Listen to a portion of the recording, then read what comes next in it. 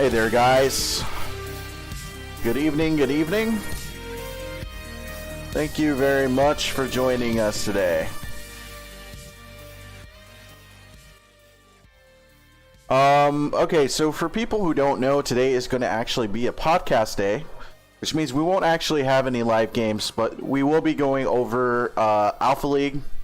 We're going to be going over a lot of topics, actually. Today is podcast day. All right, and so this is going to be our Sunday schedule. This is for Alpha League competitive play and some thoughts on that.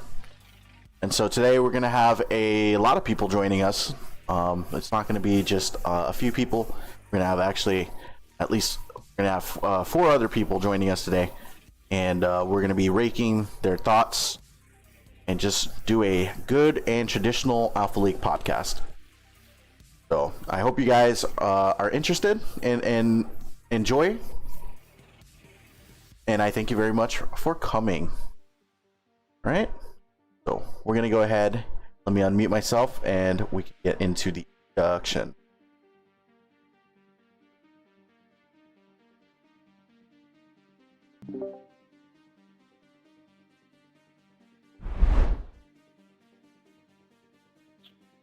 Okay, guys. Hey, hello there. Is everybody there? Mm-hmm. Hello. Yep, hey. Okay, so for everybody who doesn't know, I guess we can go ahead and start with introductions. We can go ahead and start with a rover. Hey guys, it's Sarah here, your friendly neighborhood tournament organizer for Alpha League and Season 3 second place as well. How you doing? Hello. I'm Jocko. I have been on streams like a few times already as caster, and I'm a Pod 1 player. Yeah. And obviously, I'm Malice, and I run everything. That's about my official position on that. Hey, and I'm Omoy, and I've been here a while. I'm a casual player for Sisters in Tyrannid, and I'm also a people wrangler in the TTS server. Hello, I am Rollo. I've been a semi-competitive player since 6th, and this is my first time in the Alpha League. Awesome. And, obviously, thank you guys for joining me today. And so let's get into it, right? Let's get stuck into some of the discussions. Let's start with the 9th edition versus the 8th edition missions. Does anyone want to go before me? Because I have a lot to say on this. It's alright, I'm here. Alright, so so in 8th edition, right, everyone played ITC. That was kind of the standard for a sort of competitive game. ITC had a very good but yet limited structure in terms of what you would pick for missions. I think what GW have done in terms of the GT pack, it's good, but it could be better. If that makes sense. But then again, I feel the same way about ITC. It was good, but in some ways it could have been better. We've seen a lot more sort of focus on objective play. So we've seen a lot more sort of a meta list developing to where people can play towards the objectives, as opposed to just wipe your opponent off the board, which worked fine in ITC, but it's not worked fine in this format. I agree with that, definitely. As of so far with the games I've played with 9th, I definitely prefer 8th edition ITC as of right now. I think the scoring itself needs a little work. I'm especially not a fan of redundant points in the primary mission for 9th right now, because I've maxed that out turn 4 several times. I think that happens in a lot of the games I see. And the other one is the secondaries. It's a bit, I'm not sure. On one hand, I like it. It's very similar to 8th, and there's actually a lot more options as well. But the how much points are allotted, 45, 45, and the free 10. In my experience, I'm seeing most games which one player has 70 plus points and the other one has like 55 and less. And there's a very large discrepancy in the points where 8th ITC felt a lot closer games. Even if you were getting tabled, you could still edge out wins. I actually like the ninth edition ruling more than, or like scoring more than 8th edition, because there is so much more emphasis on movement space and just moving your army around and scoring those points. And you don't just go ahead and kill stuff, basically. You have to maneuver your armies in the good position. You have to make those tactical decisions to see what would get you the most points. Not just, I'm gonna shoot that, I'm gonna shoot that as well, and I'm gonna shoot that. And you are not just shooting, you're playing the game, you are playing the mission, if you want to be, basically. And I kind of like that. I like maneuvering with my army. Yeah, you also have to kill a lot of stuff, because there are secondaries for that, but I like 9th edition scoring a bit more. That could be still improvement, like it feels like not all secondaries are equally useful, but yeah, I like 8th edition as well, but I like 9th a bit more. Yeah, as someone who's watched a lot of ITC games, I have to say that I always loved ITC. Like, ITC always kind of had a special place in my heart.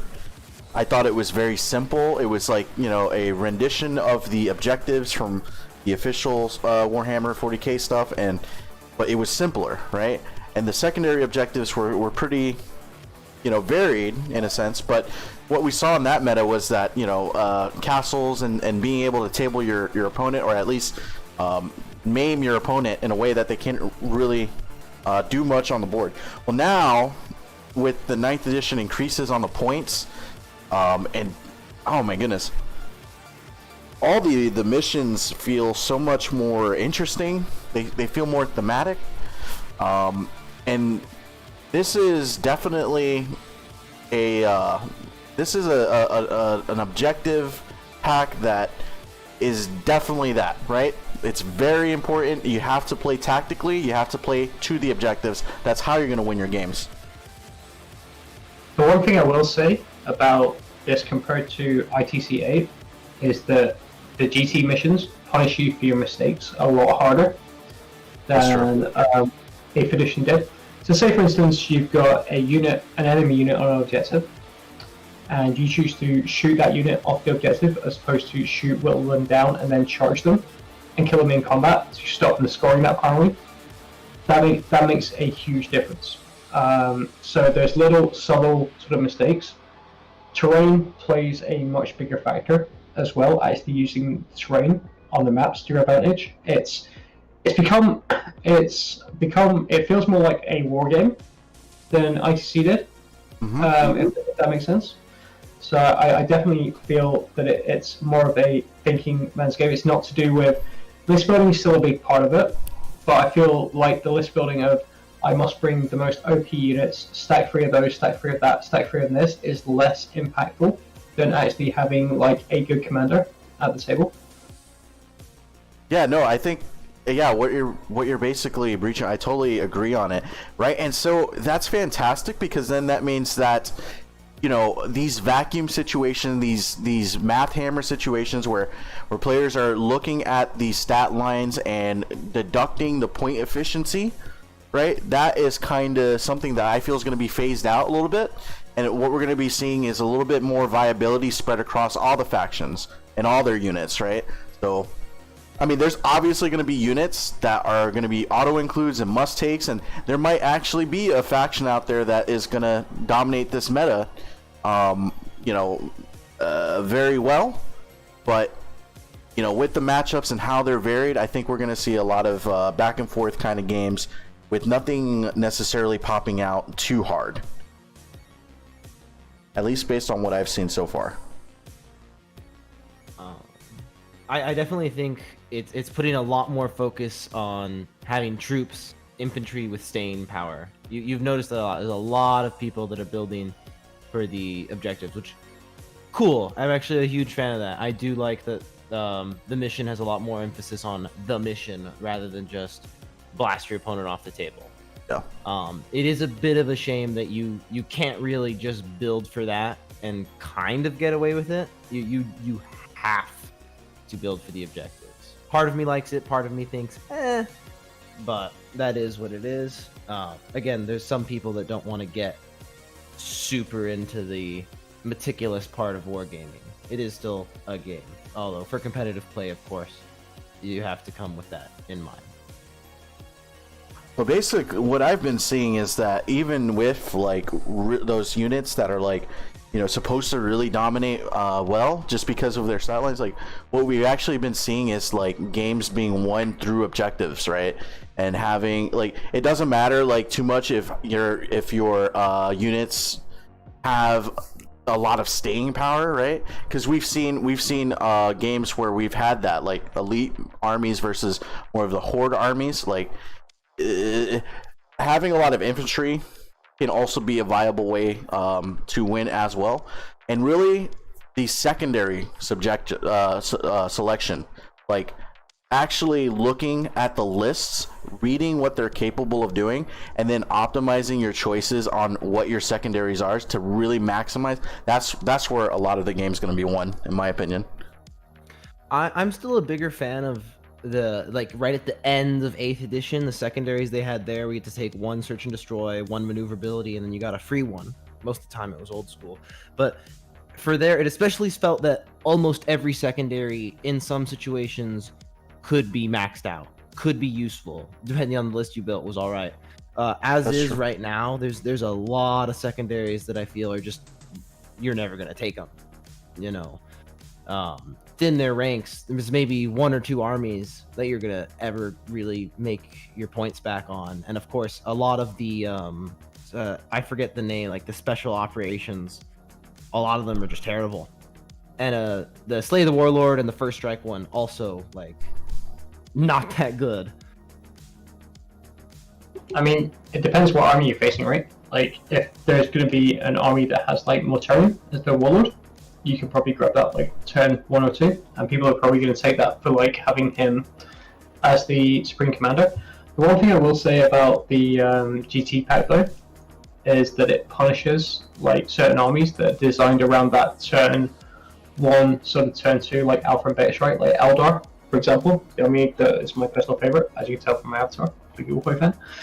It really, 9th edition really sucks for them because you're used to having that sort of like turn 1, turn 2 hitting power, and like right now that in 9th edition that does absolutely nothing for you. It doesn't matter that you can do that because like in ITC of 8th edition, Eldar, the way Eldar would operate, and Tau as well, very much like this, is that you'd score your points turn 1, turn 2, turn 3, and you'd have that much of a lead that it didn't matter. Like the next 3 turns, you'd won the game. Whereas now those sorts of armies are really hurt because 1, the points went up for certain units that were effective at doing that, and 2, it really doesn't matter like how much you kill. If the opponent has more stuff that can score your army than you, and has better like selection of secondaries than you, it doesn't matter. So it's kind of, like I said, it's kind of a mixed bag between ITC 8th and 9th edition. What concerns me more is the fact that it's hurt certain armies in the meta, and you've seen other ones sort of excel and do well that you did not expect to see do well. I'd love to see a new packet that mixes them together a bit.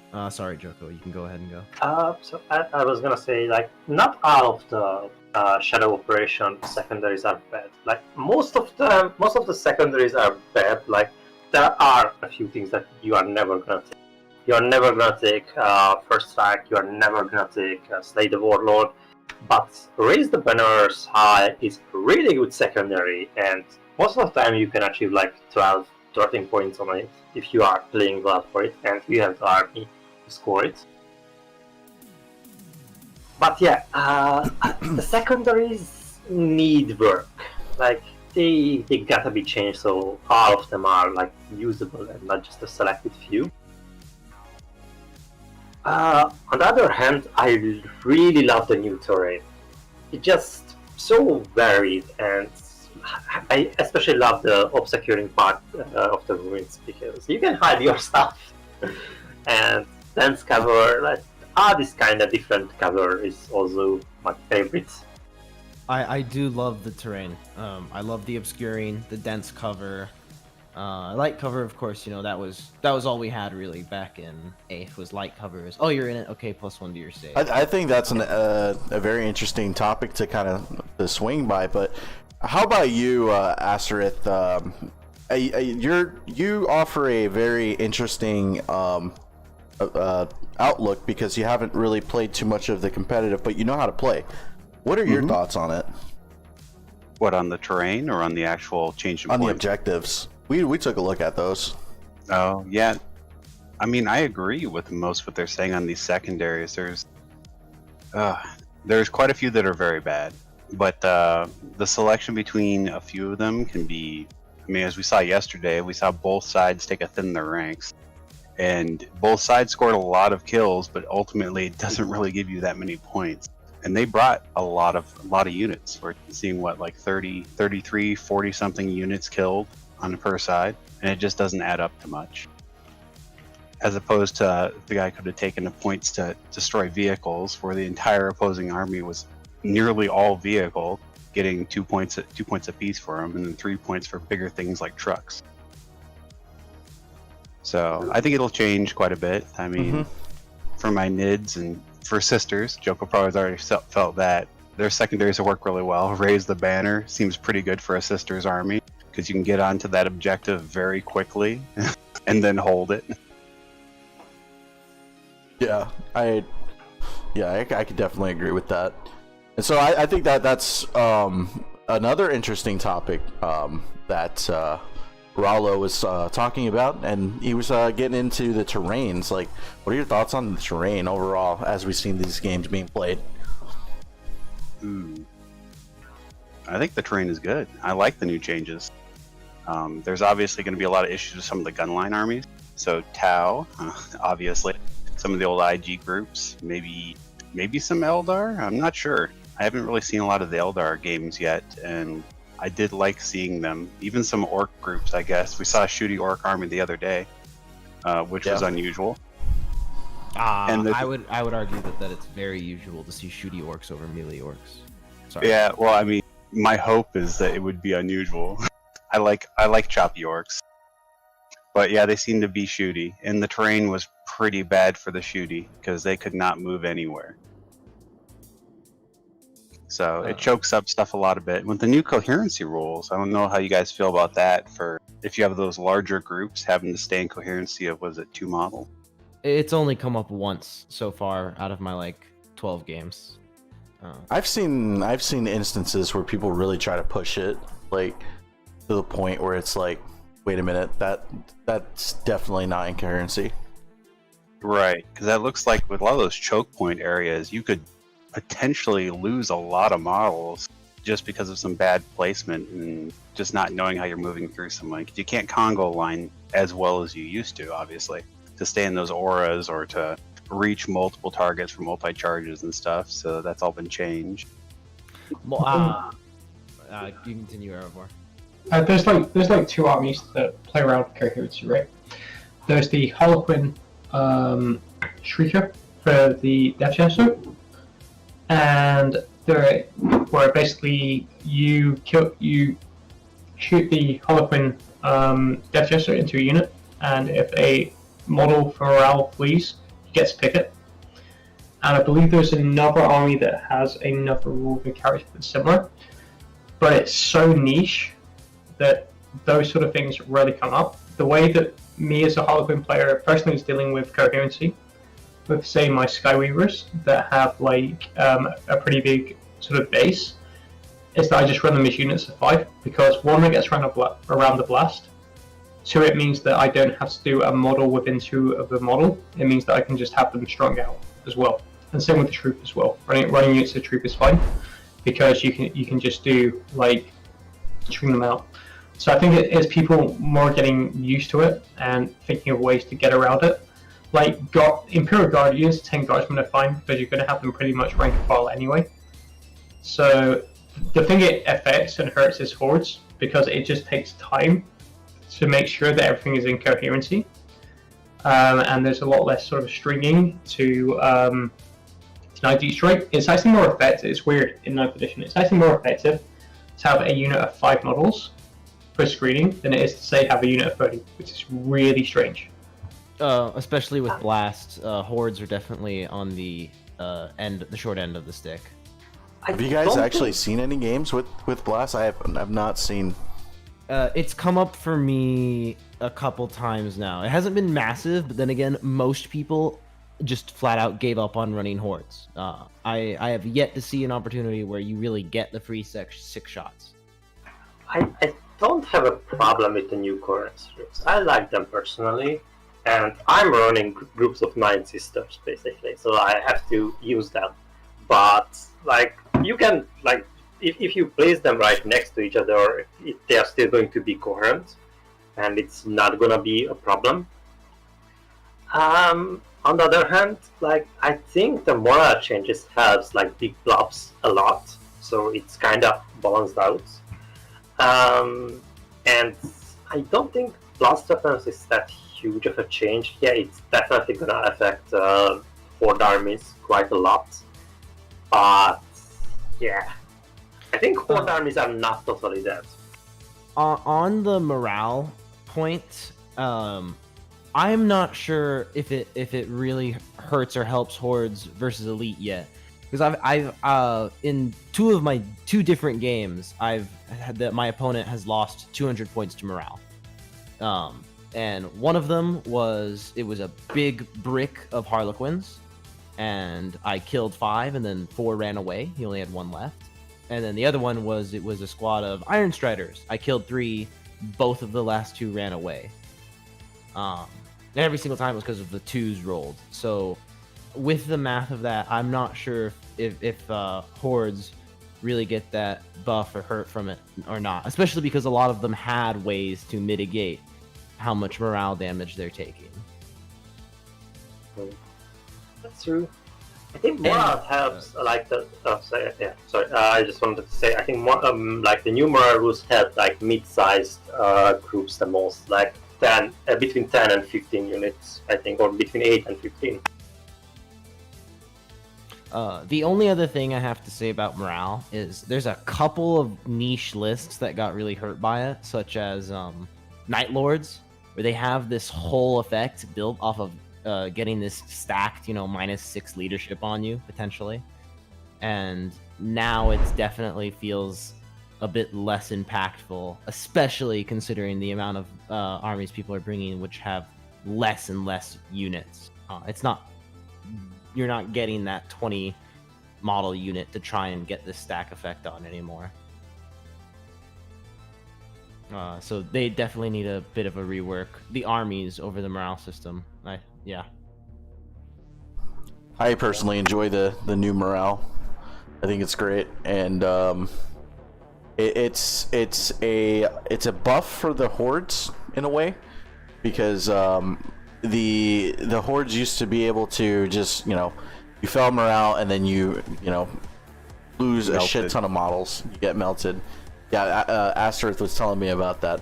But now it's a little bit more forgiving, but it's also much more punishing for the more elite units, right? Things that you don't want to lose morale on. But yeah, no, it's pretty solid. So actually, there was something that I did forget with the we were talking about the secondary objectives and stuff like that. Like, for people who don't play Alpha League and maybe are playing competitive, what are some secondary objectives that they should look out for, and what are the worst ones? What are the best ones? What's the So I'm gonna start with engagement fronts because that is really easy, no matter what army you're playing. Engagement fronts is basically if you have a unit that is more than 6 inches away from the center, and in 3 table quarters, you get 2 points. And if they're in all 4, if you've got a unit within all 4 table quarters, you get 3 points.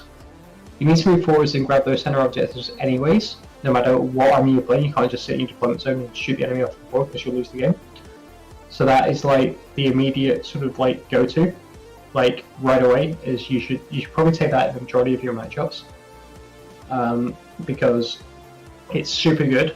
and it's super easy. Tabletop Titans have made a point of this as well, that it's the easiest and best secondary in the GT pack to take. So that is definitely one that you should, for the majority of your games in alpha, especially if you want to score the secondary point, it's a great one to get. This is tier advice coming out. Like it's a really good secondary. It's really easy. The others are a lot more sort of opponent based upon their army wise and mission focused. Like the one I love is, I can't remember the exact name of the mission, but it's the Dawn of War style deployment, and it's the one where you have the raise objective. So if you get a unit into their deployment zone, basically their objectives on the edge of the deployment zone, you can raise them. I think that mission's called Search and Destroy. Right, yeah, I think something like that. I love that as Harlequins because I can force them up objectives, and I can leave a unit. I can leave a unit there, and I can just raise their objective and get points. So you have to place the strengths of your army on your secondaries, and you also have to have a look at what the enemy has in their list and sort of base your secondary choices upon that as well, I feel. Some of the absolute really terrible ones, I think, in my opinion, are Psychic Ritual. Like, I don't know where they were going with that. Like, have a Psyker do nothing and basically be in the middle of the board, I think it is, to do the Psychic action for 3 turns in a row for max points. It's kind of really hard. Repair Teleport Homers is another one that's really difficult. Like, you have to have a unit. I think it has to be infantry as well. It has to be in your opponent's deployment zone. Right, exactly, yes. So in the opponent's deployment zone, doing nothing and not being touched other than the fight phase to do this, because it's scored in your next command phase, I think, as well. So if that unit dies, it doesn't achieve it as well. So that's a really sort of like difficult one. But again, funny thing with the Repair Teleport Home is I played against a guy playing Death Guard, and he actually did that one really well, just with Typhus. So he put Typhus into Deep Strike, and he just had Typhus just do it, because he had so much other stuff I had to deal with. I just had to sort of ignore Typhus, like doing that, which was really interesting. So there's really, even though some of them are really bad, there's really clever ways that you can sort of like list build to try to do them as well. It's a really interesting topic actually you brought up there, Malice, I think. What's up? Oh, sorry.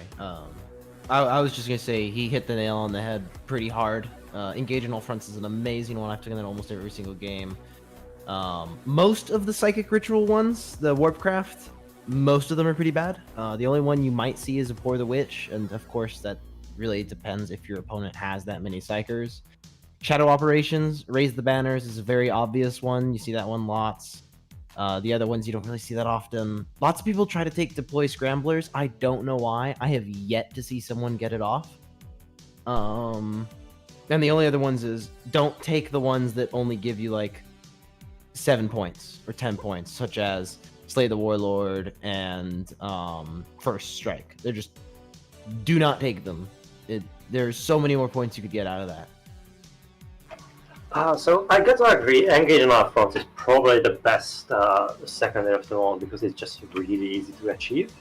I don't like the Shadow Operations as well. I think the only viable one out of those is probably Raise the Banners High, because it's easy to achieve and a lot of points. And anything that is not capable of giving you max points, like Cut Off the Head and First Strike, is probably pretty bad. Out of the Warcraft, I think only Abhor the Witch is the only potential like good secondary. I don't know. I'm currently not running any Cypher army, so I don't have a lot of experience with that. And one more thing that has not been brought up. I think the worst secondary of them all is Why We Stand We Fight, because you have to keep alive 3 valuable units that your opponent most likely wants to kill, and most of the time that's not gonna happen. I've gotten 15 points on that twice.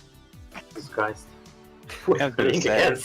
It really just like, you just look at the others list, it's like, well, my 3 most expensive things are high toughness vehicles. Oh, what's that? You only got 1 or 2 anti-vehicle squads? Okay, yeah, screw it, I'll take it.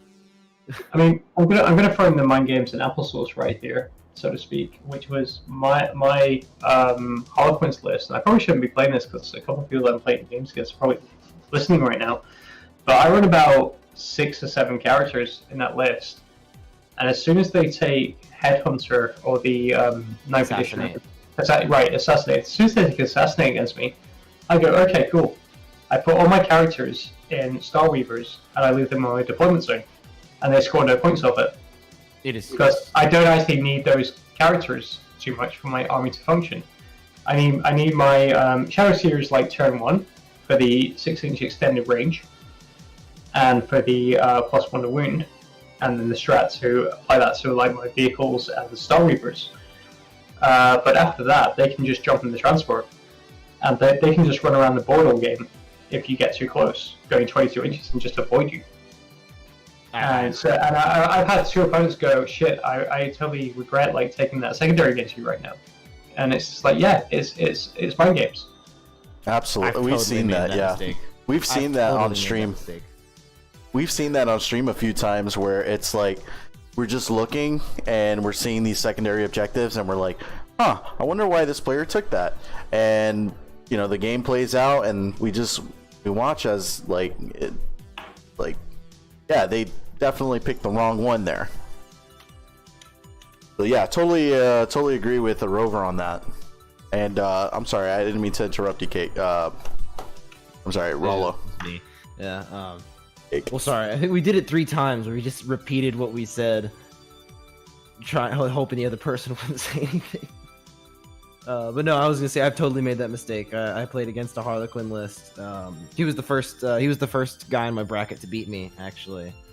And I took Abhor the Witch and Assassinate for his 6 characters and 3 Psychers, and I was lucky to get 10 points and 12 points for that. Because it was very difficult. I didn't get those points until turn 5. And I have to say, there's like armies that are really difficult to pick secondaries against, and you're going to see those lists getting wins, like Custodes. Custodes, every time. For example, are really hard to pick secondaries against because they don't have a ton of vehicles, they don't have a ton of infantry. I'm on about kill secondaries here, guys. I'm not talking about objective based, I'm talking about the kill ones in the game. They don't have a huge amount of characters. They don't have a huge amount of anything. Harlequins are kind of in the same boat, I'm noticing as well. Like, you can kill my 4 Star Weavers, that's fine, you know, but that's only netting you like 8 points in total, and that's it. you're not gonna max that. And those sort of the armies that are coming out in the meta for like reducing the secondary as much as they can are the ones that tend to be winning. Space Marines do it quite well to a lesser extent, but they do it quite well also as well. I think we need to see a return of a similar secondary to Gangbusters from 8th. I totally agree. I've been saying that since the get-go. I want to see Gangbusters return, and I want to see the oh god, my brain's not functioning right now. I've had a long week. The one where you pick like the points value. Mark for Death. I want to see a return. Mark for Death, yes. Mark for Death. And it was power level, I think.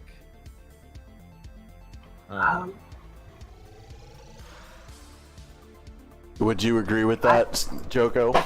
I don't like the return of Mark for that. I don't think 9th edition is good for that. It would be way too easy to achieve against most armies. It's basically a reverse large stand we fight. Basically, some armies are going to be really good at achieving those. So, and also there are like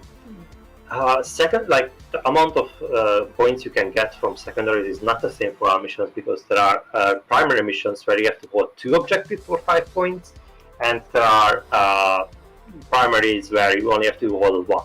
Like, there is going to be a huge difference in point values between those missions. There seems to be a discrepancy between how many taken holds versus the other one there are, because I have yet to play a primary that was not taken hold, and I've played 12 games. I don't. Where is this other one? Like, what mission is it on? It's 13 is one of them. is domination. Yeah, I have yet to play this, so I don't have much to say about that. Yeah, secondary is much more important on that type. I think there is only 2 of them. 23 also has it. Okay, then 3. And 31. Yeah, so 3 domination primary. It's really interesting, like Salco's saying here. Like, I often say, if we stand, we fight. If we stand for we fight, in a roundabout way, is marked for death. Because you kind of go, I want to stop my opponent from scoring those. So your opponent kind of marks those targets for you in a really sort of roundabout way. And you as the player knows that you need to kill those units to stop them scoring 15 points. That's just blowing my head, by the way. The fact that he's brought that up is just like, mark for death still kind of does work if your opponent does take that secondary. Although we all agreed that, well, 2 of y'all agree, I kind of agree, honestly, that it's terrible. While we stand, we fight. I'm a little bit confused, and maybe I'm not remembering correctly. Big Game Hunters was like when you... Oh, I'm sorry, not Big Game Hunters. It was... what was the other one that you were mentioning? Gangbusters. That's your anti-custody, Oh, he brought tons of... what's it? Cataphrons? Cataphren breachers and stuff? Anything that was 3 wounds or above, basically. Yeah.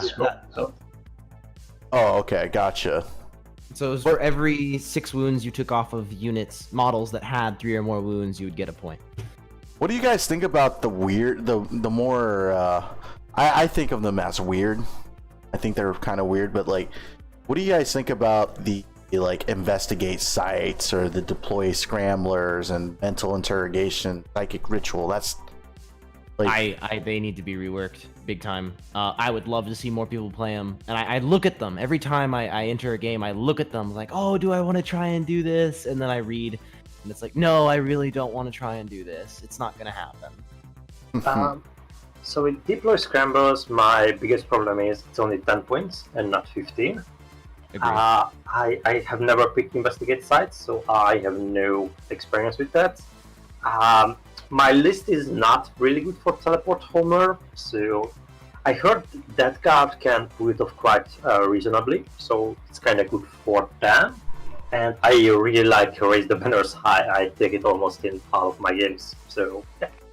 The only other ones would be mission-specific ones, like Ascension, where it's like, oh, have control over the middle objective, and if your Warlord is there, you get an additional points, but it's giving you like 4 points a turn. Most of them, the ones that are easier to get just don't give you enough points, and the ones that are harder to get, for example, Deploy Scrambler, is like, oh, it's only 10 points. Okay. There is one good objective for that. Priority target from Mission 33. That's really easy to get. Oh, yeah. Both me and my opponent took it when we did that mission.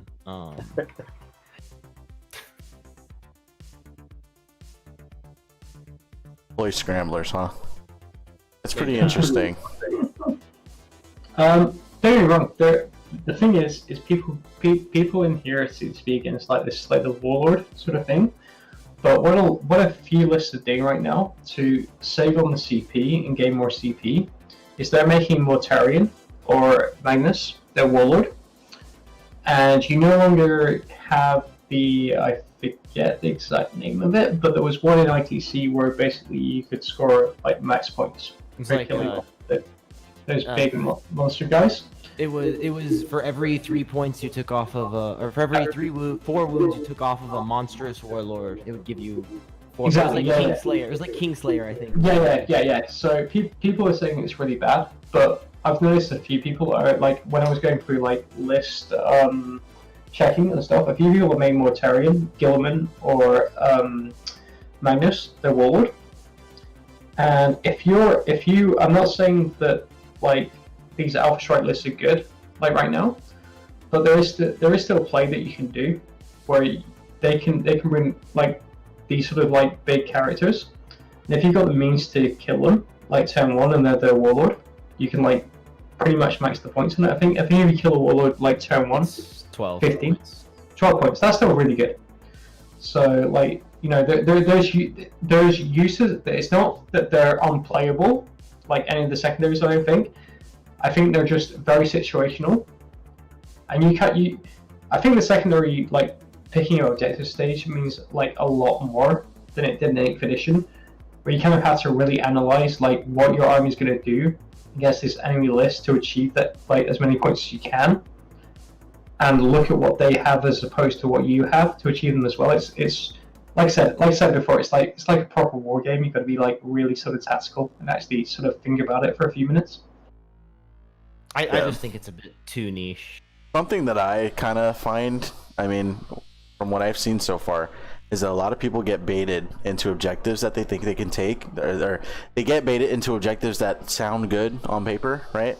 And then they end up with a very lackluster point count on them. Like, for example, thin their ranks, right? I think thin your ranks is kind of like just a big bait.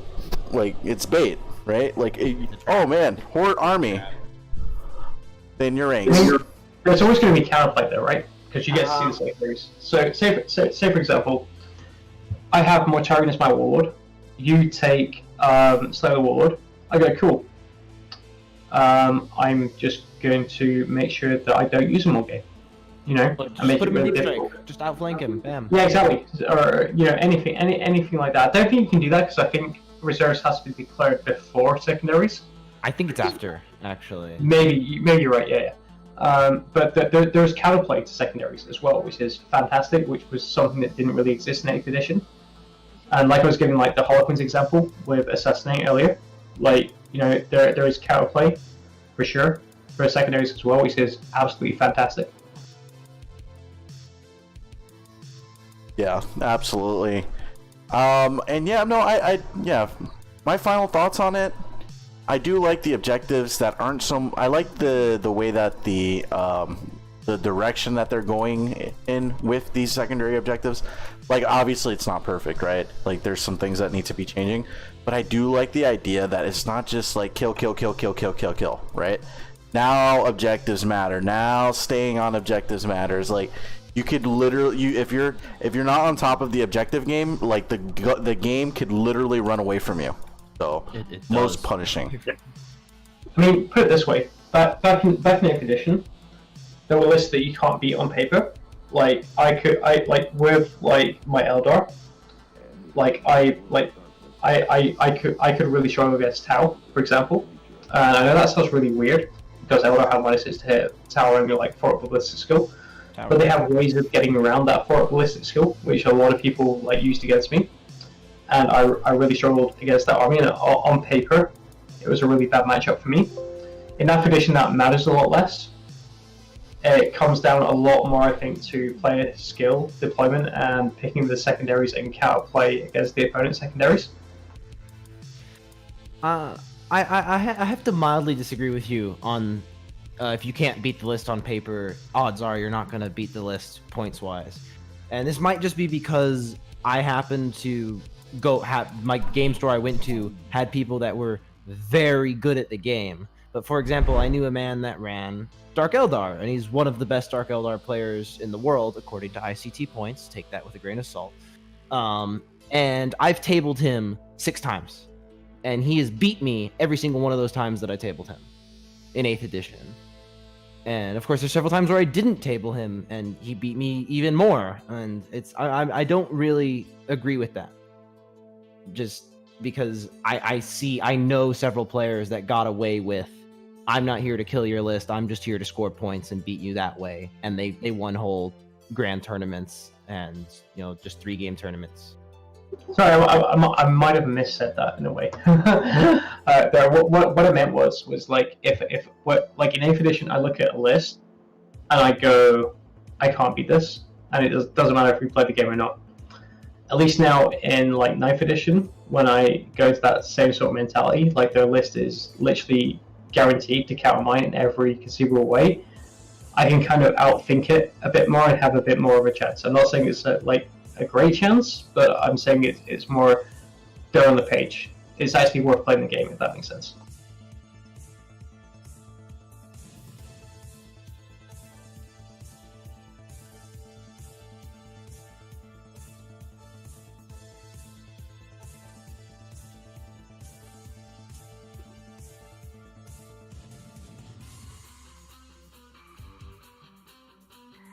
And me. and with the help of Raulo. It's probably not 100% accurate because it was thrown together in a hurry, And so also, it's finished by the stream. it's only 16% of the games that have been played, of course.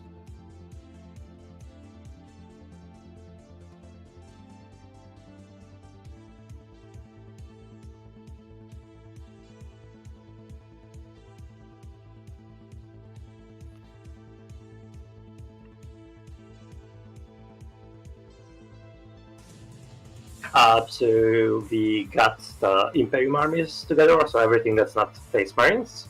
We got the Space Marine list under it. We got the Chaos list. Below that, Xenos list and Eldar list. And the left side is going to be like you can see at the top, Sisters 4-2. That means Sisters have won 4 matches so far and lost 2 of them.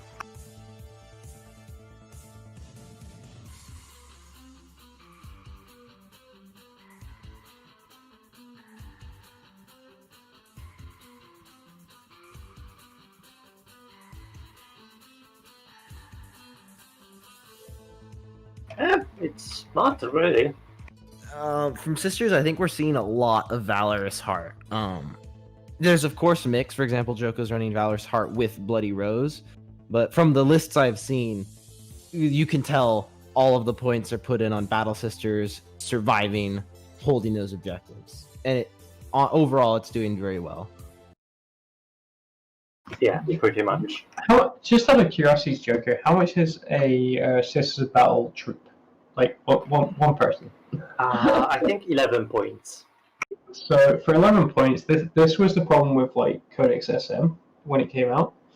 So for that 11 points, guys, you're getting a T3 model. Granted, it's only 1 wound, but it's ignoring AP -1, -2. It can have a 6-up failure pain. And granted, upon characters around it, unless I'm mistaken, have a 4-up invul as well. They ignore AP 1 and 2, basically. So against AP 1 and 2, they have a 3-up save, 2-up if they are in cover. The Feel No Pain, they do have invul save, 6-up, 5-up. You're not really going to see it reach 4-up unless someone's really you trying to can get it. build around it, but you need Celestine and another Warlord to get that. And it's a small bubble. Still sounds pretty good to me. Like, you know, for 11 points, that sounds amazing. Like, you know, so like Sisters, like I forget. Sorry if I don't know the technical like codex stroke datasheet name, but their troop squads are really good, are really efficient for their points, for that value that you get, and that's what holds objectives. And you don't need, and you can run them in groups of 5 and you're fine. So you're not having to deal with like blast or like coherency issues as well, which makes them good. I don't know if I would ever run Sisters like less than roughly 10. You know, like 8 to 10, that area. If you're running 5, it's a bit of a stretch. You definitely want to have the numbers there. But overall, Sisters are they're almost Horde army. You can put so many models on the table, and with Valorous Heart, with Imagifiers, you can put so many models on the table that can be extremely difficult to get off the table. You kind of need like these 8 or 9 girl squads at least for them to have that staying power on objectives, so they can actually hold it. I'm running 3 squad of 9 and a squad of 8, basically. Yeah, and what's the tank? Sorry, I'm not too familiar on my systems thing. I think I talked about it last time. They're kind of a dark horse army because no one knows what they do. I'm one of these people, even though I played a lot of competitive 40k. What's the tank that they have with the organ? Oh, the organ. It starts with an E, doesn't it? Like Exorcist. You mean the Exorcist? Exorcist. Yeah. Yes. Oh my So god. good. They are so good. That thing is freaking amazing. It is So always been their best unit. the best thing about that, the Imagifier can make it ignore AP 1 and 2 as well. It's really good against that mech. And they are gonna have a 6-up Feel No Pain, and it's 3d3 shots, which you can reroll with Stratagem. And you also have a strategy then as well, where it's hard to ignore modifiers on that, so no -1s to it. And 3d3 strength 8 -3 d6 damage shots, which you can basically guarantee a 4 or 5 damage with your miracle dice. It So is nasty. It murders everything. That has always been their best unit for 3 editions now. The 3 Exorcists is very, very strong. Yeah.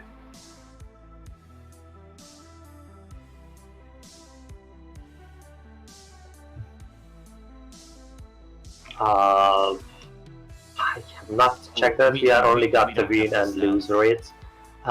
From personal experience, I went up against a Cornhorde Lord of Schools race and an unmet list. You said Corn Lord of Skulls? Yep. I can't imagine that went well for him. That'd be Leo, right? I imagine that's Leo. I won by 1 point. It's the closest game I've ever heard of so far. Yeah, 84 to 83. And of course, Joko used his list against me in a practice match back when I was still running AdMech, and it was literally the only way I managed to do damage to him was when I got 3 explosions off on this mega ball in the middle. Other than that, my army didn't touch him. Like, it's the worst. Yeah.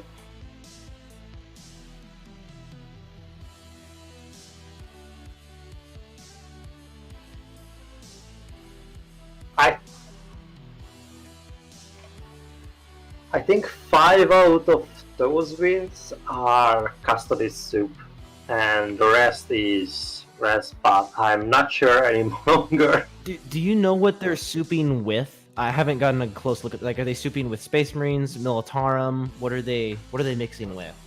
I think So they... we're seeing a lot of Castellan, like souped in with Admech right now. We're also seeing a lot of Custos lists souped in with a bit of guard. And we're also seeing multiple like Space Marine chapters, which I think is included in that statistic, mixed in together as well. Yeah, I think they are souping with mostly Imperial Guard or Admech.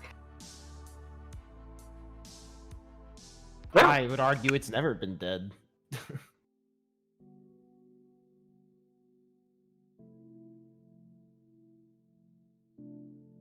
You got to weigh up the benefits versus like the dissatisfaction in that regard. Like, okay, sure, I'm losing like 2 command points for bringing my suit attachment, but I'm getting like 1 command point per battle round, so it doesn't really matter, sort of thing. And like, then again, in the grand scheme of things, you know, okay, you lost 1/4 of your command points, but you got to bring out the worth of another faction and its stratagems and its units and its staying power.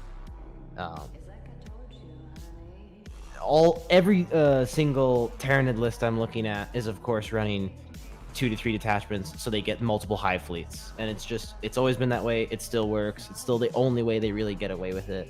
The benefits outweigh the command point cost. Yes. Although it's nice to see that you now don't get both in benefit.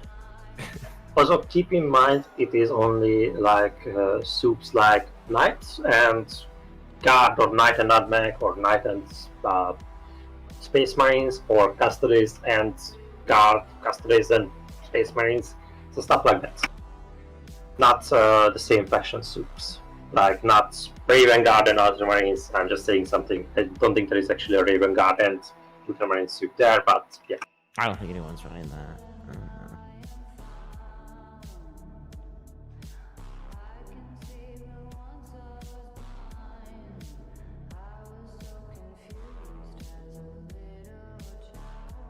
Oddly enough, Space Marine brings that average down, which is it's very interesting. Yeah, Space Marines are not doing well. And it might just because we've only played 16% of the games. Or maybe everyone is stacking against Space Marines. And also, actually, another thing is, a lot of people that are new are running Space Marines. So that also might be inflating the values a bit. Like, people who've never played 40k before, never been in a tournament before, they're running Space Marines simply because it's the simplest thing for them to figure out. So that's another Okay, factor. this rooms must be good because Nick Gross runs them, right?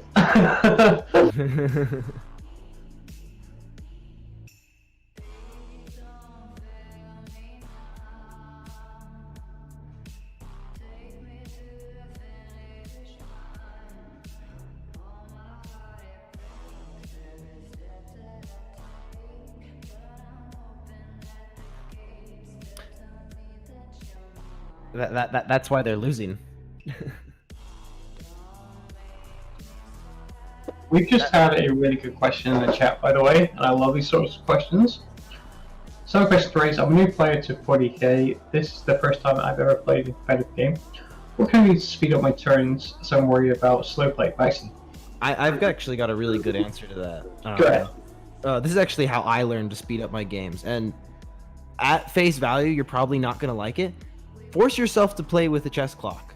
You don't have to get the penalties. Like if the clock goes out, you don't have to not play, but it helps you be aware of how long you're taking, and it also puts a little bit of pressure so you start to think faster. The first time I ever played with a chess clock, it completely changed how I saw the game play, because you only have 2 hours to finish a game, and you have this chess clock going. Like it really helps you just be more cognizant of that.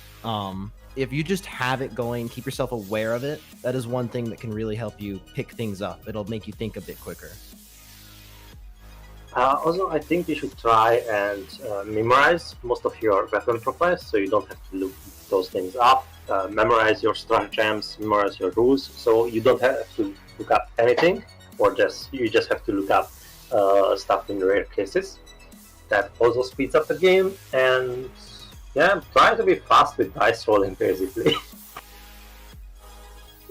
Another thing is start to look at other armies other than what you're playing, because the sooner you can memorize not just your own rules, but have a general idea of everyone's rules. You don't need to know every last stratagem and every last thing, but if you know, oh, that is an Eldar vehicle, it probably has toughness 5 or 6, or Eldar infantry has toughness 3. Oh, it's Space Marine toughness 4. If you have that in your head, it can also make games go a lot quicker. I will say I'm not a competitive player in any sense of the word, and I'm actually not that great at this game. But I will say that one thing that really helped me get a general idea of what's going on with these lists, right? I don't know if you've seen the other streams, but I have the spinny wheel, right? Spinny wheel, and the spinny wheel decides what army I play. And like every time I play that army, I get a little bit of interaction with the units. I get a little bit of interaction with making the list, and so now I have a general feel, an idea of what everything does, because I've played like plus 20 or 30 games in the span of like 2 weeks. So like, if I were to make a suggestion to someone, is try playing everything. Right? Like, why wouldn't you want to try to get familiar with everything, right? And plus, you might find something that you enjoy more than what you're currently running. The other thing is, these are all really great answers, by the way, guys. The other thing I'd just say to add to that, especially with the chess clock thing, get used to just skipping phases as well. Say you're playing orcs and you have your 10 grots that have charged a unit of guardsmen on an objective. Just forego your attacks. Just go, I'm not here to fight you. I'm here to hold the objective and see how many of us survive. So just don't even bother rolling dice. Just go, I forego my attacks. So that's another great way. Because you know that the odds of you actually killing a guardsman, which you don't are probably I'd say probably about, this is just like rough map hammer off the top of my head here. It's probably about 9% or less, and you don't even care about it. So just say, I charge you, I'm not here. And this is another thing, just declare intent as well. It's a big point of playing with time as well. So you say, I intend of being within 3 inches of the subjective. I'm going to charge you here. My intent isn't to not kill you, it's just to contest the subjective, and I forego my attacks in the fight phase. These are the little things that you can do to work with a chess log as well. Yeah, I'm sorry, I misunderstood. I'm sorry, I misunderstood the question there, but I think that my advice still holds true, right? Get familiar with everything. Get familiar with everything, because True, big time. yeah, because the more you're familiar with these things, the less time you're going to be having to look up. And specifically for chess clocks, just play lots of games. That's all it is. Once you get everything memorized, and you can recall it off the back of your head, that's when you will see a drastic improvement in how fast you can actually play the game. Also, someone in chat said it. It's like, make a cheat sheet for yourself. Definitely do that. Get a card and write down the things that you are most likely to forget or really need to remember, so you don't there's that one thing, and then you have to spend 5 minutes digging it up on BattleScribe or in a codex. You could always print out your BattleScribe sheets, make yourself a little cheat sheet, and put that in a binder. That would help you, man. The reason why I say about practicing with intent is because I've seen players lose game on it. So I've seen people do their attacks with their guardsmen in close combat when they're not there to actually fight, but they've rolled dice, and that's just lost in time on a clock. So get used to the idea of these guys, say for instance, I charge someone on an objective with, say, I play Eldar, so I'm just going to use that as an example, with 10 Guardians. They're not there to fight and kill. They're just there to survive to one guy and hold the objective because their objective is secured, where the enemy's unit may not be objective secured. So I really don't care about my attacks. So to say, and this is when you get used to playing on a chess clock, you just go, I forego, so I don't do my attacks in combat, which you are legally allowed to do, by the way, and that still starts in 9th edition as well. You can just go, there, I don't care about my attacks, so I'm just going to not do them. So, and then you get to hit me. If you kill my squad, fine. If you don't, then I hold that objective. I didn't actually know that. I didn't know that either. I've had a TO rule that I could not do that before. Because there are some, they're very rare, but there are some instances where you kind of want to forgo combat. Not kill the thing that you're in combat with, because it means you don't get shot. Jack just The mentioned only something about instance that. where it makes a difference, where your opponent can kind of go, look, I have something that says that you have to roll your attacks, is the separating plate for Nurgle. Because that's mortal wounds based upon your attacks, your opponent might go, look, you have to.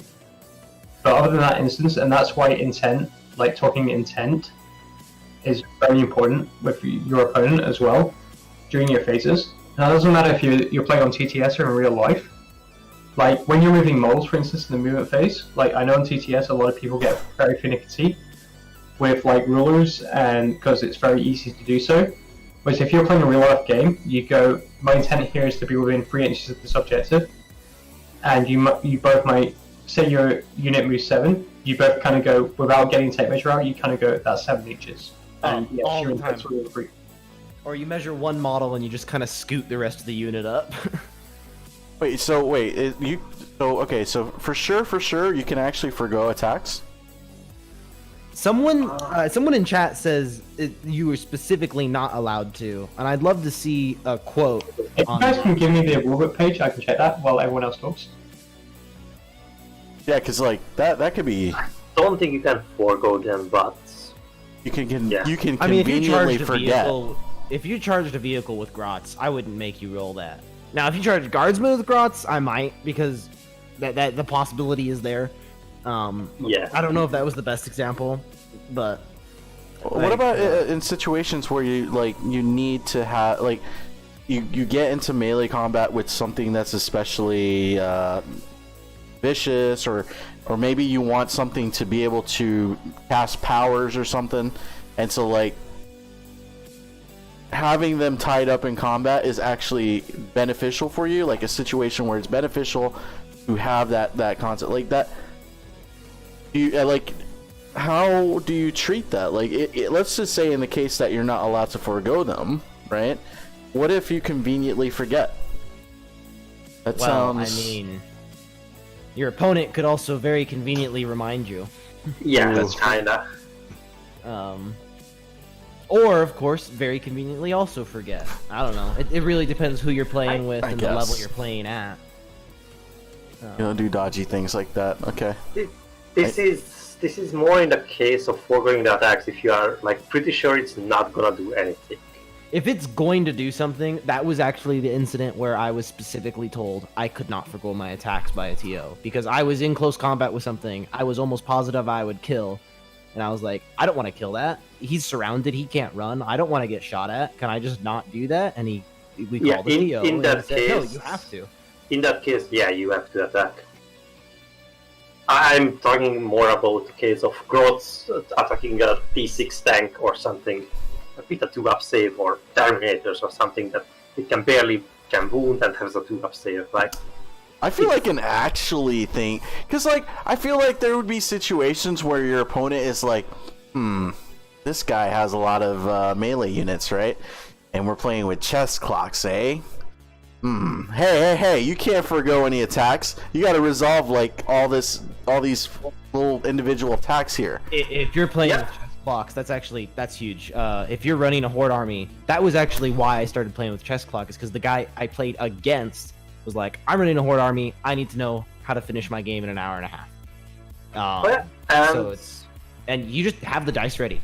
Just be ready to roll that stuff. Know that, all right, that many are left. I have this many attacks. I have the dice set aside in blocks of 10.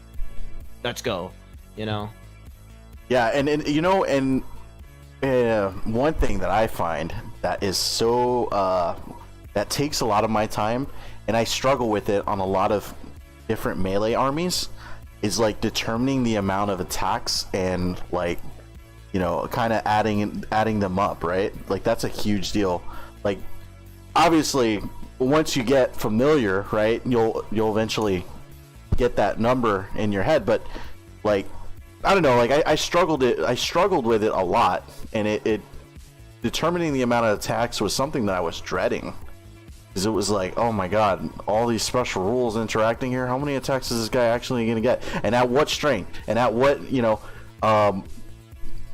is he gonna get bonuses to hit? Like, is he gonna get additional attacks, exploding sixes, mortal wounds?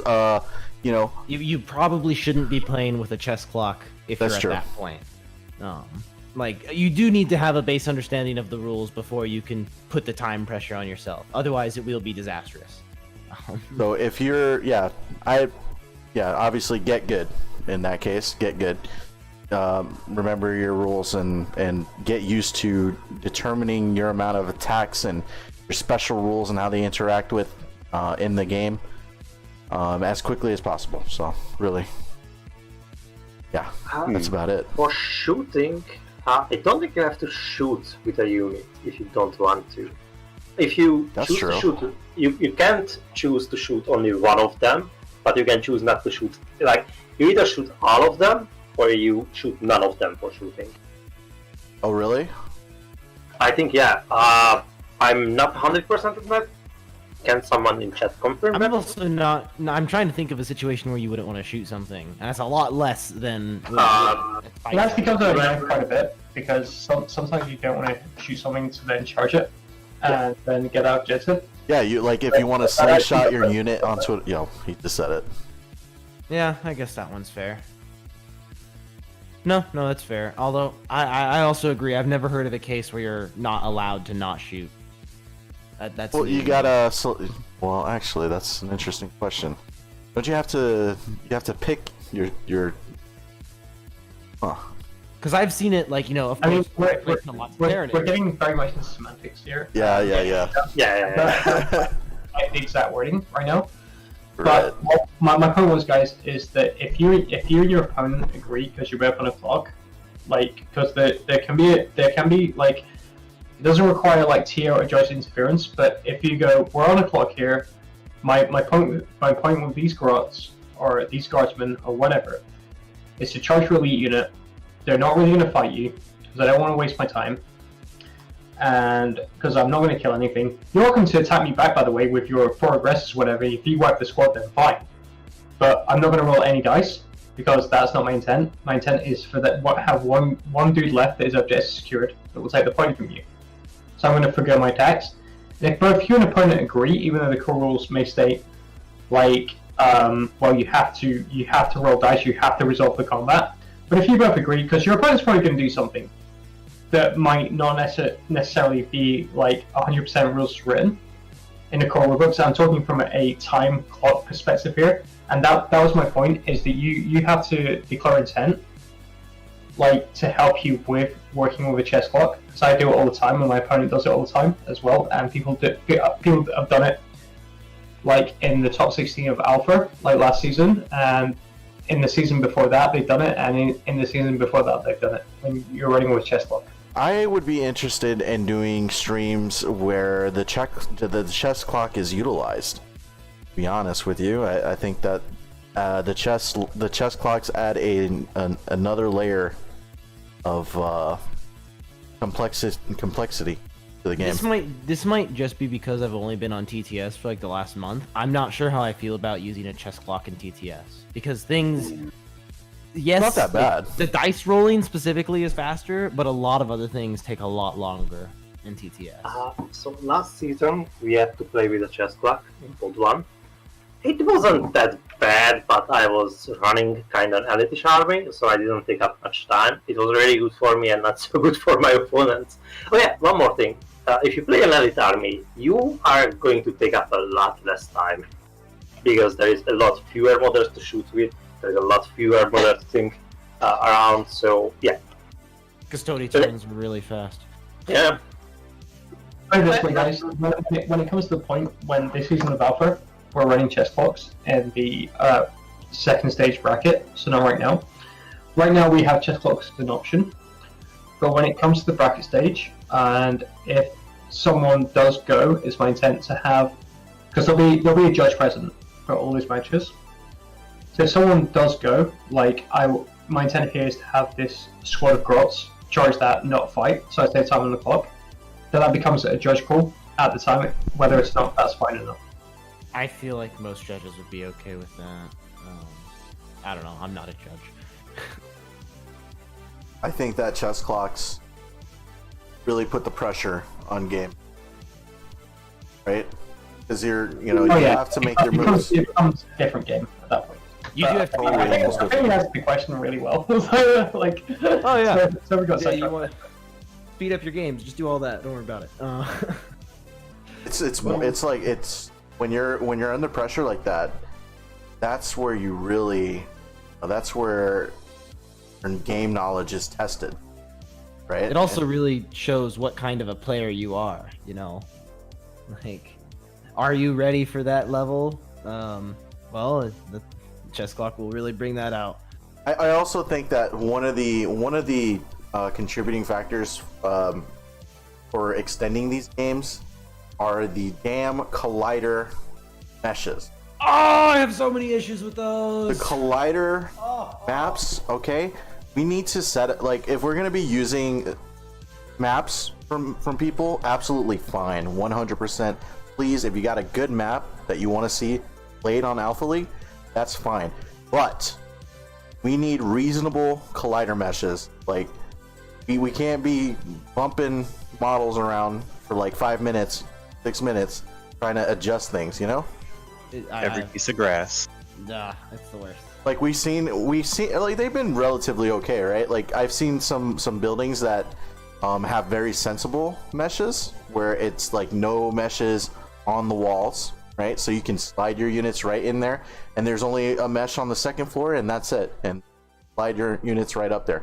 But I've also seen like terrain features, like pipes, for example, like those craters, like those kind of things. I'm gonna use the bathroom real quick. I'll be back like in a minute and a half. Sorry. You're good. I really apologize. I'll be back real fast. You're fine. Yeah, like the collider meshes really extend the game. So if we make those maps a little bit easier to interact with, where you're not really so much fighting with invisible objects or collision on models, I think that will speed up the game. Unless somebody disagrees with me here. No, I definitely agree with that. There's some maps are just unreasonable for a model, especially on larger bases. This is a TTS struggle. Like we like To be fair, I've dealt with really bad real life terrain as well. Like, because all my units, right, are generally fly, so they have the really like weird sort of like flying bases. Like, I remember I played on one map once that was like a sort of paper mache sort of hills. The terrain board looked amazing, but it was not meant for a competitive game. So it just meant that as soon as I put those guys like on the hill, they just slid down it constantly. It was actually hilarious because I kept breaking bases and we were on the chess block, and me and my friend just kept pausing it and laughing, like every because I was running my God damn it, I can't think of the name. Not jet bikes. Shining Spears. I was running my Shining Spears at the time, and they kept sliding down the hill and breaking because part of them are metal because they're really old ones. And we were just laughing every time I tried to put these guys on the hill. It was absolutely hilarious, and we just kept pausing the chess block. It was great. Oh yeah, I had a similar issue with Carnifexes when the old metal one. They just rolled like a ball when you put them on any type of surface that was angled. I had this issue with Hormigons and Termagants. They already fall over all the time. The second you put them on a slope, They're done. it's the worst. Gene Plus Stealers the too. other, all 30 of them, when they go tumbling down the hill. I am so guilty of running 30 Termagants and having them all fall down a hill. Now I think there might be a mesh collider option for a magnetic sticky. We have to check with people who actually do the modeling on it, where it places so that models would actually apply to the surface and not move unless you physically pick them up. Oh yeah, if any modelers are here, can I recommend or just like request more 30k models, please? Because hey, I don't have to pay $1 bajillion for them now. It'd be fun if I could use those. We've seen there's like a lot of 30k stuff on the workshop though, doesn't it?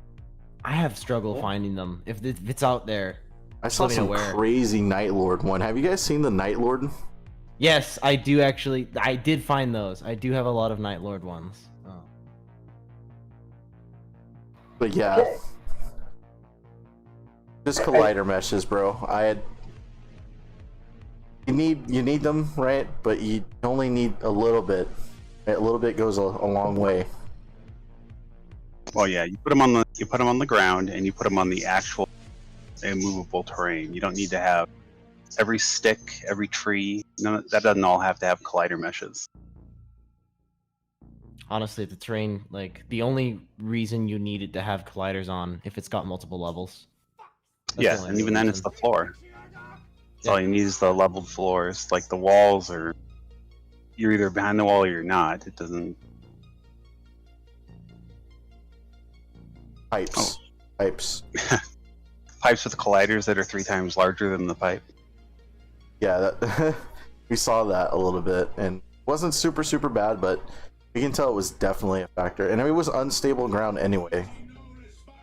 But like, I also feel like the models themselves need to have less weight. I've had some problem with a lot of intercessors that just like they're weighted for some weird reason and they just keep falling over, and it's annoying, honestly. Yeah, models only need the base to actually have physics to them. The model itself doesn't need colliders at all, really. no, it doesn't. I just hate the creator models on some maps. Like those. Jesus Christ. Well, it's difficult Oh. because actually some of them are asset bundles. You hear a lot of map creators complain about that, is that they're asset bundles, right? And so an asset bundle doesn't allow you to just willy-nilly edit it, right? You have to have some very special software to code it or unencrypt it or whatever it is, unpack it. And then even then it's like really sloppy. You need the source files to be able to actually mess around with an asset bundle, which is, yeah, there's so many cool things you can do with Unity, and I mean a lot of the best models on the workshop are asset bundles, but I would like to see more traditional terrain where where you have it imported as a OBJ file, a collider, and the texture. That's a lot more Okay. open source. Just real quick, less fire effects, please. There's actually quite a lot of models in terrain that I really like, but there's just fire effects everywhere. and it chugs the CPU.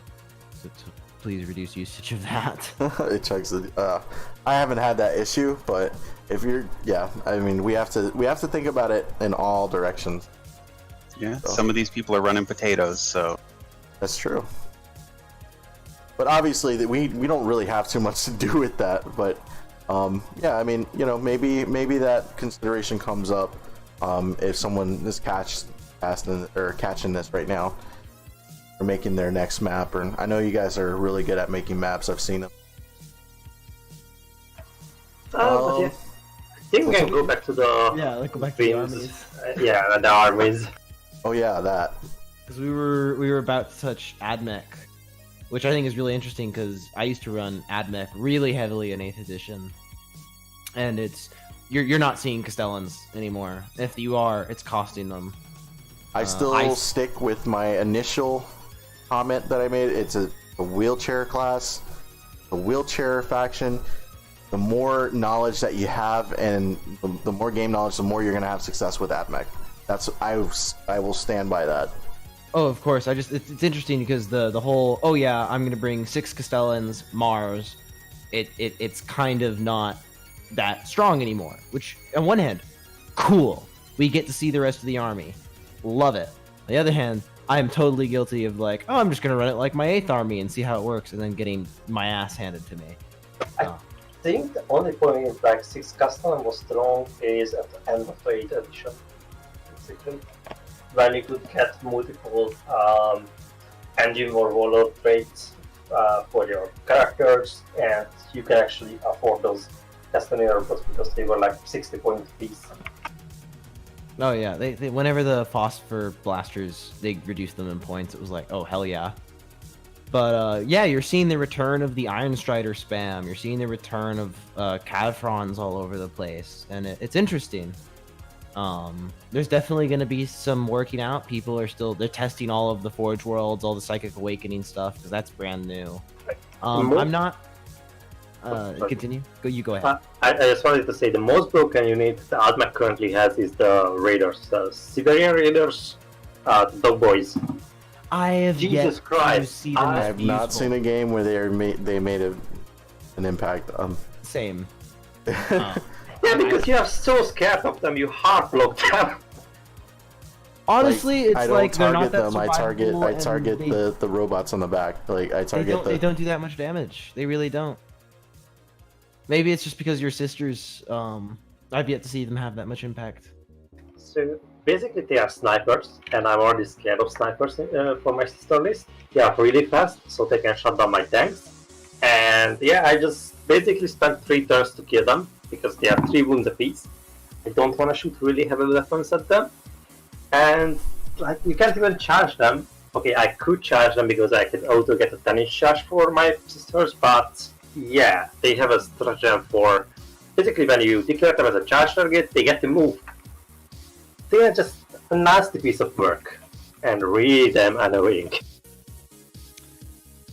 Every time I've seen them played, they get vastly dealt with. And when I played them, they got dealt with in our game. I tried to run them and they did jack, and I went against them and they did jack. Yeah, but they are cheap and they are like 6 points for a wound. I mean, like on paper, like point efficiency wise and what they can bring to the board, they are relatively strong. But it's like if I'm playing against AdMech, right? I mean, I guess it depends on what I'm bringing, but you know, I'm really more worried about what they got parked behind. You know, I would but then be again, way more happy to see dogs than Iron Striders. I didn't have much trouble with Iron Starters. Oh, I didn't either, but they still hurt me. I still feel the pain. I mean, you got so many Melta and Exorcists, I guess. Also, you know, you're ignoring their autocannons. You don't care about those. I don't. Most armies do. Anyhow, on to knights. Isn't there like only one knight list in the bracket, and he's running just all Armingers? No, there is actually two That's knight the- lists. That's the special nice list. We covered that in great detail last week. Because, I mean, I was like, you could make that work, and then I heard about it and was like, no, he didn't try that hard to make that work. There is, I think, two knight lists. Alright, what's the other one? Is that just, is it Dominus, Normal Knight, Forge World Knight? Like, what's he doing? I don't know. I never played knights. Oh, well. Anyhow, with how missions work, I see Knights not having a great time. And with the points increase, and how they changed super heavy auxiliary detachments, I see a lot less people allying with Knights. Like, the core murder schools are not knights, but they do work. Especially if you ally them with Nurgle nerfings and other stuff. Oh, That Chaos you can Knights is actually a different hold story objectives. entirely. Yeah, Chaos not Knights is actually way knights. better than Knights. Core Lord of Schools, like Jesus Christ, that's a scary list. But I I mean- don't think knights are gonna do well. Like, who your Imperial Knights are gonna do well in this meta. They definitely need to have a more wide effect. I think there's a Warlord trait where it's like, oh yeah, this model counts as 10 models for the purpose of objective secured, and it has objective secured, and it's like, if Knights want to see competitiveness, they're gonna need more rules like that. As is, I don't see them doing that well points-wise. Third game list, right?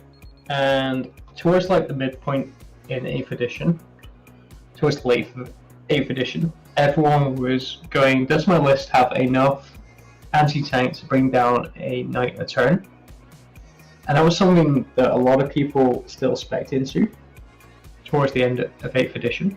Oh yeah, hands down. But now with 9th, because it's more like objective based, do I have people get into this mindset of, can I hold objectives, can I take objectives off my opponent?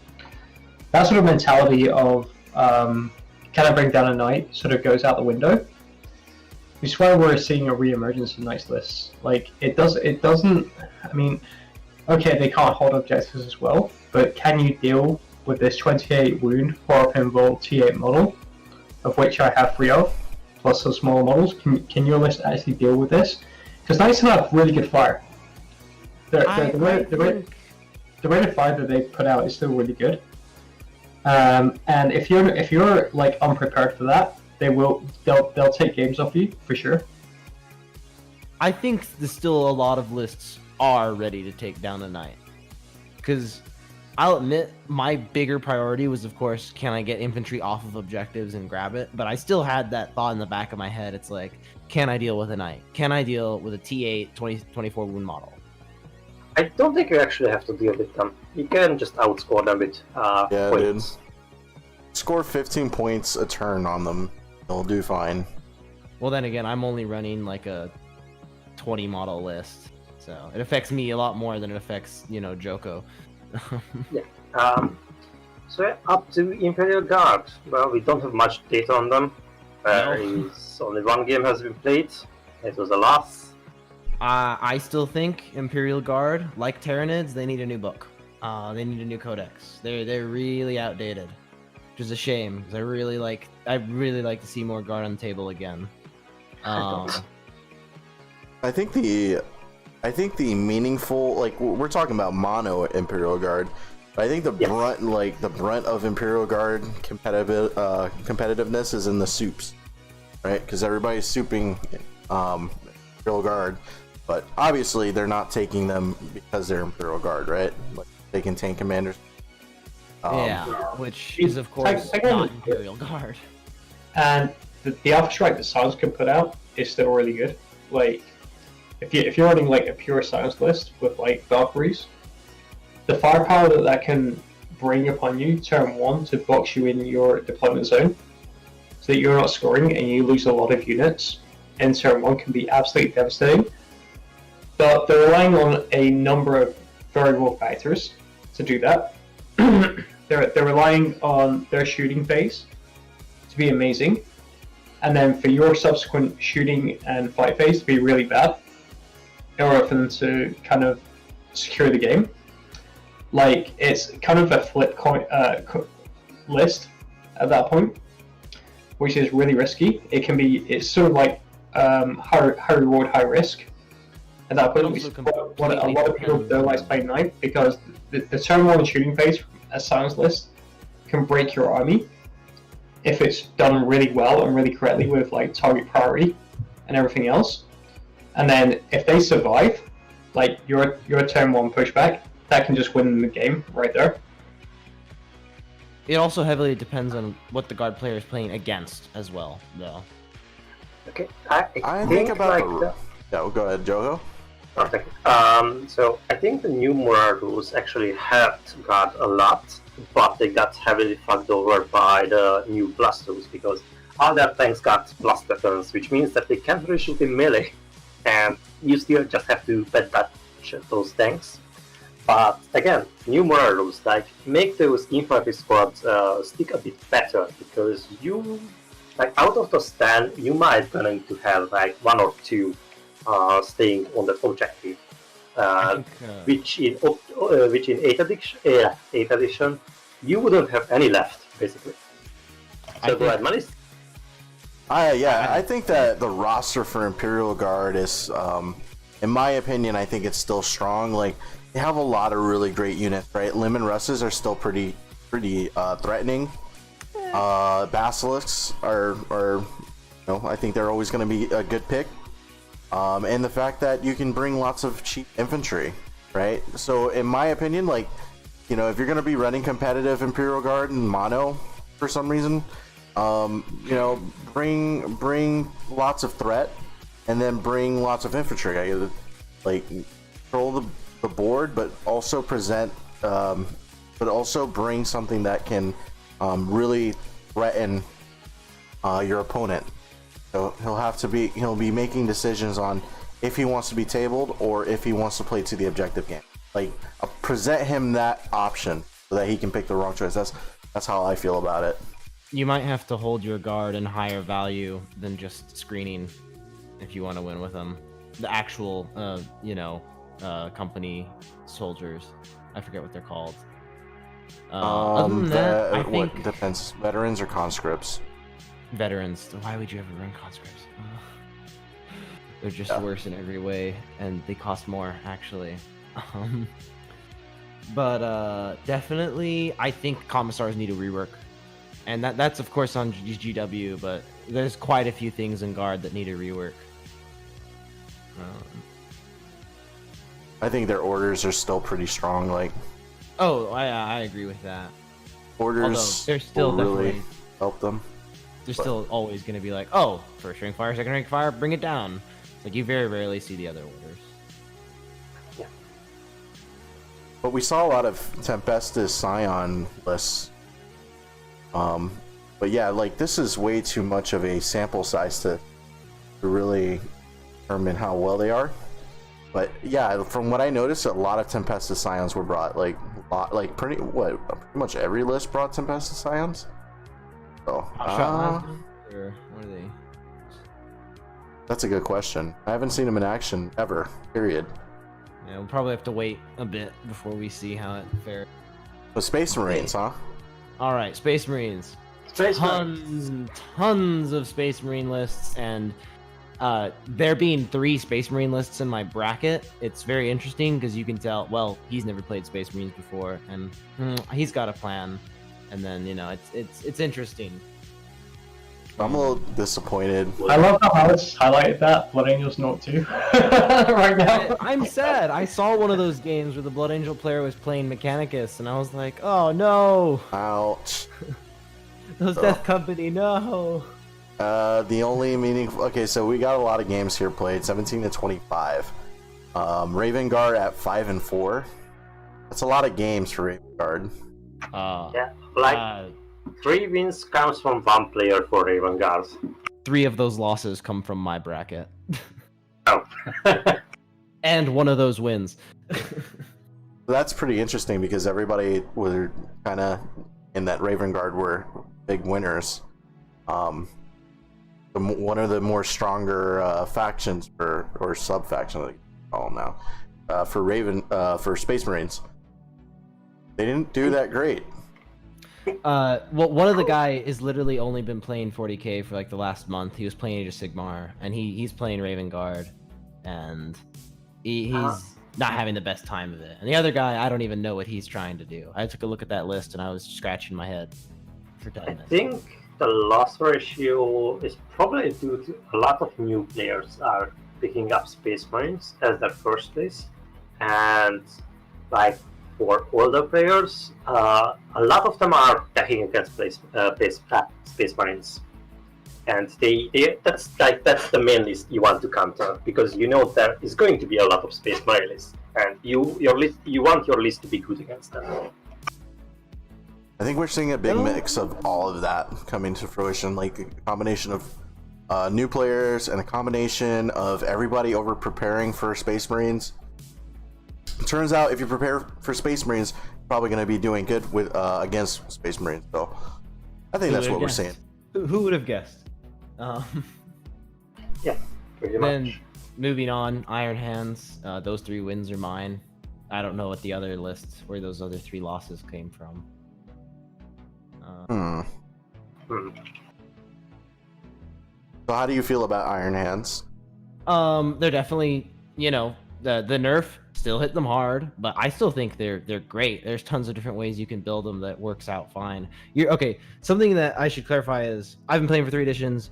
I'm not really a Space Marine player. Dark Angels was as close as I got, and I ran them pure Terminator Deathwing or pure Bike Dark Angels Chaos, what are you talking about? Ha ha ha ha ha! Haven't heard that one a million times. Christ. That was a low blow. Christ. I know, I had... This is a big low blow but- there. Wasn't So prepared for that. this is my first time actually playing Space Marines, and I ran Iron Hands because I didn't want to play Space Marines. I wanted to play Space Marine vehicles. So my experience is a bit different. I still do not want to run an all Primaris army. There's just something in the back of my head that says I own $200 of tactical Marines that I've never used. I don't want to run Primaris Marines. Yeah. Why would I ever want to do that? I feel So- like we can yeah. I mean, the sample size is relatively big, but I mean, it's the wins are coming from you, while we got 4 losses. On the other hand, the other Iron Hand, right? Lists. One of those losses is mine. An Eldar Oh, player okay. did beat me. I had nearly tabled him. I had 1,400 points of stuff on the table. He had like 300 points of stuff on the table, but he beat me like 86 to like 40 something. It was just You've got to win 5 points. Can't rely on the loyalists problem that was the problem was turn 1. All of my intercessors were dead, and he rolled very above average for his player invul saves, which you can't really beat someone rolling good. I will be right back to the goal. That's weird. Someone rolls 8 4+ saves and only fails 2. Okay. I mean, it could be worse. You could be like Blood Angels at 0 and 2. I'm curious about that. I really like Blood Angels. I saw the one game, and that was clearly just his list wasn't made to deal with that much admech. I don't know about if both those losses are his, or I'm not sure about the list. And I'm also not sure how they're built, because most of the time I think of Blood Angels, I'm thinking, okay, he's running Smash Captains and Sanguinary Guard. That's a very outdated way of thinking of them. I'm not sure how people are trying to make them work. I didn't think many people actually picked up Blood Angels for this. So I think there's only like 2, isn't there? Yeah, they're kind of quite underrepresented, which is pretty sad because I think they're great in 9th edition. The sort of style that their army plays is really good in 9th. yeah. Well, that's yeah. Well, there's not really much we can say. It's underrepresented, and it lists crafting. Imperial Fist. I don't know. It's a gunline army. Probably really strong.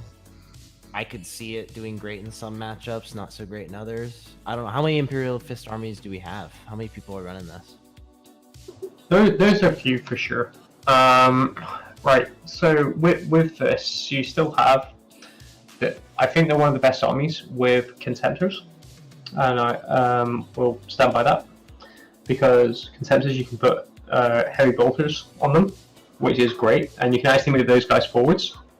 And even if you get in combat with those, it doesn't matter because you can just shoot the guys in combat and kill them, which is fantastic. And then you've got the turn 1 Devastated option for Fists is probably like the best, like very comparable to Iron Hands, which is fantastic. And there's also a lot of tricks that you can pull out with Imperial Fists that you can't do as much with other Space Marine chapters, which makes them fantastic. They probably have the best intercessors as well because of Portfolio. Hands down. Which is really good because they're a tough troop that's getting advantages, which is great. What I'm seeing here, though, sorry I was a bit distracted. I was dealing with a few alpha inquiries at the time. But what I'm seeing here is Space Marines is not auto win anymore from like the general sort of like statistic number, 1725. Oh yeah. So that's really good to see. They're, like towards the end of 8th, it was just Space Marines are auto win in IEC. A really good, interesting number to bring. I still remember the first time they dropped those chapter supplements, and I think it was at War Games Con the other year, where you just saw, oh hey, there's 6 Iron Hands lists, and then you're just watching as the tournament progresses, like, oh, all 6 of them are in the top 8. That's cool. It's the same thing with Ultramarine, same thing with Imperial Fists. Like, it's just like there'd be that one group of people that figure it out, and then suddenly the entire world had access to their lists, and it was the worst. It's the worst. You like so many lists just couldn't deal with Space Marines. They were way too good in 8th. Well, I don't think that's the case anymore. I think, yeah, they're suffering pretty hard here. I'm sad there's no Dark Angels lists. I was half tempted to run a Ravenwing army for nostalgia's sake. Got 2 very good Dark Angels players. Unfortunately, neither have played a game yet. So great to see how both of those do. That Kaiser's playing. We got Curie. Curie is a very good Dark Angels player. Played against him before. He's very methodical in the way that he plays. And we got Flosum, who I played a few games with as well. He's a very good Dark Angels player as well. Alright, Okay, so Custard. I know that's supposed to be Custodes, which is in the wrong Custodes. spot. It shouldn't be down here. It should be up in Imperium. Custodes are not Space Marines. Come on. You know better than that, Joe. This was rushed, so it's not even. Uh-huh. So 1 in 5, mono Custodes. That's really interesting because we thought that my initial on it was Custodes are gonna be doing great. And That one win, Mono. that one win is Faith's, right? I think that, like, or is he including Faith maybe? I don't know. He's playing Soup. So Custodes, it depends who's playing them because Seaboy? you have very limited units, and a lot of people think that playing Custodes means I'm invincible. Oh, when it's not. It really doesn't. Like, fair enough, you've got like stratagems to make your units like a lot more survivable, but if you're, it depends. It's really hard to judge on that. I want to see more data come in when I see a few of the people that I know are really good at playing Custodes get results based on that. McPherson does have a good point in that most of the Custody wins are in the Imperium Soup bracket. Yeah. So I think they that got is something like to keep in mind. 4 wins there. 4 or 5. Yeah, but if we're taking Custodes and it's just pure Custodes, then it's looking like it's difficult, right? This is indicating that there's like some uphill battle, right, for Custodes in general.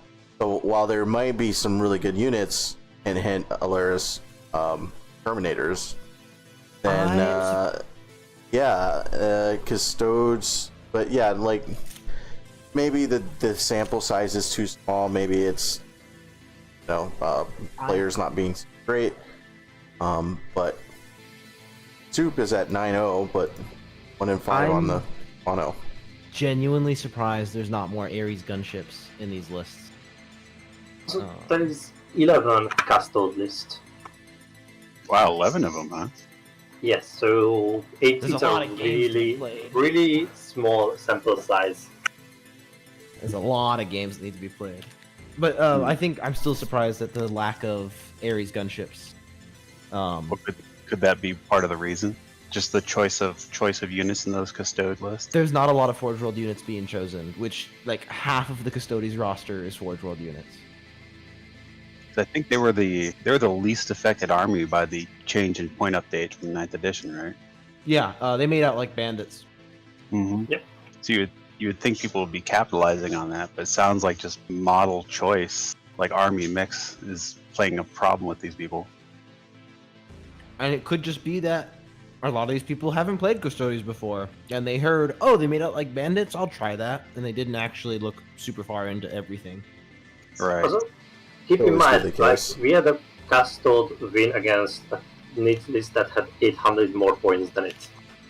That is true. It was And- Seaboy that won that, right? And that one is not in this data. Really, It's technically 800? 2 and 5. That might say more about NIDS than it does about Custodes, honestly. That's true as well.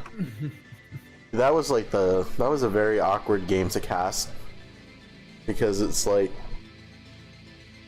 we thought we understood, like once we understood what was actually happening, it was just awkward, because it's like, wow, these players are playing very great, playing great, but this game is invalid. And so, and I feel like the viewership dropped. I'm sure we'll get into that in a bit. Anyway, Let's keep going. So what's next? Grey Knights? I don't know. I have not liked Grey Knights for a really long time. I am very adamant that they are not very good. But hey, they're 2-1, so what do I know? I think they are pretty decent. Yeah. Like, they definitely got weaker than in 8th edition, but I think they are still quite strong. Yeah, I mean, the thing that got nerfed was the smite spam, right? And that wasn't primarily what made them good. What made them so good were the paladin bombs, which relatively unaffected compared to broad changes that were swept across all the factions. I mean, they start with Terminators. Terminators are good. Like, they're a troop choice for Grey Knights, so that makes them interesting. The fact that they have objects secured, and the fact that you can buff them with the same psychic spells, the fact that you can give them like all the good stratagems as well to make them survivable, makes them really, really good and really durable. So, like Grey Knights Terminators are probably like one of the best. I wouldn't say they're the best, because there's a couple that do compare, but they're definitely a top like Terminator pick for Grey Knights right now. That and before, when in like 8th ed you used to take a Grandmaster in Nemesis Dreadnought armor, there are a lot of ITC secondaries that you could pick against that, and like right now in GT there isn't, so it doesn't even matter if this guy dies, and he's still really good. So Grey Knights have really good options. Like, a lot of people bummed out about the Smite Warp Charge increase, but I think Grey Knight players were one of the first to like go, okay, this no longer works. What else is in my toolbox and my codex? To kind of go, what else can I pick? Oh wait, I've got options that are great in 9th edition, and I'm going to use them. So I think they're a really good army going to the start of 9th, especially with the GT pack. Yep, and then, I don't think they're that great. what's up? I just don't think they're that great. I think there's just a lot of armies that do what they do better. Well, yeah, I mean, I know of the Paladin Bomb, right? Paladin Bomb is supposed to be really great, and can still be done relatively well with this. Yeah, the Smite spam was relatively adaptable. I mean, you could still smite things, right? It's just gonna be a little bit difficult, a little bit more difficult to do that, and that's okay, because there's still other psychic powers that are pretty good. Yeah, the rumor about the +1 wound, I hope that Grey Knights get that, and They that could means use it. a new reign of Grey Knights. I don't want to see 6th edition Grey Knights again, though, where it was just like, oh, you're playing Grey Knights, I'm just going to surrender now, thank you. Good game. I'm going to make a bold prediction here. I think that for second bracket, like, and this it's kind of vaguely based upon this, just seeing this, but I think in the second bracket we're going to see one Grey Knight player for sure. Okay. Salamanders So- 2-0. Salamanders have a lot of cool things going for them. I'd have to take a look at the lists. Right. So Salamanders, obviously my top pick last week for winning the league. Reasons for this were because a number of the new SM 9th edition release units work really well for them. Eradicators work really well. Nah, it's a good, yeah. Aggressors are really good. Salamanders. The outflank works really well for them. Like land speeders work really well for them. So we're talking about those mid-range, like mid-wound T6, T5 vehicles last week. I'm not surprised at all to see a 2-0 with Salamanders, and that's probably going to continue for a little while. They're a really hard army to counter. They're a really hard army to pick secondaries against. I'm expecting that trend. If I was to see one trend continue in this list, it's going to be that one. Okay. I've liked Salamanders for a while. I don't have enough experience with and against them to really have anything to say. Yeah, yeah, spot on with the prediction, man. And yeah, I think I'm not 100% aware of the new changes. I think it's the units you were talking about that they synergize really well with. But yeah, looks like they're dominating. Well, They played 2 games and they won. They must be dominating. next up is the White Scars. 0-1. I feel like someone said it perfectly in Alpha Chat the other night. Everyone's running with White Scars. Took a look at Outriders. That must work great with White Scars. They're trying all these things, and it's like, what are you doing? You know. In terms of chats, they say it really weirdly, right? I know very about Salamanders, so that's because I understand them. Because I need to learn how to like beat them to get like a placement spot myself and that sort of thing. But White Scars is one of those where I'm like, cool, you can advance and charge. You know, you can get a 3d6 charge from a psychic power, and a few other tricks. And then, yeah, you're right. Outriders, everyone was like, hey, these would be really good at White Scars. But the problem is, okay, cool. In 9th edition, you charge me turn 1, you kill something. I really don't care. Like, that's not what the game's about anymore. Exactly. Yeah. And there's the other part of me that, you know, played Ravenwing for half an edition, and every time, and back then White Scars were actually really strong, and it was like, haha, my bikes are better than your bikes. White Scars suck. Yeah, Well- White Scars are not the best, but they are still Space Marines. So Yeah, that's fair. And how much representation do we have of White Scars in Alpha? It's just the one list there. There's a few for sure. That's 5 lists. get Jen to do the new stat breakdown for next week, like army faction wise, that we can cover. But there's a few that we've looked at.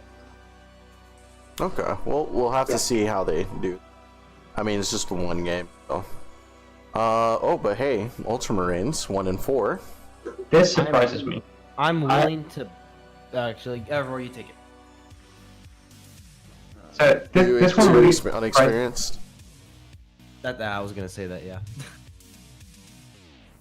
I mean, yeah, but I mean, you know, at one point, I mean, you see a lot of this like throughout the list and stuff, but I mean, you know, when do you recognize that maybe it's not the players, maybe it's the lists, you know, maybe it's not the players, maybe it's the faction, you know.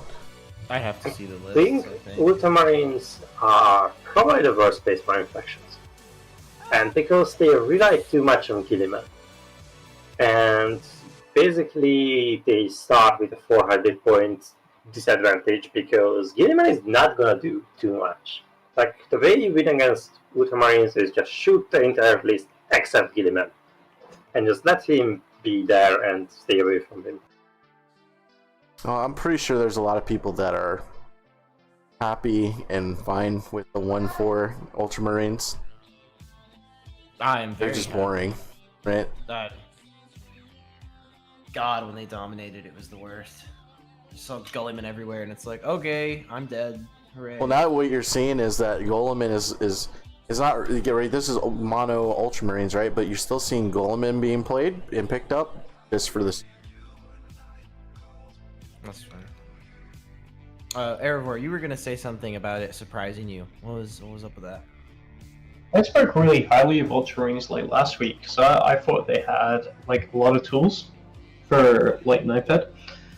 The ability to fall back and shoot is really big. They do very well in the tactical doctrine on turn 2. Aggressors are really great with them. You can afford to bring like the Ancient or like the get back up shoot on 4+. That works really well with them. And it actually surprised me. I want to see more Ultramarines results because they were like probably like my 3rd highest standing like Space Marines chapter. I think it went like Salamanders, and then even though it's not a chapter, it's Legion. And if I call it chapters, the hardcore fans are gonna hate me. But my second pick was my picks went Salamanders, Space Wolves, and then Ultramarines. It's really odd that these 2 have come in like bottom like right now. Yeah. I think I want to see like more games like in the weeks to come. Yeah, I mean I mean, I understand that there could be an argument made for inexperienced players and stuff like that, but I mean, the lineup, the roster's, I mean, pretty solid for most of the units, isn't it? Like, Primaris are good, right? And a lot of their options are good. I think a lot of units are in weird places. Like, I've looked through all the Primaris stuff, and there's some very clearly like, well, that's just better, but you can be given into, I'm going to take this instead because it looks like it has a cool thing, but it's like, overall, it's not that useful. There's a lot of Primaris units that are kind of redundant for no real good reason. I suppose then the next kind of logical step is to just kind of take a look at all the lists, but I mean, we wouldn't have too much time if we were doing that. I would love to take a look at the lists, but yeah. We'll just yeah, maybe we'll leave it on a question mark, right? Like, what's going on? We need to see more. We need to see more games. I'm also curious what they lost to. That could also be it. Who was the list that defeated them 4 times? All right, Space Wolves, the furries. What do they have? 1 and 3 for Space Wolves. I thought was pretty interesting. I was rooting. Curious about this one. Space Wolves are amazing in 9th edition. Like, they're so good. They're one of the legions. I'm not going to say chapter. that benefits the most from the Judicar buff, because you can run the Judicar on one flank, and you can run the Belt Ross on the other flank. You can hold mid objective, and you can literally go and charge me. And I get either you fight last or I fight first, basically, on either flank, which is an amazing ability. It's so good. So again, I know I hate to break this argument again, but I kind of want to see more results to come in. I've got to admit, some of the Space Wolf lists that I kind of checked didn't take like full advantage of this as well. This sort of synergy going on of, if I'm to bring like Wolfen, Thunderwolf Cavalry, or even like Blood Claws in like a unit of 10, and go, you fight last, so I get to hit you if you charge me. There's not a huge amount of lists like actually utilizing those synergies that I saw. Maybe there is some out there that haven't played games yet, because I think that's absolutely huge for like 9th edition. Having these hard hitting combat units that don't even need to charge, like you know, if you charge me, you're gonna die basically, is really big. So I'm really interested to see more results coming in for the Space Wolves. That's fair enough. I think the only list I saw was one that was running the unique Space Wolf Flyer, and it seemed to be more shooting focused. So I don't know. I haven't seen Space Wolves be super great in quite a while. Well, I have taken a look at some special rules on them, and they seem like really vicious combat depending on what you bring. So, like, But as a rover made a point on killing the shit out of things is not about anymore. So it kind of makes sense to me a little bit too. An alpha strike list, like you want to get into melee combat, you want to start killing stuff. They're not weak, right? They're kind of tanky, especially if you take the shields. So I don't know. It seems kind of interesting. But yeah, choppy lists are choppy. We'll Haven't see how been the doing so furries good. fare further on. Yep. And so now we get into chaos. Moving on to two factions I actually know stuff about. Yay! Yay! Great! I know more about chaos. I can be than involved! Space Marines. Yes. Chaos's general is 11 of 14. It's actually kind of surprising there. Maybe not so much for Chaos Soup, but demons are 1-0 right now. Am I fair to assume that's a Slanesh list? That No, is the I Slanesh think- list. That's the wait. What? That is the Slanesh list. Alright, yeah. Really? thought so. Yeah, they won against Chaos Space Marines. I would not Okay. expect any other of the three to be taken pure demons. Maybe Korn, but like, I don't know. Slanesh is just better. Noglings are really good. Like, it's really weird. It used to be Guard that was like the best troops in 8th edition. Noglings are currently the best troops in 9th edition. So I'm sure that the demon trend will continue because Noglings they're right. It's really bizarre to say this, but in my opinion, they're underpointed in 9th edition for what they do. And Keeper of Secrets is really good. Like, still, even despite the nerfs, it's still a really good unit to have. I want to see more Demons results come in, but I'm actually thinking that this number is just going to grow and grow because I think they're really good. And a lot of people don't play against them as well. So they have a lot of things that can not so much be like got used in the game, but like, oh shit, I forgot about that, and then this can suddenly happen, you know, sort of plays and stuff. Like, yeah, I'm really happy to see a good positive Demons result coming this. I think they're actually really good at 9th. I don't like Slash. Neither do I. I actually really like Brain, like, for years I've always wanted to make a Slanesh army, and then I saw Dude, is that this the book, and I one? was Is like, this? Does this have a Keeper of Secrets in there? I'd be imagine it would. Fuck off. That's Yes, it has 2 of them. oh god. So yeah. I would be really surprised if it didn't. It even has Furies and Does it have Screamers. does it have an epitome? Is that It's an HQ. Does it have an epitome? I don't think so. Alright. No. I really like. I'm looking. I looked at the epitome, and I would love to try and make an epitome work with a Keeper of Secrets. I want to. I just- want to try that out. That epitome is just so damn annoying to play against. Well, I if really Grey wanna Knights try and make that do better, then you know, say that Grey Knights get +1 wound and they become the greatest Space Marines faction, then this Slanesh image is gonna be. Nice. We all know you're looking forward to 2-win Death Company. That's what we're Oh talking yeah, about. no, Please don't. I'm Yes, looking I want forward. that. I own. Keep going on. This faction's getting 2 wins. This faction's getting 2 wins, and you're trying to subtly imply I look forward to my Death Company having 2 wins. That's what we all know it's about, man.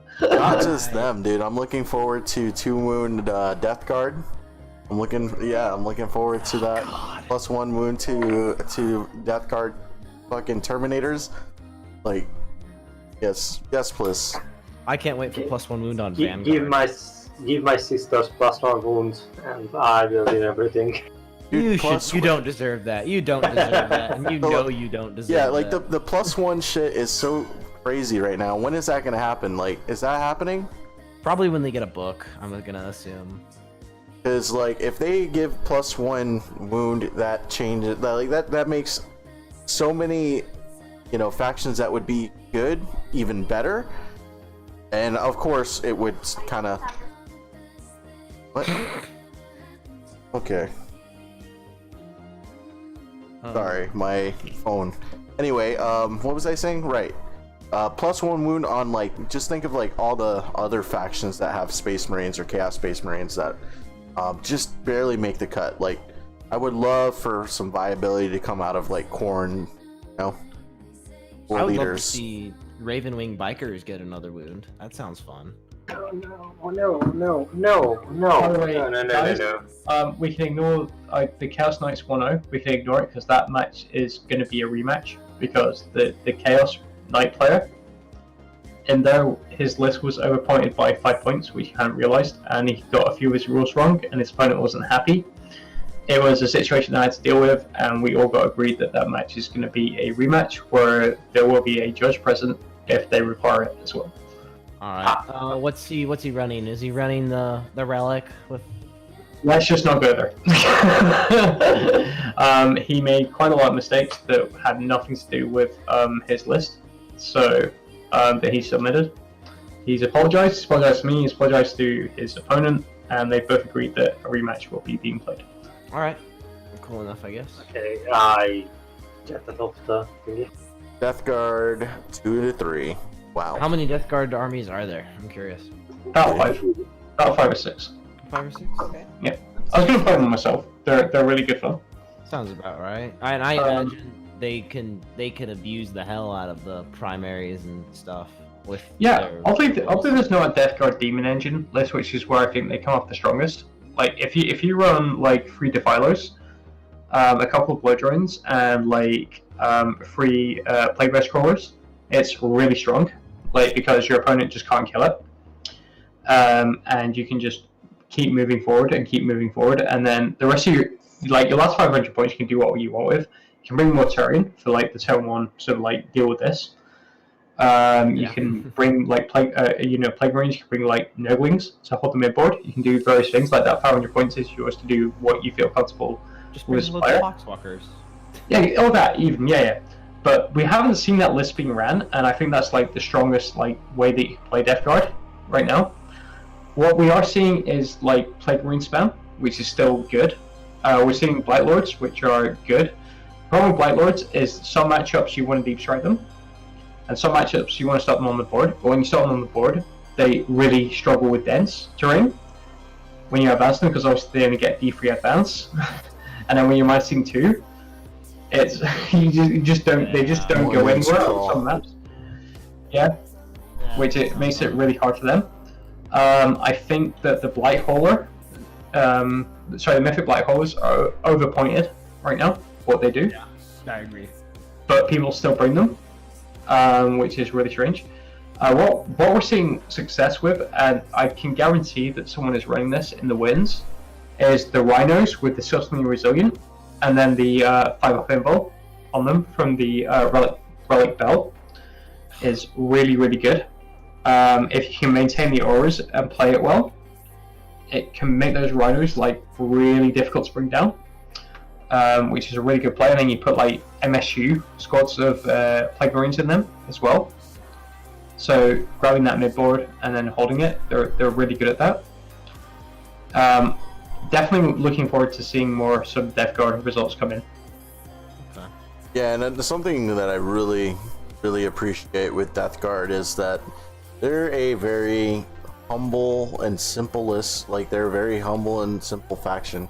I haven't seen anything post chapter approved, so like some of the stuff that you're talking about is alien to me, like disgustingly resilient on transports, and the dread I'm sorry, not the dreadnought, but the Viler.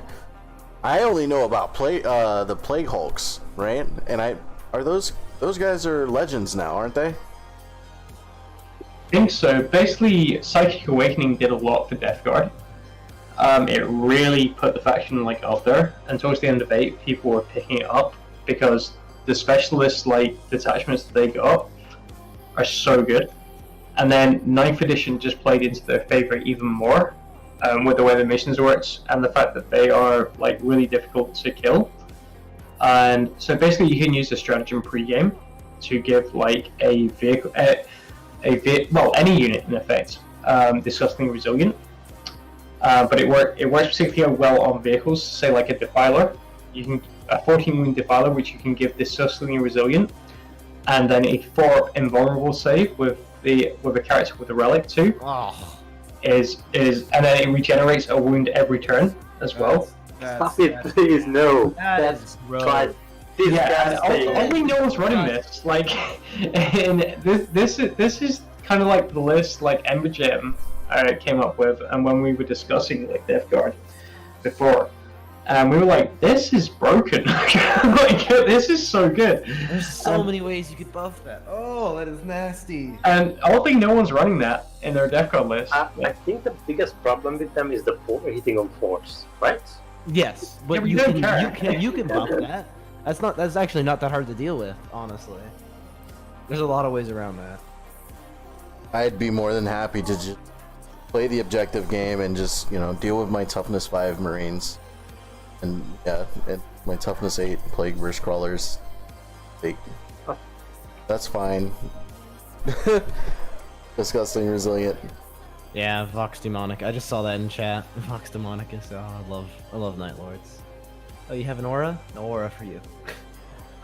Yeah. So that are good. I think we are gonna see a lot more. There's actually a from little them. clarification that we've been meaning to make for Death Guard for a while in PA. It's a really bizarre one, which says that there's a stratagem that you can use to increase the random dice roll on a weapon to increase its damage by 1, but it doesn't make any sense because I think Death Guard have like one melee weapon. I think it's literally a Power Fist.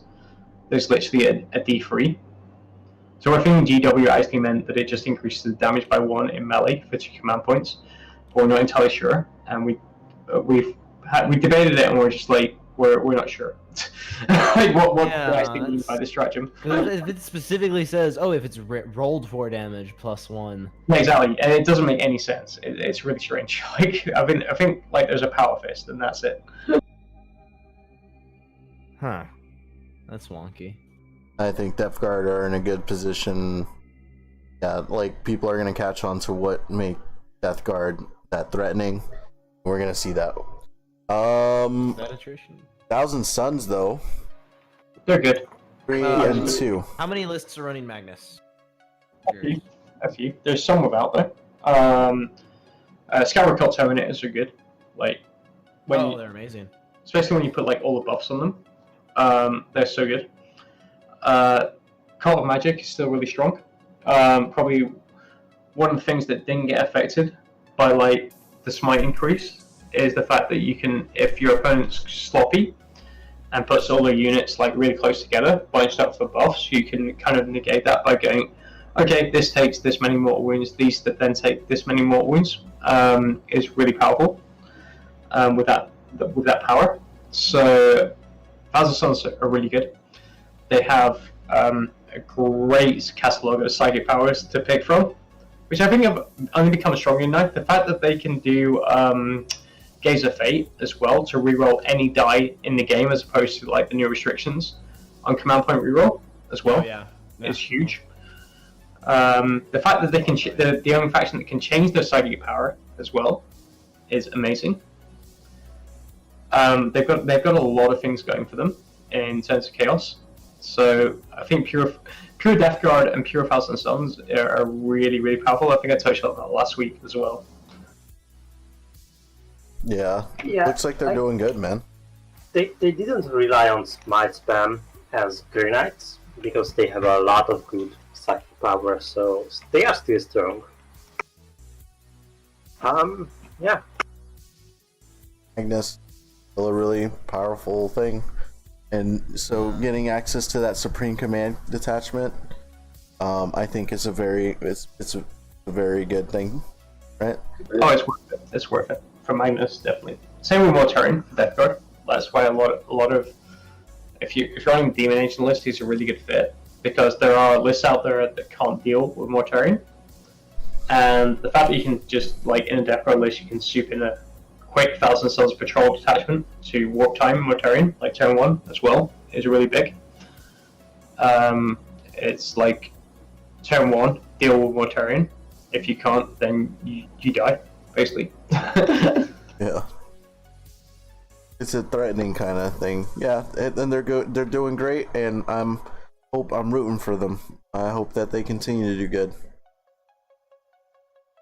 So what's up next? We've got Chaos Space Marines. Skip. I know that. I think those two were. We covered the Chaos Space Marines. That's their card in 1,000 Suns. No one cares about that. I think those 2 wins are from an Iron Warriors list. I'm always good, right? Like right now, because Like the Obliterators and Demon. Obliterator is great in 9th edition, man. Like So, you don't even need to deep strike. I said this in competitive Tatsuka like a couple of weeks back, and a few people disagreed with me. You don't even need to deep strike like Obliterators in 9th edition, which is great because you can just put them behind. Of course you don't. You can just put them behind obscuring, and then you can just move out, and you're going to be in range of something you want to kill because stuff has to move towards you. And the fact that Iron Warriors have the strat as well, you probably want to. Here's the weird thing: you probably want to deep strike the cultists, so that the cultists can can have to die first before you can target the Obliterators. It's really strange, like how that sort of operates now in 9th. So basically, Iron Warriors have a strat where if there's cultists in front of the unit, you have to shoot through the cultist first before you can target the unit behind it. So that really plays into like Iron Warriors' sort of favor, and especially not having to like deep strike those oblits. And obviously they've got like the strat to reroll all the dice on the Obliterator Yeah. table. And obviously before in like 8th edition, you could just reroll like one of those dice, but you can't do that anymore in 9th edition. It's huge for them. Other things with the Iron Warriors as well is that they do really well with the Forge World, like Derrideo and things like that. Because Derrideo is still hurt on 2s if they move, which is fantastic. They're now not useless in combat because they can shoot whatever they're in combat with. And they can, and then go back to the Obliterators. You can still take Marcus Lanesh on them, so you can still do Endless Cook-Off for me. You can still do Veterans of the Long War, stuff like that. And as mentioned previously, you don't have to wait until turn 2 to do something with them now. You can just do something turn 1 with them, which is fantastic. So I think Iron Warriors are actually really pretty decent in CSM, in like 9th edition. So I checked. There is 3 Iron Warriors list, an Alpha Legion list, and an Emperor's Children list. I know the Alpha Legion list is doing really badly. I know the guy who runs that list, and he's only been playing Warhammer for a month and a half now, and this is his first time running Alpha Legion. Oh, that's the Fire Raptor gunship list. With the bikes. With the bikes, yeah. No, we'll see. Okay. I think that's all for Chaos Space Marines. So Chaos Soup. Which I'm Don't pretty do sure it. is his death That's card. what I hear from one of my like friends on the server, i.e. Ambush, who is the guy that I go to with all kinds of guest advice whenever I need it, and he's very good with his rules and such. He literally went to me at the start of 9th, don't soup Chaos, it's bad, because you end up so CP starved like right now. Makes That, sense. whereas with like Imperium Soup, you can kind of get around it. Chaos Soup kind of relied upon like multiple like stratagems in order to make it function, and you normally want to run that big possess bomb with Chaos Soup, and that kind of no longer works in 9th edition either. And that was kind of like your kind of like main sort of like big sort of I'm gonna crush you or die was the possess bombs, which he did really well with in Alpha last season. And that just no longer functions in 9th edition at all for a Chaos Soup list. Yeah, I mean, I remember, Most of this might these- not be all of it, but I remember seeing some of the list. Most of it was like Death Guard Soup. Yeah. What was it? That's exactly what I wanted to say. Most of these lists are Nurgle Demons suit with that card. And then we have Leo with the Condor Schools suit with Nurgle Demons. Nurgle's Okay, so it's not like multiple like Chaos Space Marines. Super. I would not imagine. I could only imagine Chaos Soup running Marines with demons. Everything else I don't see working that great. I think they are taking them for the Nurglings, basically.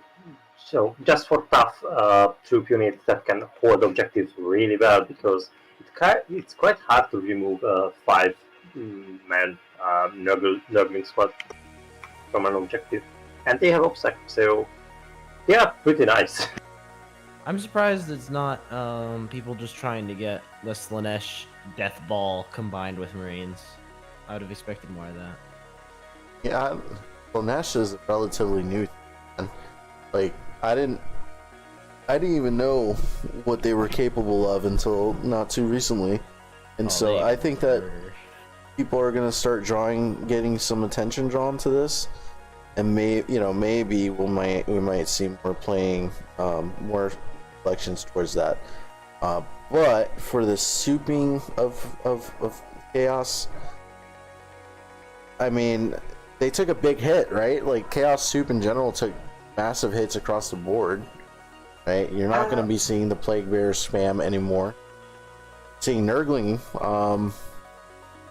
but I mean, that's not even what this is like. This is Death Guard with demons. People did that already. You don't need to. Like, honestly, Death Guard is strong enough by itself, like, for you to not need to do that and not lose CP. Like, there are certain Death Guard lists that rely on CP, because you want to cloud of flies like every turn, like on a unit, so it can't be targeted. And then, if something can be targeted, you want to give that unit the 4-up disgustingly resilient. So you're spending like 3 CP every turn, and you're only getting 1 back. So souping in that Demon's detachment as Death Guard is kind of a bit of sort of mixed demeanor at that point, in my view anyway. I don't think it's required, personally, to make the army function. I'm not sure, like, you are only giving up 2 CP most of the time, and 2 CP for Nurglings is quite worth it in my opinion. Because obviously most of the time you are souping in a patrol, and yeah, the main battalion is gonna have your Warlock, which refunds the CP. Yeah, but Soup 2 and 5, man, it's not doing well. Whatever's happening, it's not working. Not as well as Adeptus Custode Soups. I'm genuinely surprised there's not more people souping Slanesh demons. I'm genuinely surprised for that. Don't really work, even though that's the thing. Like, Slanesh works by itself because the Demonettes are really good. They move so fast, advance and charge, fight first. It's really strong. That's a big deal. That's a massive deal. So, on to Xenos. Jericho, I can tell you're an Eldar player at heart. The fact that you got Xenos and then you got your entire own section for Eldar. I like it. I really like it. I'm digging it. Eldar has its own faction, so it's like quite deserving for it to have. How you its put own Eldar in faction. gold as well, and it's bigger than anything else and highlighted. I'm loving it. It's not bigger than anything else. Not bigger than anything else. It's gotta be. So Tau, I'm pretty sure most of that is from the Tiger Shark list, right? Yeah, okay, so Tau 1 and 3. Yeah. This is kind of a... I'm not surprised. I think that's because we didn't see Manberpig play yet. I think he's gonna go 5-0. Yeah, he's kind of wish out. Remember, Pig's a very good player. That's true, because I was looking at... Remember, Pig used to be a true Eldari player, and then he turned to the dark side of our factions, much like Joker has. So, I'm not so sure. No, Remember, Pig is a very good player. He got to semi-finals, I believe, of Alpha last season. He's gone to the LVO before. He's played against someone that finished top 8 in the LVO and beat them. I can't quite remember who. I'm looking forward to see results come in for him. Tower really weird, like, right now. Like, a lot of people are trying to figure out, like, how they function and everything. They really need a new book. They're really outdated. I think they. Well, here's the thing, right? Because I was looking at some of the Tau lists that were coming out, and I don't know, man. They seem kind of suspicious. I mean, there was one that was running what, 2 Guevaras, 3 Guevaras or some shit. No, that's normal. I expect that. I mean, that's what I mean. Every time I looked at was different. Like, it wasn't even like we're looking at like proper good synergies here or anything. It's going like, let's just try to figure out what I think is good, and I've won a few games with that'll do for a tournament, sort of thing. Yeah, like hammerheads. There was a lot of stingrays. there was a Tiger Shark list, Yavara list, like. Yeah, these none of these lists that I've seen so far seem like the traditional stuff, and I get that people want to try out new things, but where are the Triptide, you know, your traditional The things? Triptide is dead. There would be various people that disagree with that upon that. Riptides is still really good. Like, if you speak to Pixie would say Riptides are good. Like Brian from Telltale Titans thinks they're the best unit still. Period. In the game. So not in the game anymore, but they're still really good. But there's other options now, right? To tell there's various multiple things that you can try. But I think it's people just getting the mindset of playing, not having like a million shield drones and 3 Riptides anymore. They've got to think a bit more, because like shield drones are like 15 points each is like ouch. Like seriously, like hurts Tau a lot. They can't rely on that sort of strategy anymore, which is good because I think that kind of hurt the game in a few ways to play again. Because it was either you kill the shield drones and you kill the Riptides, you win, or you don't and you lose. That was all there was to it. There was no sort of like thinking about the mission or anything at all. It literally just came down to that. And in some games you'd do it, and in some games you wouldn't. And it didn't matter what army you played. That was the situation you were in against Tau. But the lists that are coming out are interesting, and it'd be great to see like what happens in the future with them as well. And especially, here's the thing with Alpha, it's great because these people might lose their first couple of games, playing more in between on TTS, and then go, oh, I didn't know I could do that with my army. And then they'll bring that into Alpha for the next match, and they might pick up wins that way as well. It's also great because, we can afford it. I just think that, I think what might be happening here is that the old school way to play Tau is dead. You can't just castle up no more. Like, you have to really be playing the objective game, and the old school Tau lists are not about that. They're about tabling your opponent. So I personally still think that Triptides is the way to go. I know it's that old school castle fashion, but 1 in 3, I think that kind of speaks for itself there. Like, there is 10 Tau lists, so it's a small sample size. I think True. they are gonna turn it around and get positive win rates. That's true. I mean, that can always happen. I honestly don't. I would put money they wouldn't turn that around too harshly.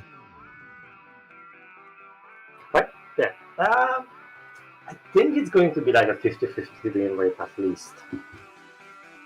Well, orcs are 2 and 3. I'm surprised they even get 2 wins. I'm not. Really? I am not. I am not. The orcs are great. Honestly, I think I'm rooting for the orcs. Like, honestly, I think the like orc buggy sort of like meta is like huge for them. Like, I think that you played against that list, right? I think it's really good when people get experience with it, because it's a very different style for players to play, as opposed to these big blobs of like 30 orcs. It's a really strong list in terms of having all these multiple like 6-5 wound like vehicles that hit on 4s as opposed to 5s because they're crewed by grots. Is really good in 9th, and they've got some really good special rules that deal with 9th edition, the way you play the game, really well. Yeah. I'm surprised that you're surprised. People run like orcs all the time, and they run these vehicle heavy lists or these shooting heavy lists, death skulls. You saw that a lot. You saw people bring grot blobs, and like people found ways to make orcs work, and it worked really well. And people that run orcs, they more often than not know what they're trying to do, and it more often than not comes out good. Yeah, like we just casted a game yesterday.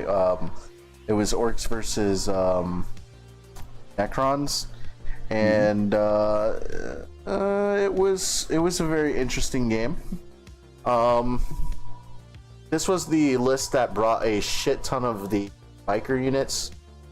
Buggies, not bikers. They're buggies. Buggies, yeah. I think of them as bikers, but It's okay. they're so confusing.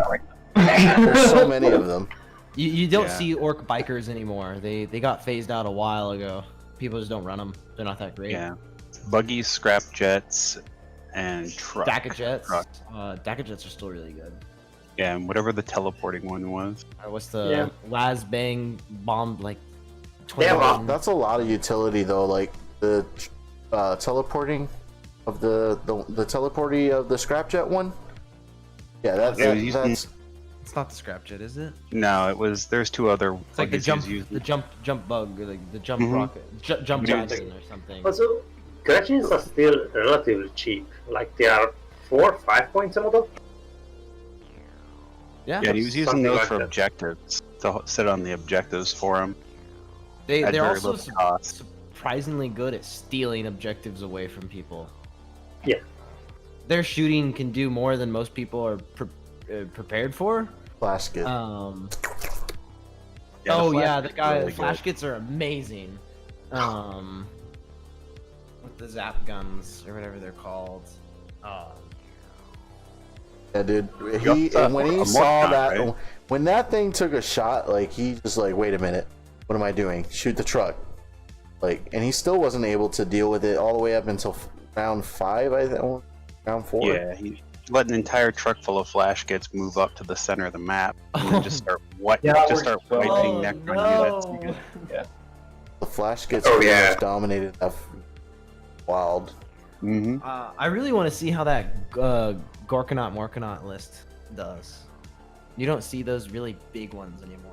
I don't know what the Probably not. Morkanaut does, but the Morkanaut was kind of okay. So when so we saw some pretty outstanding craziness in that game, right? We saw the 5-up invuln being the literally most impenetrable defense. Like 5-up invuln, this guy was making every single 5-up invuln. Didn't take a damage for like 2 turns, and yeah, like it didn't accomplish much until it started like supercharging. Yeah, Right. when it's sacking itself to do those special zap attacks, it was destroying Necron units. Yep, it was able to deal with the Doom Scythes. It was able to deal with a lot of The things. Dumark. Yeah. Is there anyone running shock attack guns? The shock attack guns are also amazing. No, because you can't get the relic anymore. And Can't get the relic anymore? You can't get a relic from Vigilus, and they're super expensive as well. So they're not So worth it. they increased the prices of shock attack guns. Oh yeah. I Like, still remember the first time I went up against 3 of those. I've been to Harbinger about this because Harbinger was I'd probably say he was like probably one of the best orc players on the server. And a lot of people went to him for advice and everything. He did very well in Alpha with orcs, but then for some strange reason he changed Imperial Super and then lost. I think that was like in Alpha season 2 or something. He's a very good player still, but he went to me. So we were talking about orcs, and it's like because he owns an orc army in real life, and he was like, I can't play my army right now. And I'm like, that's really sad. And he's like, yeah. And I'm like, well, dude, aren't shock attack guns still good? And he's like, no, I can't get the Vigilus one, and they're like 80 points each. Oh god, that's worse than the Thunderhammer. Shit. Jesus. Well, for orcs, I would say they're definitely not on the bottom of the bin. They shouldn't be. They're viable. Death Skulls still scare me. The freaking Flash get Ludus Death Skulls. And there's Ugh. so many there's so many orc lists out there right now. So this is a small sample of what's to come. Now, is there The orc time any of is the here. mobs? Like 30 boy mob orc lists out there? I'm You'd pretty be a sure there fool. is. There's probably a bunch, but like, It's actually not that bad with morale. Dude, all because the they have lists the mob are- mentality. All the lists are just varied, and they all they're all going in their own special ways. Like, As it should be. yes, and so the time of orc is now. Rise up For the great Wah. for the great Wa, the Dongers, Wa, the Manners. Bring Yarick back. Yeah, Anyone orcs. I think we should get the scorecard to be that clever. That if someone is playing orcs, it automatically recognizes that they play orc, and it's actually changed to raise the banners and stuff like that. On us. People are getting on that right now. I know that's a lot of you meant, but please, one more thing. The second there's an orc on the table, just take a guess based on which side of the table it's on. So we don't have Tyranids in here, and I. What do you mean? We High do. Fleet? It's right there. What? It's right there. It's right in front of you. 3-1. Well, See, the turn is that cracker. Oh, why is it High Fleet? I don't know. I couldn't convince Joko. I'm like, why is it High Fleets? He's like, oh, because they're High Fleets. I was like, Because it says high fleet in the data part of the thingy. That's why it's high fleet, not units. All right, well, we can't talk about them first. On Gene Stealer. Okay, so Gene Stealer cults is an easy one, right? So we are Uh, skipping Necrons. wow. We are skipping Necrons. just forget Necron. Politicians get Necrons. It's just They're like not important. they haven't had We are the so old, everyone forgets about It's them. fine. Like, Hey, go on the next thing. In chat, Whiskey Jack, are all 4 of those Tyrannid games you? Like, I think so. Of From course. the way he's talking it out right now, I'm pretty sure it is. So Necrons. fucking- Necrons have been. We saw that game. I don't know what to think about it. I think they have this is bothering me. problems. I don't know, man. The list that we saw had the 2 Doom sites in it. It had the Annihilation Barge. It had the Lich Guard. It had Immortals, Warriors. The Annihilation Barge is the new one, right? Oh, I'm sorry. It's, Not not, yet? it's the. It had the Dumark. Yeah, it didn't have the big gun. Okay, the Dumark. It didn't have the big gun? It had the overchargeable whatever, but which did nothing. I was gonna say, why would you not take the big Like, gun? it was- to get it would, points like- increase? The Doom sites, which I feel like are the center point of that list that he brought, really didn't do like. I mean, sure, he was targeting the Gorkanaut or the Morkanaut, whichever one that one was. Yeah, all of his big guns on the Necron side decided to target the Morkanaut, which then did nothing for 2 turns. Yeah, Before he I guess started that's turning his player guns on error, the isn't unit. it? Yeah, that's like that's player error. But like once it started targeting vehicles, it was vehicles. They were cleaning up vehicles pretty good. Oh yeah. I think Necrons have this rule of cool problem right now. Like they got these new units, which, as far as I've seen, don't have like amazing rules. I don't like them that much, no. I think people are like, oh, it's new. I must bring this into a competitive tournament, and then it does absolutely nothing, and they're like surprised. Well, they haven't figured it out yet. It's Yeah, that exactly. weird Yeah, limbo spot. I'm surprised there's not more. What are the Tesla bike things? What are those called? Doomblade? Yes, Tomb Blades. I'm surprised there's not anyone like. Is there a I Tomb think Blade the- list out there? Tomb Blade heavy list? How many don't Necron think lists so. are there? 3. Yeah, there's not even many lists. Not a sample size worthy of. No. Like, Yeah. because the best Necron player, one of the best Necron players, is also goes to my game store, and like you can just tell, Necrons were not great, but there's these different things that like you can do with them. Tomb Blades, very high up there. Destroyers, you wanted some, you didn't want to invest in them. The Dumark with the big giant gun on it was very strong, very capable of taking out vehicles, and also very hard to get rid of because of quantum shielding. I hate that goddamn quantum shielding. Yeah, you can plink away at the quantum shielding though. But it also heals a turn, a wound a turn. It's just Yeah, but arguably the Necrons, I mean, with less rounds to actually regen, and then less rounds for your guys to be coming back on their protocols, their whole attrition factor is just not as much of a consideration as it used to be. because they used to grind. They could grind you down. The longer the game went, the longer Necrons would just grind you down. And now it's just not as much of a factor. I would agree with that. Really, like, Because you can't go in there, dive in, do a lot of damage, and then flee, and then regen up for 1 or 2 rounds with those units anymore. It just doesn't work. You got to be stuck in the whole fight. I don't know. Our Necron's good. There's lots to be Maybe seen. for the objectives. Codex. Like, they're one of the first factions to get their new codex, right? So that will only affect Alpha next season, not this. We'll have to see. Like, I think the new codexes are going to be interesting. Yes, they've got new units. Do they compare to the Judicar? Do they compare to Eradicators?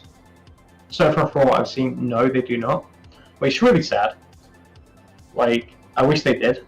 But SM already had a really big sort of like scope already focused upon them with like codex and supplements, which just added to like those almost like OP broken rules that came with the units already. Necrons didn't have that. Like, their dynasty rules just didn't compare to doctrines and like super doctrines and everything else that Space Marines brought, like chapter traits and etc.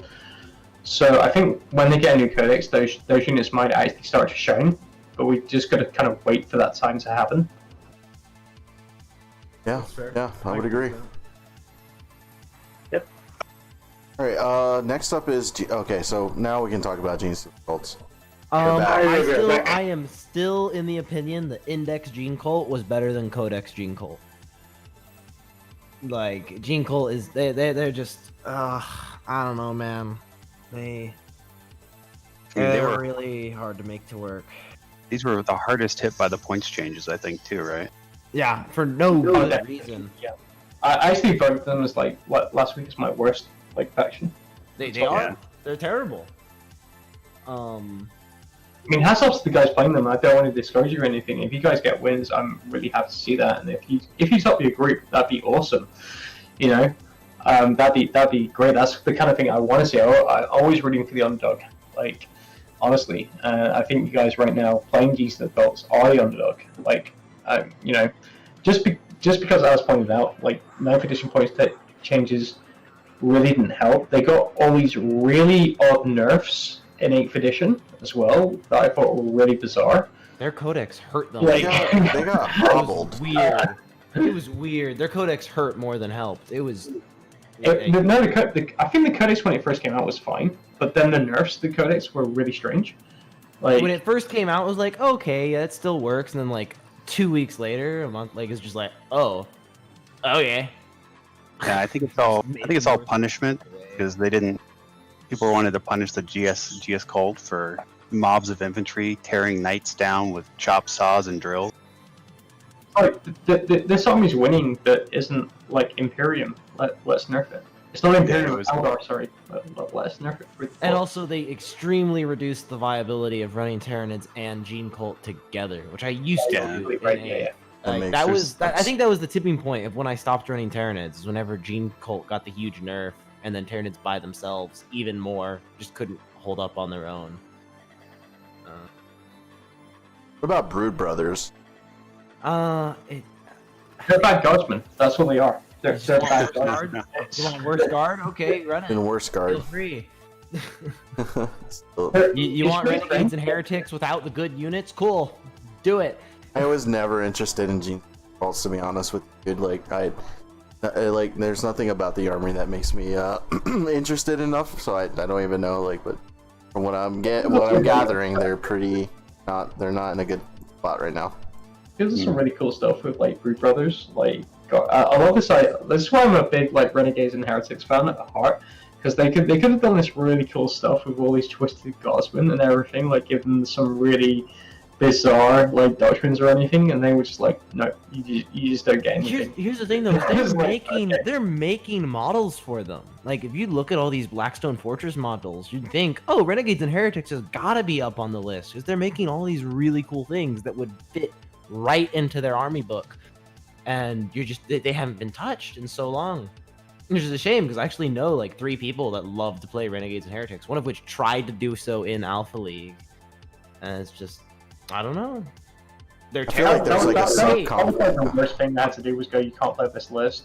So I really wanted to play the list, and he's like, why? I'm like, because you're not in the Mentorum Field Manual, like points value wise, so you don't exist. I'm really sorry to say this, but you have to change your list. But I really want to play this list. Like, I really, as the tournament organizer, I really want to play this list, but you can't. It's really sad. The guy you told no to is my best friend, and he's like, I can't play the Renegades Heretics. Like, what? Why? No, I felt so bad. The tournament judge broke my heart. He said I couldn't do this because of this, and I was like, oh, that's fucking stupid. It was really sad. Yep. I really do hope Renegades and Heretics gets a official re-release. That'd be great. Eh, So long as it's not the 7th Ed 200 mutant enforcer thing again. Ugh, that was not. eh. You know what I'm gonna do because I can. I'm gonna create a 26 group, like a group 26 on tournament, and it's just gonna have Renegades and Heretics list that's gonna come top in it just to make them feel good. It'll have no impact on the tournament whatsoever. Hell yeah. Hell yeah. So I guess talk about how Tyranids are 3-1 now. So there's 3 Tyranid lists. There's the Kronos Leviathan one, which has loads of Biovores, X Crimson Hive Guard. There's the one that's running 18 Tyranid Warriors, and I still can't figure out why he spent like half of his army on just keeping these Tyranid Warriors alive. I cannot figure it out to save my life. Warriors are good. Warriors No, are they're not. No, they are not. they are cool. They can ignore AP1 and 2, and if you run them as Jormungandr, Jormungandr, you get the cover save if you don't advance. Yes. He brought the Malathrop, so that way it's -1 to hit. He brought a Tyranid Prime, so they hit on 3s.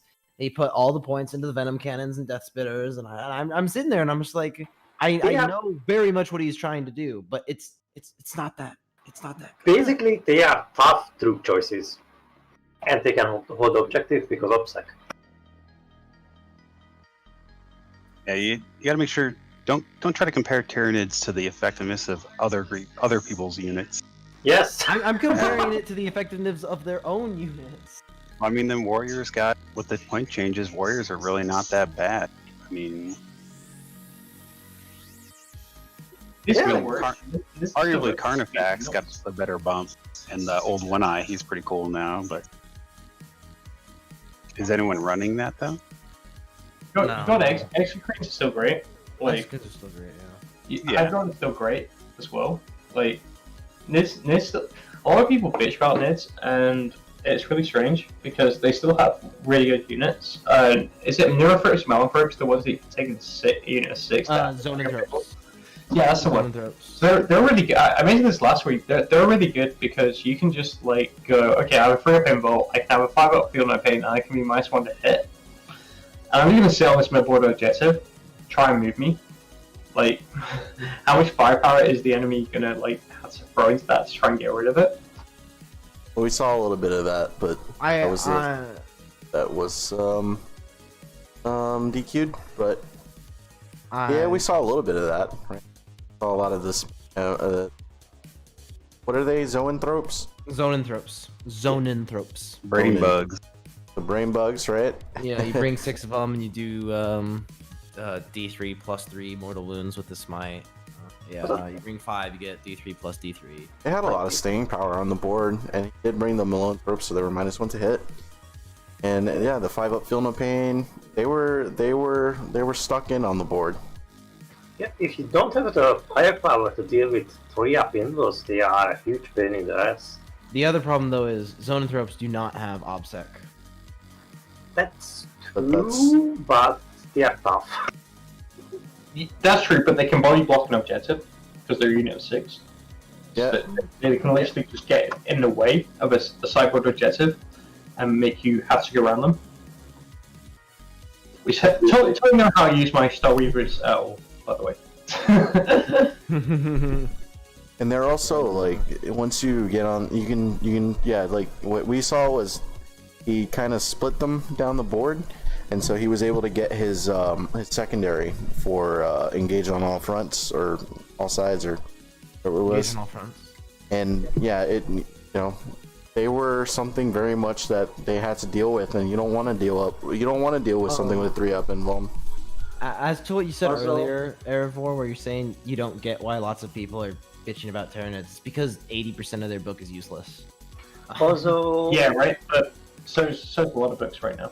But it just seemed But really. 80% of their book has been useless. Oh, okay, got you. Okay. No, That's not changed. Also, the Exocrine got a huge buff being able to fire in melee. Now that they can be just back touched to death. And you also have a stratagem to reduce the damage the warriors take by 1. So, yeah, like, there's like a few decent units that you can use. I think with a little bit more experimentation, we'll find something that's actually pretty good.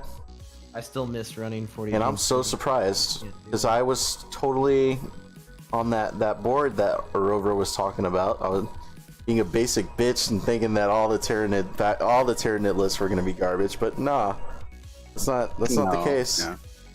Yeah. You're just not seeing. You're not going to see the 100 Gaunt fodder. You're going to see a million Rippers or fucking when they ran three packed of Gene Stealers. Yes, you're not going to see that as much anymore. Though I mean, maybe. I If still you miss cover the enough Gene of the board. Stealer packs. Yeah, I'm sad Gene that Stealer fell packs off. are deadly. I really enjoyed running that, and then just kind of fell off as the edition continued. I think what we're going to really see more of is this configuration with the Zoanthropes and the Malanthrope, and instead of like Tervagons, we're going to all the other legitimate ones. Wait, Warriors. Who was running Tervagons? we saw Basically, yesterday. a really good point in chat about like the transport and the monsters, the fact that they can't be deployed under rules of Britain. In 9th edition, we actually fixed that in Alpha.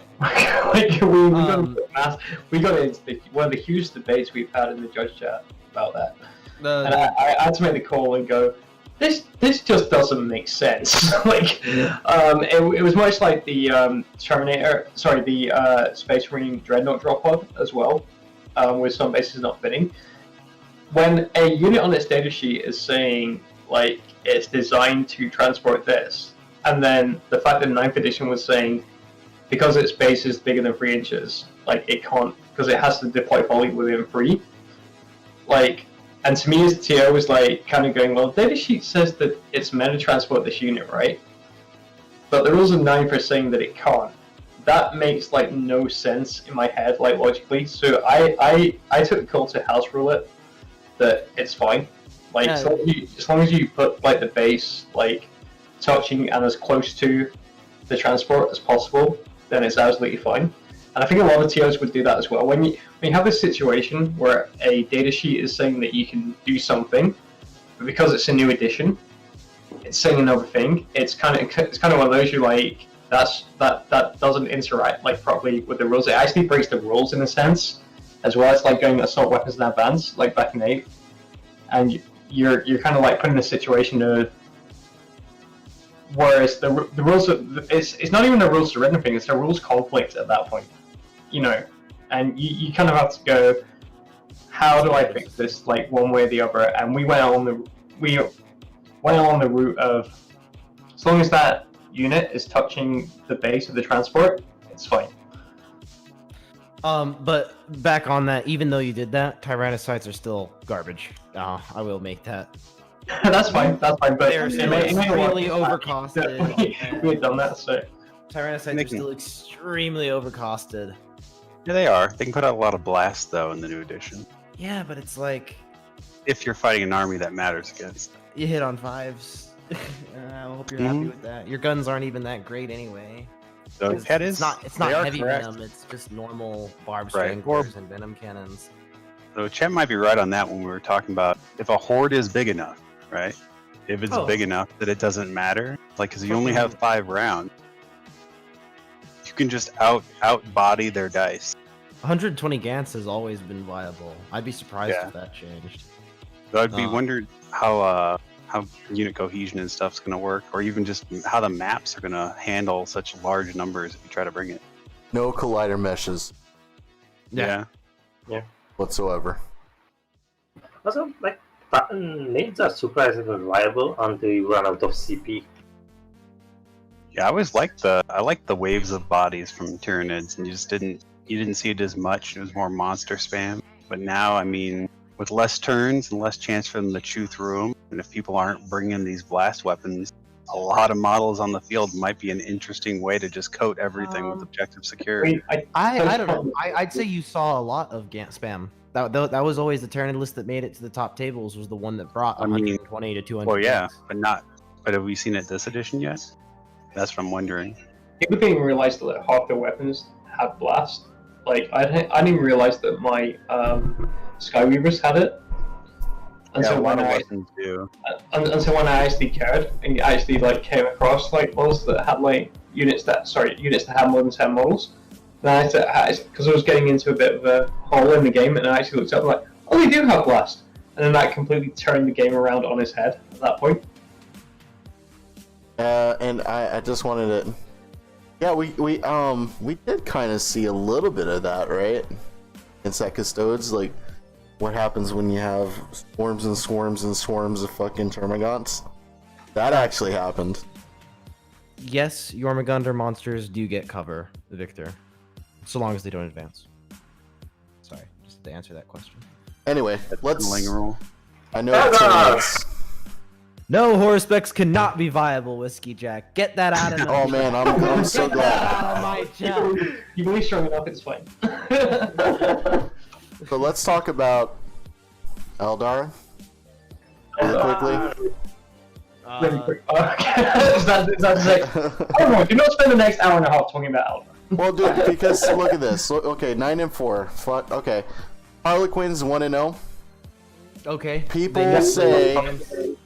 are saying that Harlequins are not that good. I don't think Is so. that pure? There's no way. That's pure You Harlequin. saying that? There's no way that's pure Harlequin. There is a pure Harlequin list with just troop spam and Star Weavers and fusion pistols and Shadow stuff Seers, like that. They're pretty good. Like, yeah. Harlequins are the best like Eldari faction right now. Yes. They're They so do good. pretty well on the point They spread. play everything well. They play primary really well. They play secondaries really well, and they counter secondaries as well. So they're super good at all three of those things. Their stratagems that they got in Psychic Awakening do more for them in 9th edition than they did in 8, and the fact that you have the CP to run them across multiple turns now is amazing as well. Like they're so damn good. Like it actually surprised me. Like when I started like playing Quins like at the start of 9th. My personal like Harlequins collection has grown from it as well, because probably like the first like local tournament I go to after like COVID lockdown, I'm probably going to be bringing the Quins. And I actually found my Yinkarn model that was like in pieces the other day as well, so going to be building her up and painting her as well. I'm a bit sad that I didn't bring Harlequins instead of the sisters. I realized a bit too late that they are good. Dude, It'll I be think nice to that see them. they It'll be are. nice to see them be decent again. They've been. Don't get me wrong, they're really difficult to play, because your like troops, your troops that are the troop, are still only toughness free. Granted, they have a 4 pinball, but enough die being T3 kind of negates that in a lot of ways, because all of a sudden all these weapons are winning you over. There's a lot of S4 weapons out there. The -1 to wound stratagem is. Oh, that's really good. Yeah, that's really strong. There's a lot of different ways you can play them as well. For an army that has such few units, it's kind of interesting that with the Psychic Awakening, with all like the pivotal roles and that kind of thing, there's a lot of different builds that you can do with Harlequins now that weren't available to them before, as well. Those like very few unit choices actually have a lot of implication as to the way you can play. Like I discovered this like 2 days before I saw it in my list, was the -2 inch to movement from the Death Jester is actually huge. Like You in can also 9th turn edition. off Overwatch. And it turns off Overwatch as well, right? Yeah, it's actually really big. Like, if you've got an army that wants to have balance on an objective, or they're using like something to like screen and move as a box, if you like -2 movements that front unit, it's really big. It doesn't sound like a lot, but then when you combine that with dense as well, that's only -4 inches the movement. It's I did. really good. Like it's I so had to good. deal with that. I had to deal with that in Eldari game. That was miserable. I don't know, dude. I think, yeah, like, I was hearing this sentiment before hearing our Rover's thoughts on it, and some people have kind of caught on to, like, oomph behind Harlequins, but a lot of people are not too aware, I feel. And so we're just really going to have to let the matches to themselves, really. Don't worry, you'll be getting more positive results with Harlequins because myself and Liam haven't played any games yet. No, I'm kidding.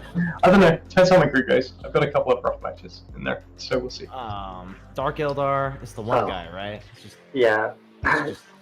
I even told him. That list "Hey, is strange. That No, is not a good Dark Elder list. literally, he sent that to me. I looked at it and I was like, "This is terrible," and then he'd already sent it to you, and I was like, "What? What?" Like, Drukari is basically the worst target in the game right now. They are I just still- way overcasted for what they do. Yeah, hands down. Especially with the nerf to disintegrator cannons, they got way up there. Not gonna see How- those anymore. It's 60 points for a 3 Dizzy Cannon Ravager is just ridiculous. Like, you can Something on, could almost get on like, one Dark Elder player not taking advantage of something that's really big for them, and that is the Blast Pistol. Got reduced to 5 points. And the fact that you can run like a unit of Cavalite with a Blast Pistol and Blaster in it, and it's still like really cheap to I have don't know these why. two. Why would you not do that? That's just the blanket. That's what you put in the Venom. Is that not common knowledge that that's what you put in the Venom? Yeah, it's so good. Like, okay, you lose the Splinter Cannon on the Venom because it's too expensive, but it doesn't matter. You kind of cover that with something better by doing that, so it's irrelevant. Ravagers, even though the Disintegrator Cannon like got increased, they're still worth it because they're Ravagers. They still kill Intercessors for days. They're great at that. So even though they got the points increased, they're not like broken anymore. They're just kind of good at doing that kind of thing. The one flyer that you should see in 40k is the Void Raven Bomber, because that thing is amazing for its points cost. Oh, it's great, especially with the Razor Ring getting nerfed. Yeah, like it's such a good flyer. It will score you like engage on fronts every turn, and it'll do some damage. It's got more wound output that Jakari kind of really lack in that regard. And I think Jakari and Harlequin suit could actually do really well if it's like points balanced right and played with right. It's going to be something that if I was to go to playoffs, I'd test personally a bit more. So I think there's a lot of play potential with that. But it's really sad that we only got one Jakari player. And he's never played Drukari before. Ever. Well, there we go. And it's like you're talking about a guy who only ever played Alpha Legion and Renegades and Heretics, and was told he couldn't play Renegades and Heretics. He just Same person. Oh my god, I feel even worse now. He just panic built a Dark Eldar list because he assumed it would be as close to Renegades and Heretics as he could get. oh god. He's probably just gonna get the wooden screen price or something. He's in my group. He's gonna get shit on. We'll have to do something nice for him.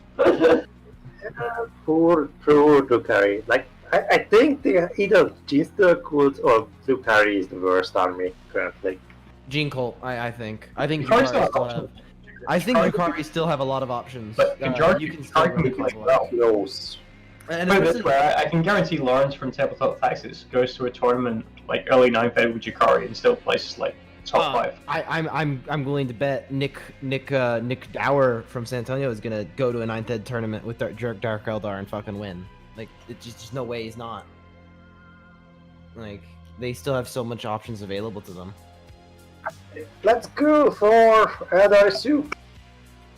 I'm not surprised. I'm actually technically an Eldar soup because I have a Yunari attachment, and there's me and one other person that have run a Yunari attachment in our list.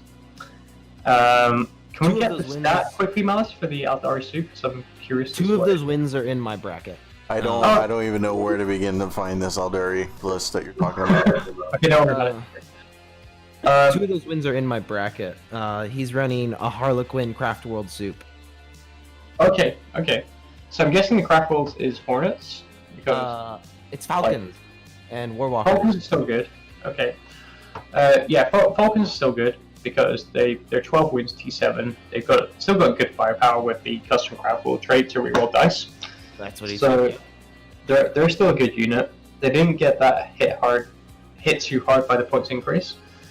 Obviously, if you're going like pure Craft World, Hornets we talked about like last week are super good. The problem is if you run too many of them, you're not going to do anything. You'll get like you'll kill like 800 points of the enemy's force like turn 1 if you're running like 6-9 like Hornets. But as soon as they get touched in melee, they just die, like, and they don't hold objectives too well and that sort of thing. The one that I'm running is like Harlequins with a Yunari detachment. So, because I think the Yinkarn is really good for what she does. The fact that she turns off Judicar's ability is great. The fact that she can just teleport around the board is awesome as well. He did have an Incarn in there.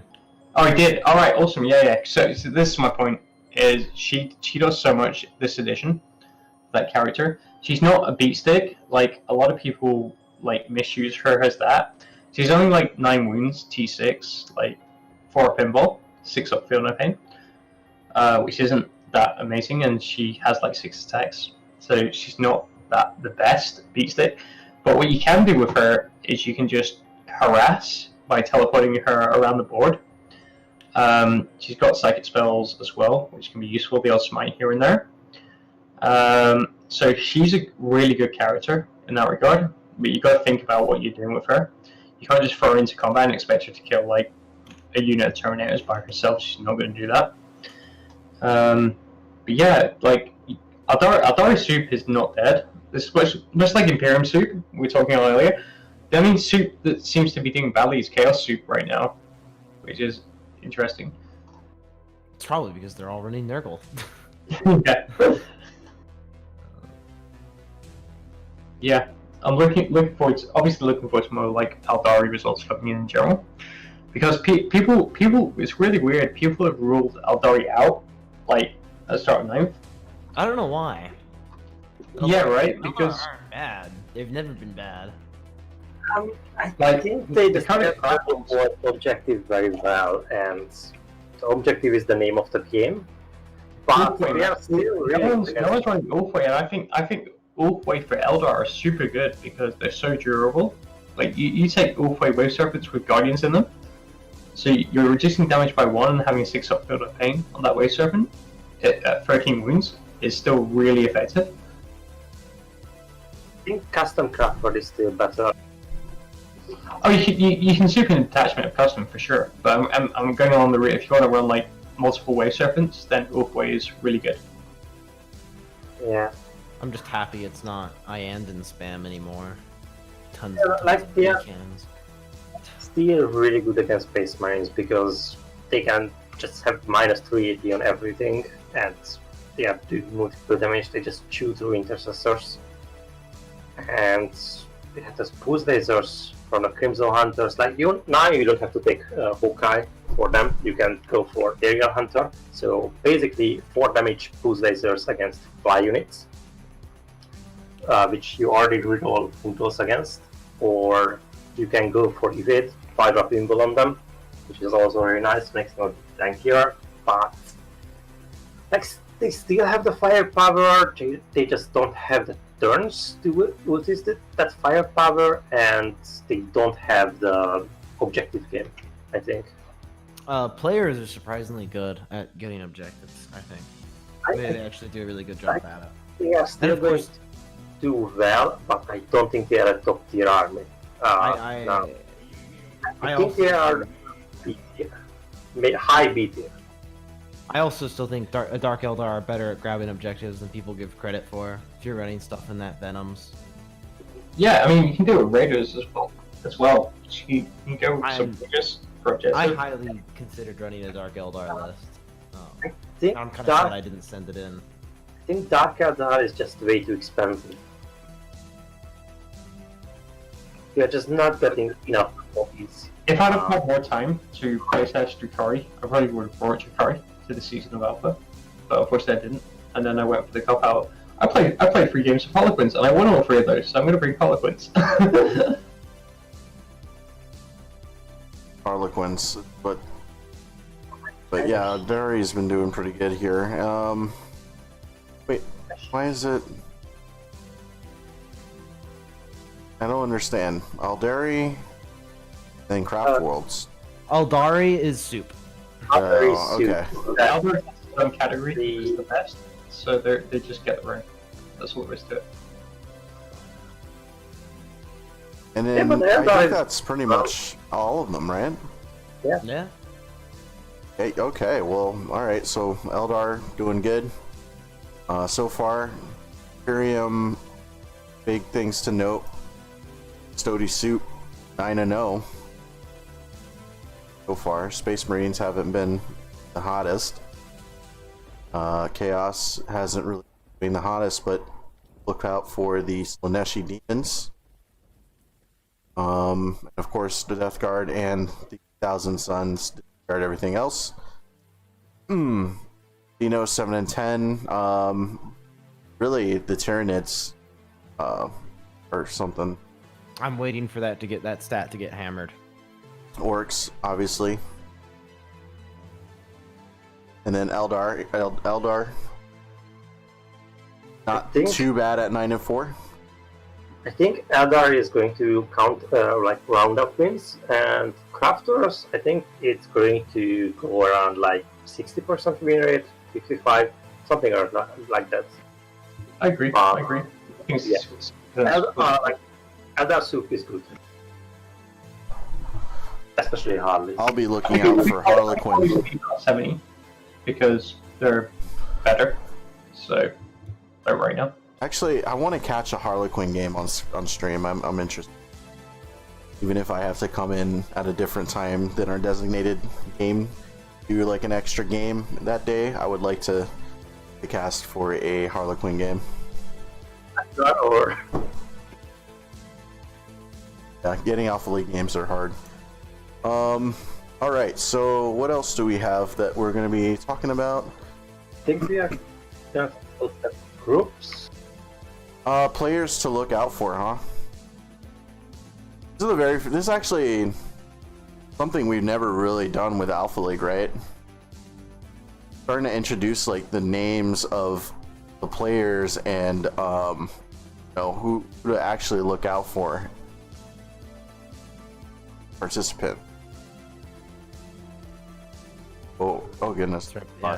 150 something. I think it's easier if we go group by group. That Yeah. okay. You're gonna you don't want to hunt down. If there was an organization that showed you who was doing the best out of all the players, like what I forgot the name of the app they use at the ITC events, like the Coast app, where you could just very quickly see, oh, this is the guy in first. That would be a nice feature.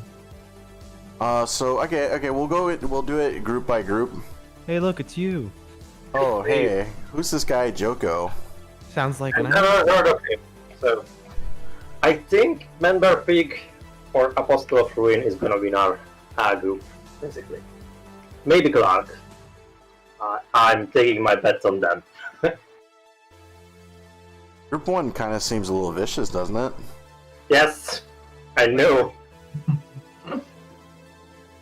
We got me playing Sisters, we got Leo with his Cornlord of School list, we got Emberjam with Admech, Glark with White Scares, Manberpig with Tau, and Apostle of Ruin with, I think he's running Salamander and Vipers. It's pretty interesting. Yeah, it's like these are people that have been playing Alpha League before. So,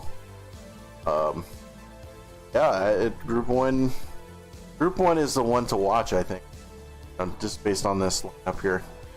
I'm trying did to miss a couple of people in like group 5, group 6. They should have gone up to like group 4, I think.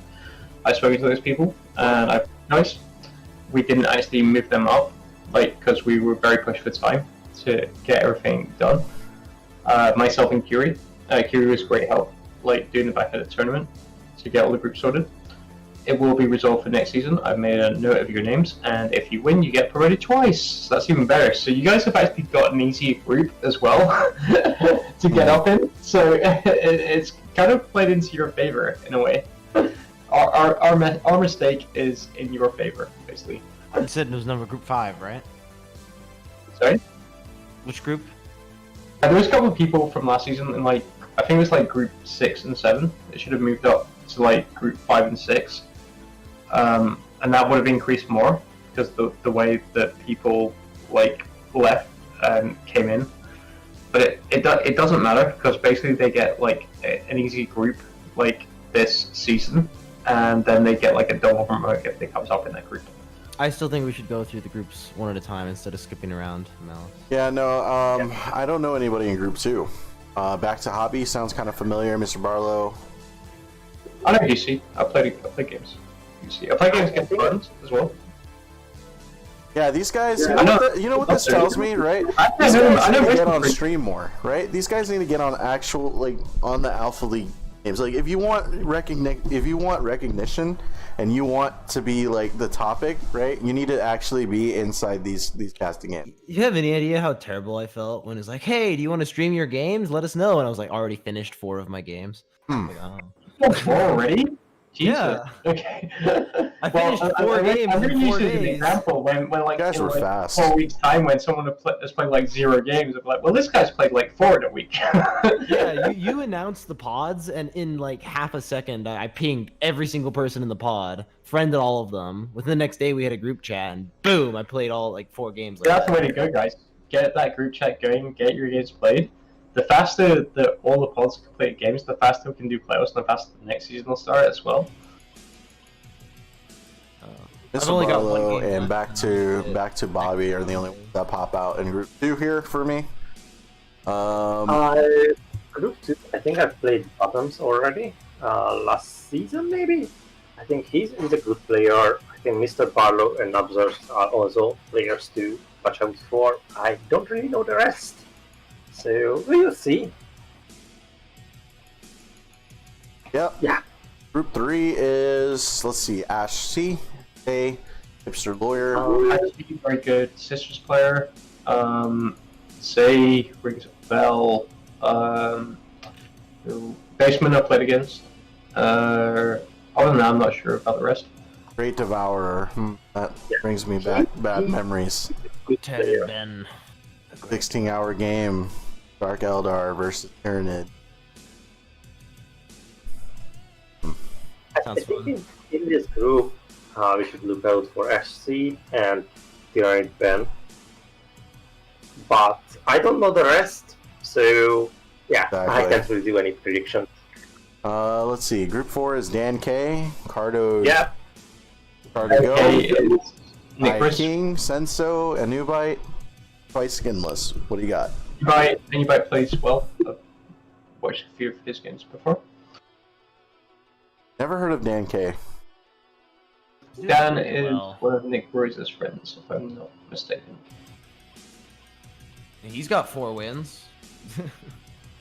That's pretty cool. Okay. He's playing all these games so fast, I love it. Well, I don't know about you, but when I go to a G2, I have to play 5 games in, 2 days. So do I, but I've had a 55-hour work week that kind of killed that for me. And plus, like, running this thing as well. So, Corona means I'm outside of work, I was dealing with alpha issues, so I've not played a single game yet. So I mean, I've got a valid excuse, but what's everyone else's? They're just lazy. That's what it Colin is. G, Flosun, Citronade, Ragnar, Blackmane, T-Rex Man. So we've definitely got a Spectres player and a Dark Angels player in here. I've met Flosun before, and Citronade is someone who's played Alpha before. But nobody's actually played far, so on that 5. Play your games. You just reminded me when you said Dark Angels and Space Wolves. I want to see someone soup Dark Angels and Space Wolves because they have a stratagem that gives them. Malice, I want to see it. you have to stream the game of Flosun versus Ragnar Blackmane. please. It'll Yeah, be we'll have the to- duel of the ages. Well, yeah, get that scheduled up. All right, so King Bella of Hungary, Faith, Horror. Faith, like, I asked people questions earlier, and Faith was like, I don't really have a question, but I'm the best Custodes player, so you have to mention that on stream. I was going to go public with my group. So Faith is possibly the worst Custodes player. He's not playing Custodes, he's playing Imperium Soup. Let me find the exact match. One sec. Count Bohemond, Wids, and Slow Wolf. Sorry. Malice, you hit the nail on the head because he said, please flame me for accidentally saying I think I'm the best Custodes player in Alpha. So everyone's happy to flame him, that he's really salty in his games, and when his dice don't work. And then he makes mistakes because he gets salty. But there's my flame. Sounds about right. I think I've seen that a little bit. I think he's gonna place Val in his group though. Gonna get either first or second, I think. All right, well, let's see. No, but Dave's a great guy. If you play a game against him, he's really sportsmanlike and a great opponent to play against. So sure, people have fun with that in his group. Let's see here. Sticks, Mitch, Ollie T. Yeah, I know Sticks and Mitch in this group. Sticks is running Iron Hands, isn't he? I think. Yes, he is. Yeah. Yeah. So yeah, he's the Iron Hands then. Corvin, Bastion, and Nordavind. Yeah, I I think I know know Ollie these as well. guys. We played a game against Ollie. I think he runs Custodes actually.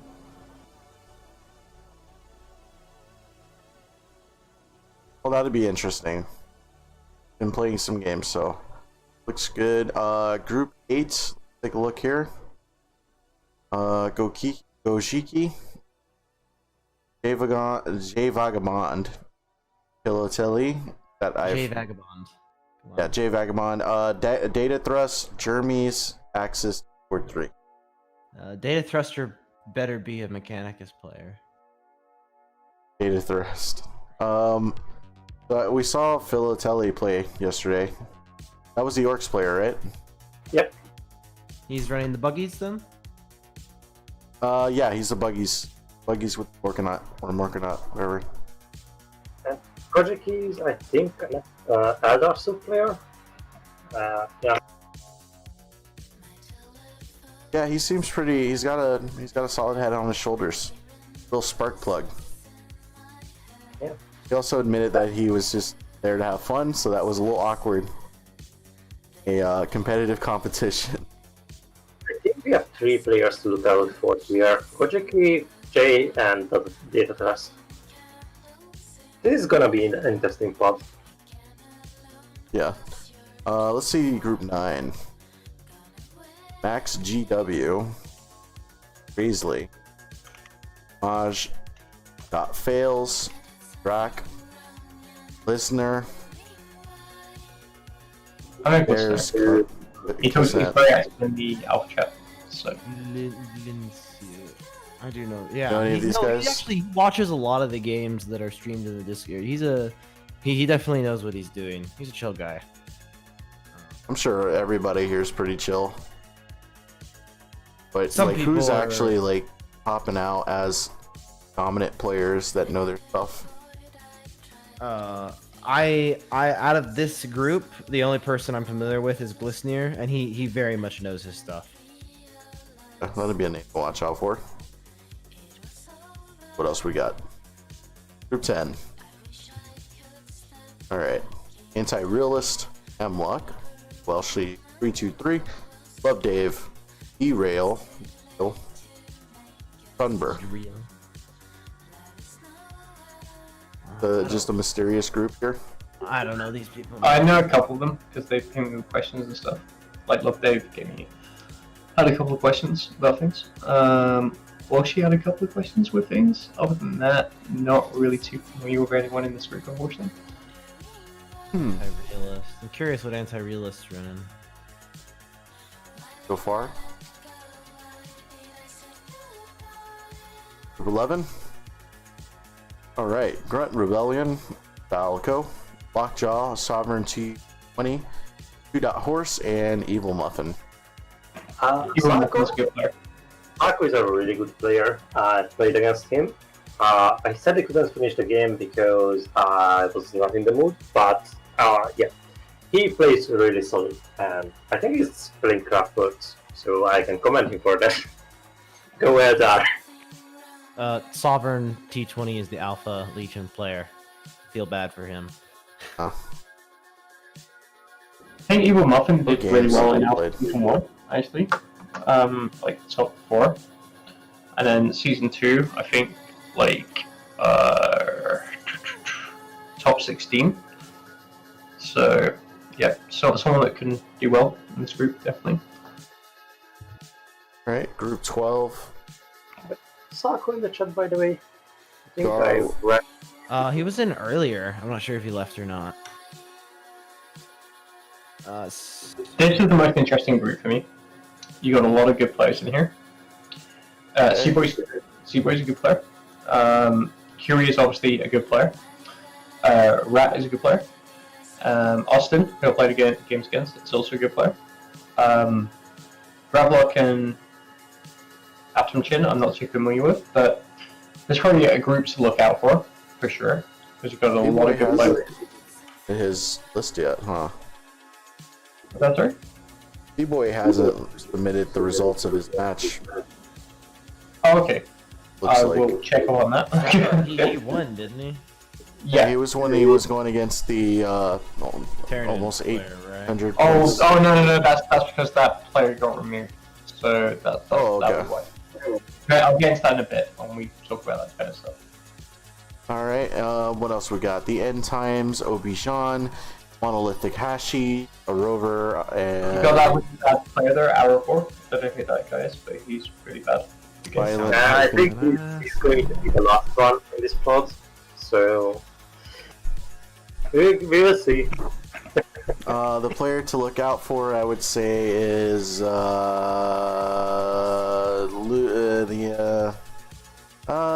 don't know. Probably the End Times guy. He already won 2 matches, so yeah, go End Times. Alright, Group 14. We've got Liam VSL or VSI, Epistries. Finalist in the tactical tournament that was run recently, the Invitational. It's Liam. Wait, who? Liam VSL was the finalist. He lost to Spaniard in the final of Tactical Tours tournament. Ah. Yeah, I don't know any of these guys. Because he's just come into Alpha, and I expect him to 5-0 his group. So Liam, okay, so alright, that's great. Got his first win in there. Yeah, like guys, I don't know who these guys are. Like, we get them in the streams that they can build up their rep. I just love Smack Maggie's name. It's such a good name. I'm gonna root for him in this group. Smack Smicky. Amadai, Smack McGee, Risk 375, Ito Con Power, Princess Christina, and Falconer 20. Falconer 26 sounds familiar. Don't know where from. I think Amadius. He sounds really familiar. Amadius, huh? Well, don't know any of these people. Skip. Group 16, Whiskey Jack, Lunar Menace, Mr. Wasper. Whiskey Jack's running the Biovore heavy Tyranid list. I really want Jack to will follow the group because he was very active in the chat earlier, in the stream chat. So Who was? that's why Whiskey Jack, he was asking loads of stuff in the chat. Like, Jesus Christ, he's so for that reason, he's going to 5-0 his group. I love forgot my- that we're pretty much the only people are watching this right now are Alpha League players. Okay, yeah. Person to look out for, Whiskey Jack. It's okay, Whiskey Jack. I know you've never played Tyranids before, but we're building you up so that way everyone expects stuff of you. Talk in the chat, we're like, you'll win your group, it's fine. You'll win your group. You better not prove us wrong. No pressure. He's an old player, right? Or am I Two wrong? Custodes, GK, White Scar. I'm wrong. Guard Dog, Oh, 2 custode lists. You got that. Valcor 117, Adam J, Tomanius, Creeper 221, and Fish or Fi. It's just fish. I no, but you gotta say it like No, you don't. It's just fish. Fi H. I think he's the guy running actually like 5 devilfish in his list, which is hilarious for the name. For 5. 5 fish. Five. Okay, that's not make fun of the poor guy's name. It's fish. It's Well, fish. maybe you stop being so edgy with your 5 there, bud. Smell fish if that's what you want. Did you not hear me? It's even more edgy than that. I think his list is 5 devilfish. Wow. Sounds amazing. Hope he wins. Yep. 5 devilfish. No, I hear the sarcasm in that at all. LDC. LD Cipher. LD Missionings. C Mob 208. Know that LD Cipher, that game is being replayed. The one he won there. Okay. That was the Cas9 player that we had issues with. That are going to be resolved. Okay, so he's running the Chaos Millioness, Knights? Foxy, and Flash. Extra slash. Flash. Yeah. I don't know. I don't Good know these names. people. Cool names. Cool names, bro. I don't know who you are. I never seen you play. I see a name like LD Cipher, and I was like, why is he not playing Dark Angels? True will win this group. is all I'm going to say. Prove me wrong, Okay. everyone else in that group. True is a very good Eldar player. Alright. That's group 19. Group 20. Lightning Warlord Sam 98. Rip and Tear. Primoros Ronin 7. Brain. It only took 5 attempts to get Primrose's list right, by the way. Nice. during registration. We got our registry. I'm gonna root for Rip and Tear because he has a good name, and yeah, let's go Rip and Tear. Rip and Tear is the only person I'm familiar from with chat, so yeah. Come Maybe on, we Rip and Tear. need a website where like can upload their rosters and like we can faction like I don't know. Yeah, that'd be good. Yeah, we can work on that. That's fine. Because I would actually like to see everybody's factions, dude. I'm really sad that I'm not. I have to click on their names like 3 or 4 times and then gotta copy paste. Yeah. I definitely prefer the... What's it called? It's like West Coast something. West Coast pairings. Yeah. That system they have going is great.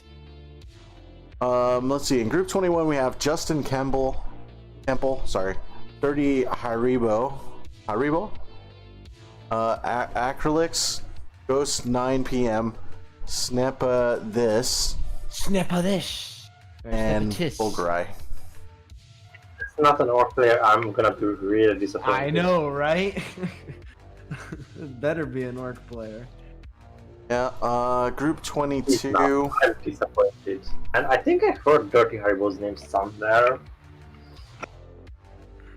All right. In Group 22, we have Vandalex, Marius Evander.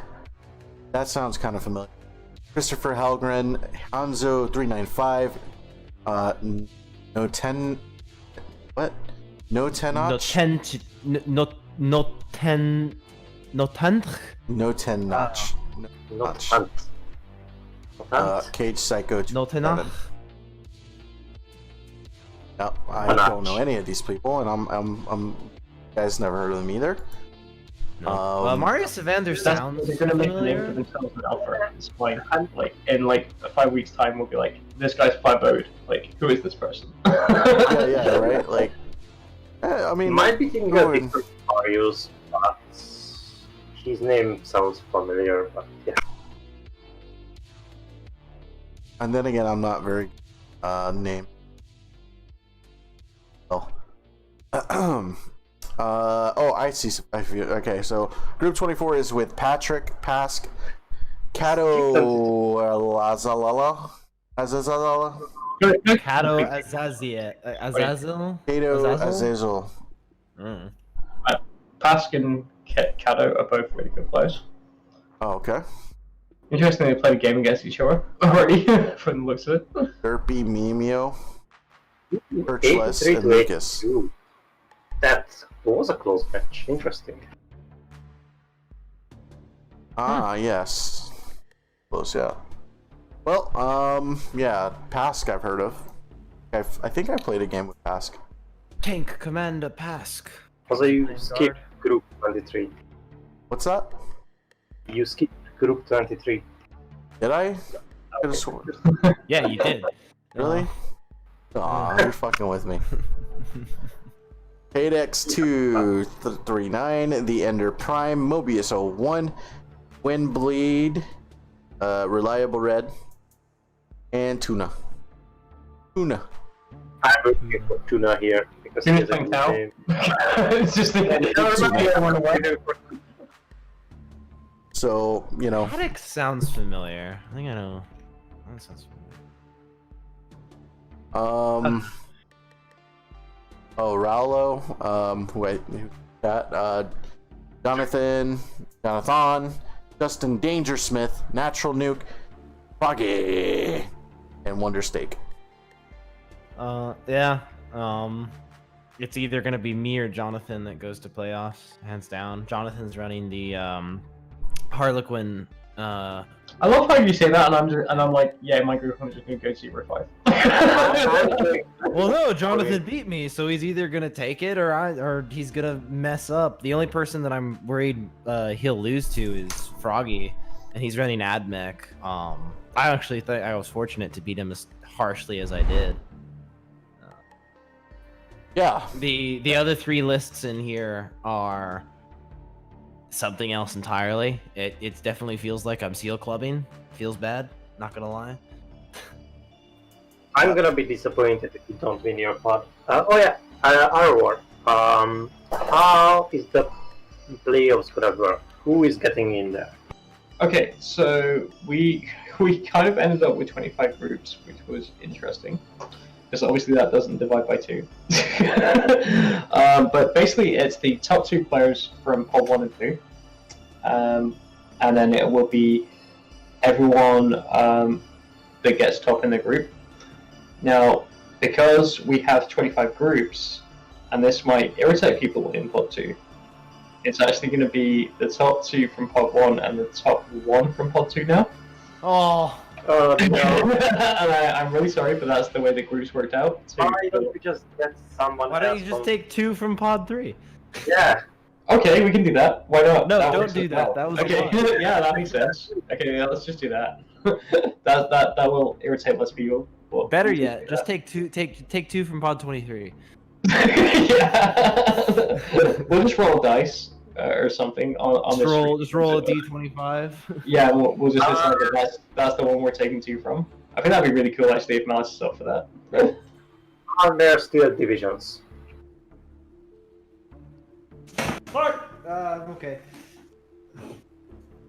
So yeah, we have ways and means. Like it just worked out as 25 groups, which was really cool because we've got 150 people playing, which was amazing. And I still have more people wanting to join afterwards as well, which is now in like fill spots.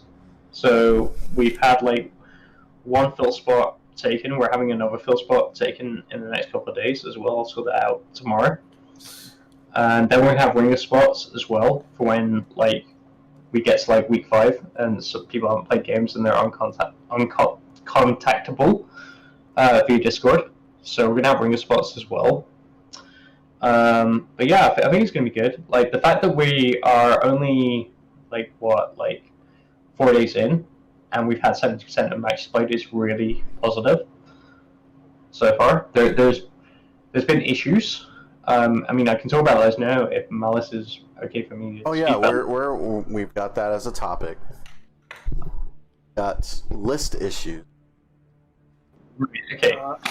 Before So- I got a question. Sorry. So are there still divisions? Like group 4 is still like division 4 pod 1, or now that system is out and That like got dumped. The fact that so many people leave, like between seasons, it got really weird. Like how like someone in like group 9 ended up in like group 2 because of the way the pod system works.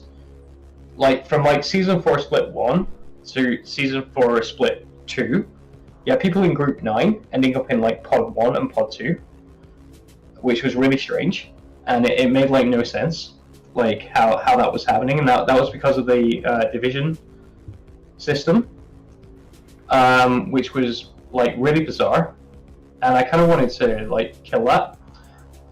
So even if like a lot of people leave now, it's a lot easier for me to organize in terms of people moving up. It means that they don't have these huge like 6 group jumps anymore, which is what happened like last season. It means that it'll still go up like 2 or 3 maybe, but it won't. I don't think that. Unfortunately, I don't think that we're going to be losing play. What we're going to be probably seeing is that next season we're going to have like roughly around 200, just because of like the amount of people coming in.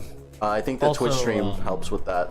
and Something else I think really helps is just that you have all these people who've never touched TTS before, that because of, you know, their game stores being closed down. Now, that's why I'm here.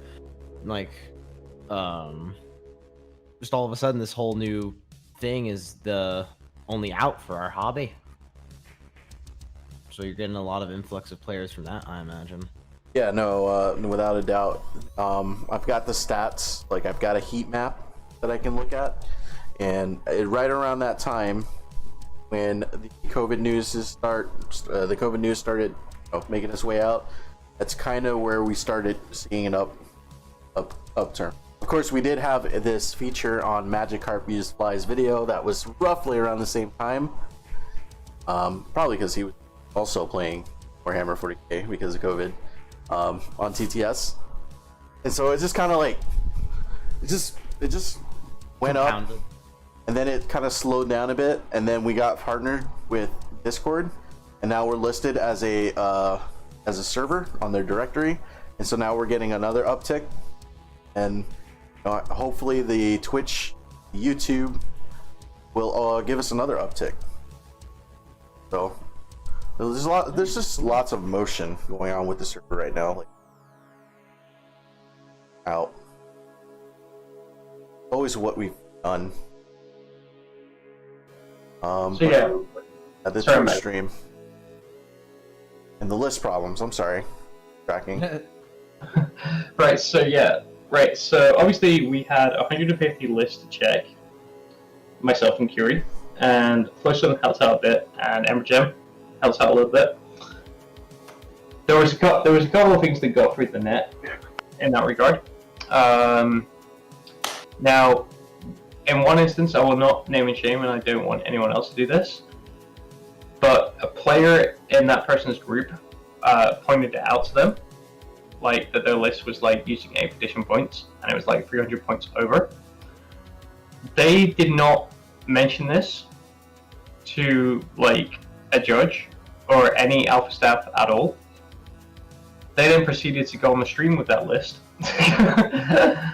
even though they'd been told by a player in their group, and because the player in the group had mentioned it to me as well, but I was that busy with work and everything else and dealing with other things that, I mean, it's probably my fault as well. Maybe I should put that as like a major priority, and that's something I've got to take on board. But it was an issue, but the fact that that player then willingly went on the stream as well kind of really irritated me when someone had pointed it out to them. I was really upset about it. So basically, they just got an immediate disqualification from Alpha in that regard, because there's no way that we can fix like something that is 300 points over, and then doing what they did was in my mood, and part of my French here was really shitty. The fact that someone had pointed this out to them, but they went on the stream anyway. Yeah, really bugged me. I get what you're saying, dude, but I I don't know, man. I don't think it was done maliciously, but I can definitely understand the first. So, but yeah, like, dude, guys, if you guys are participating in Alpha League, you know, verify your lists, man. Take a look at that.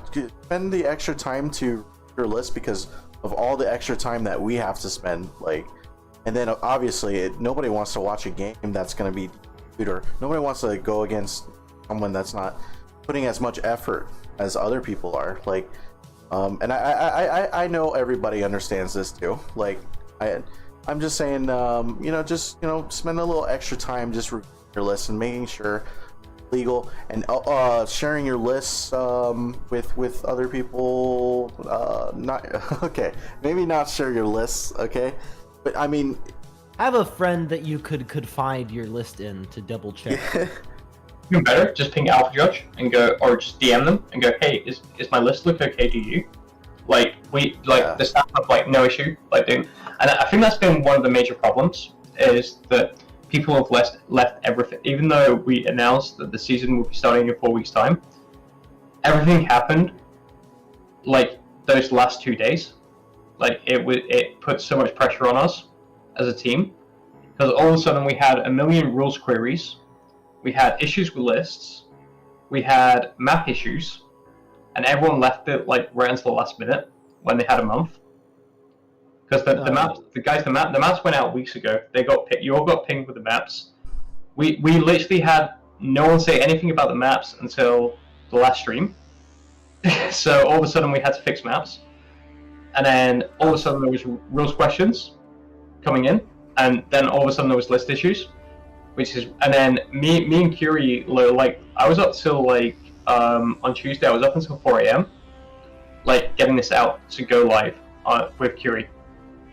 In Canada, and he's been very busy with work as well, so we wanted to get it out as soon as possible. We actually wanted to have check-ins and tournament going like after the stream. That was the plan, but there was so many issues that had come to light all of a sudden. We realized that we couldn't do it, and then Monday it just didn't happen. But guys, like, we have this downtime for a reason. Use it. Like, don't leave everything like right to the last minute. Because it just puts tons of pressure on the staff to try and resolve everything in an instant, and we're going to end up, and at that point, like we've seen, we're going to end up making rules calls that people are going to be unhappy with because they've not brought it to our attention, and then when it is brought to our attention, it's too late for us to like really look at it and, you know, and make a call that you're all going to be happy with. And that's happened in Alpha before. This is not the first time this has happened. This happened last season with the fly rule changes when I got pointed out rules are written, which affected some armies. And I understand that the Valash's Heart thing has now affected some armies as well. And it's like, well, if you were unsure about something and you brought this up a couple of weeks ago, we'd have had a lot more time to discuss it with you guys and ourselves, and maybe not be rushed into making that decision process. And based upon the result of that decision process, you could have changed your list accordingly. I think it wasn't brought up because 8th edition FAQ'd that, and basically the players thought it's going to work the same 9th edition as it worked in 8th edition. I think that is the reason why it wasn't brought up earlier.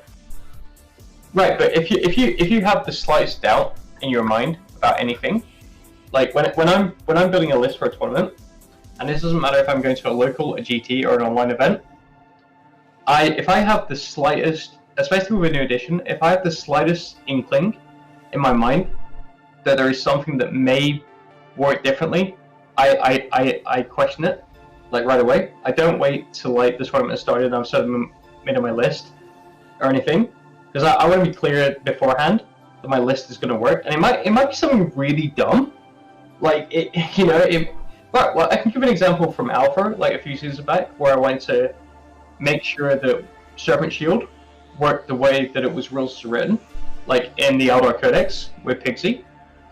And I didn't wait until like the tournament started and I submitted my list or anything like that. I messaged him like weeks beforehand. Same with Fly and Cloud Strike. For Cloud Strike and Crimson Hunter Exarch.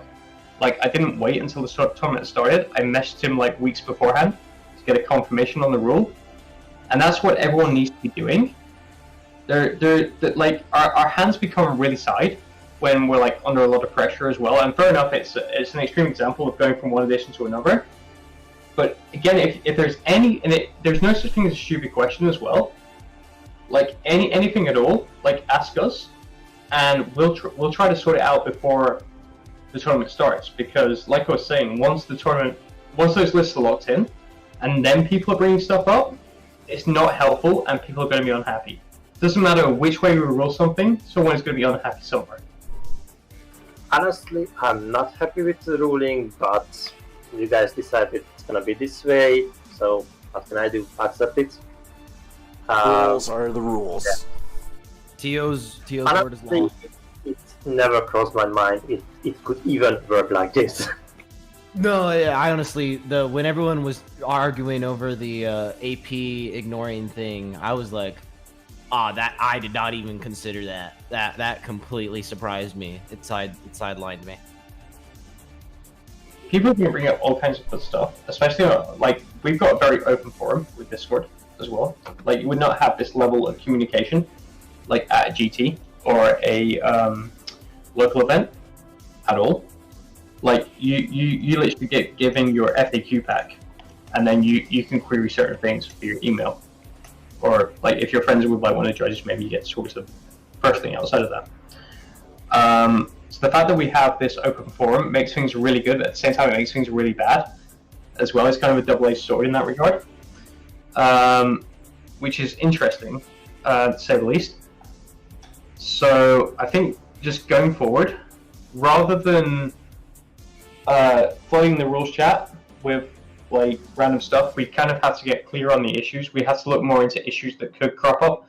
We did a pretty good job of that with certain things and added them to the FAQ, but there were things that we missed, and then I think there was things that players missed as well. And then when they did get brought up, we did have to kind of like make. I mean, the Valor's Heart thing, like Salamander's thing, we actually discussed that for ages as well. That was like one of the longest like debates we ever had. We had like a vote on it as well, and it was really close. I think there was like one deciding vote in that as well, by the way, just so everyone's aware. But yeah, like bring stuff up. What I do not want to see though is when and I made a message about this because this just puts stress on, like unneeded, unwarranted stress on the people that are running this. We do not want to see for the next 12 hours a day people arguing with like a judge over something that they've done, because it's not helpful. They're not going to change their stance upon it. You know, they'll give you the evidence as to why they've made this sort of call. There's no point coming to me and saying, well, one of your staff has done this and I think it's wrong, and because I've had multiple PMs in regards to that as well. And again, it's an unwarranted like stress, because I trust the guys that I put in place to do what they're doing, because they are very good with the 40k rules at a level that I am not. So there's no point coming to me to say like, well, I think it should be played like this, and I'm like, well, I've got some of the best people that are in the rules courthouse chat solving everything for people rules wise, to come to me and then say, well, I think this is wrong because I think you should change it, because I trust those guys, I trust their stance upon it, and they're there for a reason. I mean, with going back to the Valor's Heart thing, I actually brought in an additional opinion on that, and that was Aladaris, and that's a guy that I, again, trust with like rules calls and everything else, to just be an outside voice. And at the time, other than doing the stream, he was to have nothing to do with Alpha. So I had to bring him in now to sort of help with things as well, because everyone in the team was feeling the stress quite a lot that day. So he got brought in to help out. So he's now an Alpha judge as well. So yeah, a couple of things. Don't argue with like judges like that. I never want to see that again. Basically, guys, I'm not saying anyone here did it, but if you did that at a GT, you'd be carded. If you went to a GT and you spent an hour arguing with a judge over something in their FAQ pack, you'd be carded. Simple as. If I would have found out that people were arguing this, I would have told them to get removed. Like, this is all done like on the time and hard work of people that would not have to do this. You know, this is stuff that people are contributing to, and time. You know, it's totally and utterly free and available for everyone to join. So I really don't like to hear that. First, I'm actually hearing of that. So my position on it is that if a judge is making a ruling, right, that's it. TO's word is law. Exactly. That's another thing as well. Like, I've been to tournaments and they made rulings that I disagree with, but I still play in them because they're, you know, it's a tournament and I paid money for it. You know, there's no point in me like going. Well, I think this is wrong because of X and Y and Z. I'm going and tapping a judge on the shoulder at the event and going and having an hour-long conversation with them about it. Fair enough if like I'm having a drink with the person afterwards and then, you know, not at the event. And that's why we have feedback forms as well, and that's why those are really important.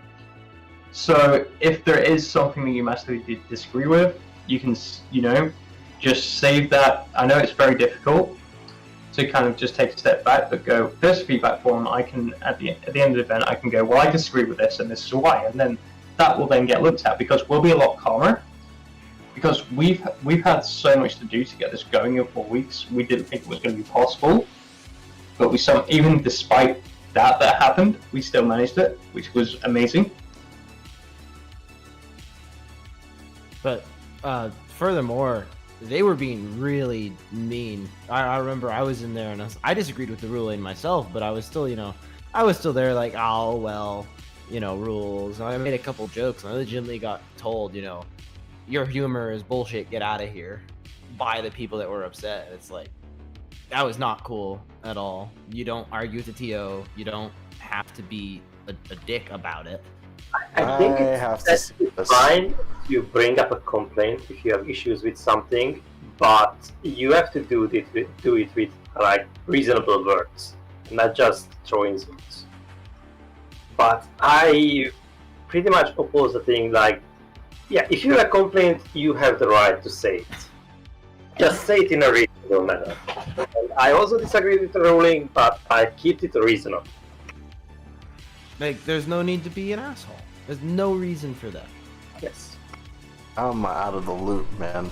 This sounds like something that I would have come down with the full force. It's okay, I did. I caught on to this. I had enough. I would have put somebody in their place. I made an announcement saying this. I was really, the first time I was really polite about it, and I said, guys, just stop. And then it didn't stop. And then I went on, guys, if you did this at a GT, you'd be carded. And if you carry on doing this, I'm going to do exactly the same thing in Alpha right now.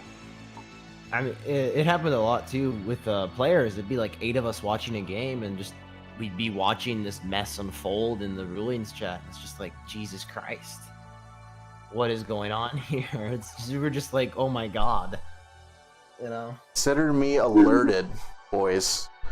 If I catch on to that, not gonna fly. This is a no-fly zone. All right, but I mean, anyway, as Rover was saying, you know, if you got the feedback, you know, he's gonna take that into account, right? If you have some things that you need to get off your chest, do it in a feedback form. Let us know what you want to improve, because they really do use that to. Rover uses that to. He's like me in a sense where he thrives off of feedback and like is constantly hungry for what people think, right? So. Gonna use that information, but I mean, you guys were unhappy with the maps. We changed them. Like that was like a last minute like switch. You were really unhappy with 2 of the maps from the stream, and they like within like 4 hours they were changed. You know, because that was an easy sort of fix, like right there. Like if I was mostly joking, but because I find Pigsy's map kind of funny. Like it's like, yeah, okay, I see. Yes, this is a map made by a Tau player. I can see that very clearly. Like, Yeah, I was just joking about that. But yeah, you take it. Like, about 2 of them like after that stream. It was actually quite funny because that was something that we could easily fix, like kind of on the fly ish. So that was fine. Like the list thing, obviously we could only like. Well, I think the ruling that we came out with, that if a list is like 5 points over, like if we come across more, we can kind of like change that, but without affecting the group like There at was all. issues with like, manticores, wasn't there? Like there was a Sorry? There was like an issue with manticores, wasn't there? A couple players had issues with that. I'm not sure. I'd have to have a look. They were undercosted on Battlescribe. I saw a couple people bring that up. They're like, "Oh, I just noticed the manticores were, this many points less on Battlescribe than they're supposed to be." One thing I'm gonna do, like for next season, is Battlescribe's great, but I'm gonna say actually write your list manually as well. From like, I know it's a pain because everyone's so used to Battlescribe doing everything for them. But actually write your list manually as well, just to like check it, because that way you can't go wrong. I know it's a pain to troll through like multiple books and do like maths in your head and do all the war gear and everything else, and you end up with a massive Excel spreadsheet, like I did at the start of 9th edition with lists. We had elite points values. Starting to wonder if some resources might be good to place on. I mean, something of our own where the list validation can be done easier to make it easier on you guys, because Alpha League is pretty much never going to go anywhere. So I mean, maybe if we had a website where it's using like Battlescribe's validation, and then like an easy way for people to just kind of review it quickly and approve it quickly, instead of like doing this stuff that we're doing, which is very primitive, and it's actually text sent over on copy pastebin link. Like The pastebin thing was completely alien to me. I'd never. Yeah, we had issues with Payton. Like, I people never- didn't understand like what it was. But it gets worse though, because I had no idea how to use it when I was told, okay, you gotta go to this thing, put it here, get the link, do the thing. I was like, what is this I'm gonna ancient reach program out. you sent me? I'm gonna reach out. Warhammer was the great one. So, I'm gonna like, reach out to a Oh my web God. developer. I'm gonna get a quote as to how much this is gonna cost, and then if everybody was okay with it, I would put it on the, I don't know, some kind of crowdfunding. It would be up to you guys. Money into it, for sure. So, because I think that'd be a great tool for us to have. So, when we get the crowdfunding thing started, let me know, and I'll put some money into it. Okay. Well, I think that actually, have anything else? Sportsmanship. Casting and judging. Right. We still have 2 topics to go over. So casting. Well, we just went over judging, right? That was one of the main things. Yeah. I know you wanted to get that off your chest, and I think it was good that you did. And now that we have that out, I feel people will understand a little bit better, at least from where you're coming from. Jesus, I had so much I was gonna say on the streams, but now that you've given me all these topics to think about, like now I'm like drawing blanks here. Yeah, no, guys, the stream is good. The stream is great. Like, I don't know, I've been having fun. I know, Rover, you haven't been able to really cast any games yet. No, I probably won't because of work. Like right now, I'm like super busy. Like, unfortunately, it comes to this, and I've got to play games. I'm hoping to hopefully steal a play slot for a match to play in a stream. If I can arrange that around my work hours. Other than that, like you've got good guys like streaming the games anyway, so I think it's fine. So Yeah, like Go ahead. go ahead. I'm sorry, Joko. Honestly, I really enjoy casting these few games I have been on, and just really enjoy the streaming part, and just being in here. I will also try to speak with Apostle Ruin to just get us into the stream slots, hopefully, so you can actually stream some like Pokemon games. I think our first step was. I'll add you to the staff chat if you're like part of the stream team now as well. But the Alpha staff chat, if Mars. I would be okay with Joko. Yeah, I would be okay. But yeah, I mean, I think the first step that we did, it was establishing a schedule, and we're adhering to it, and people are coming in to view it. People get excited. People are chatting. People are watching, and I do believe, I have reason to believe that we're getting a lot of outsiders coming in. Just one of the main goals, right, is to spread awareness of this thing, and, just getting people in and them to this really, really awesome community. Asterith was joining me last time. He was doing. Yeah, they're fun to be at. Streams are great. I haven't managed to tune into the streams. Sounds like they're good fun. I am trying to improve the quality of it. I know that there's a lot of opportunity to improve it, and it's still not quite at the level that I want it. Right? I want it to be esports worthy. Okay. I'm curious. How are y'all running it? Is it like you have the person who's streaming it on Twitch is a spectator in the lobby that it's happening in? Like, well, the current setup is that I host the game room, and the players join in. And then we have the casters that come in as spectators, and at all. The voice comms are done through the in-game client for TTS, which has been massively improved. And do a bit of a commentary kind of casting on it, where we can't quite bring it to sports levels. I'm sorry, guys. It's kind of difficult to do that. Like But what it is, we just commentary over the player voices. We compress it every time we talk so that our messages are clear. And when targets are being declared and movement, any like important stuff, we tend to just kind of let the players' voices take over, that everybody can hear it clearly. so it's run kind of almost like how LVO runs it when they have their top table being streamed every round. I've never seen it. They do that all the time. It's real. They have a couple of guys casting it, and they just have the voice from the two players, and they'll do their game. You can hear what they're saying, and you have these two casters that they're going there commentating, talking about the tournament as a whole. Yeah, it's like that.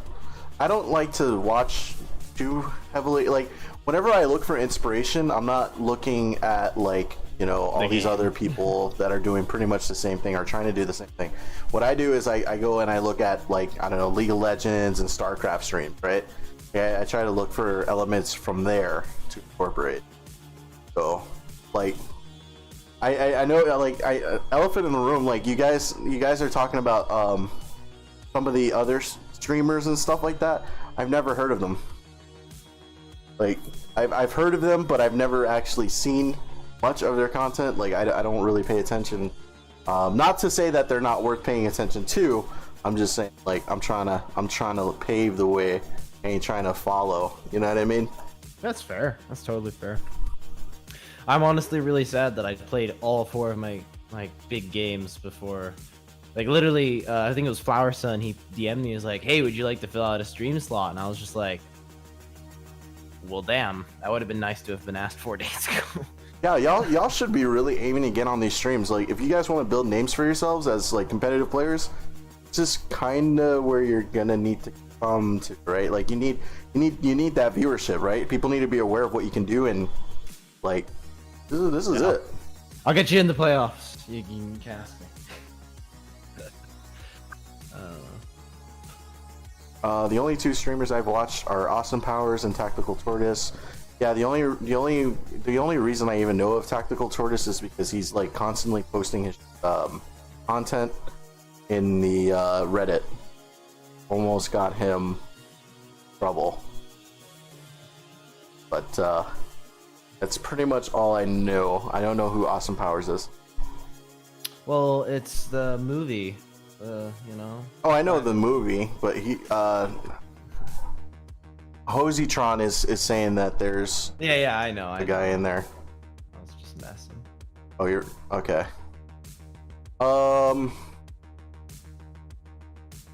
I guess we can make our last topic here and talk about like sportsmanship. I put that in there. You guys wanted? Like I said, I don't want to go over it again, but the thing that happened in Alpha Rules discussion was out of order, like completely. Like I don't expect people to act like that. I don't expect people to go, well, I don't like this, I'm leaving.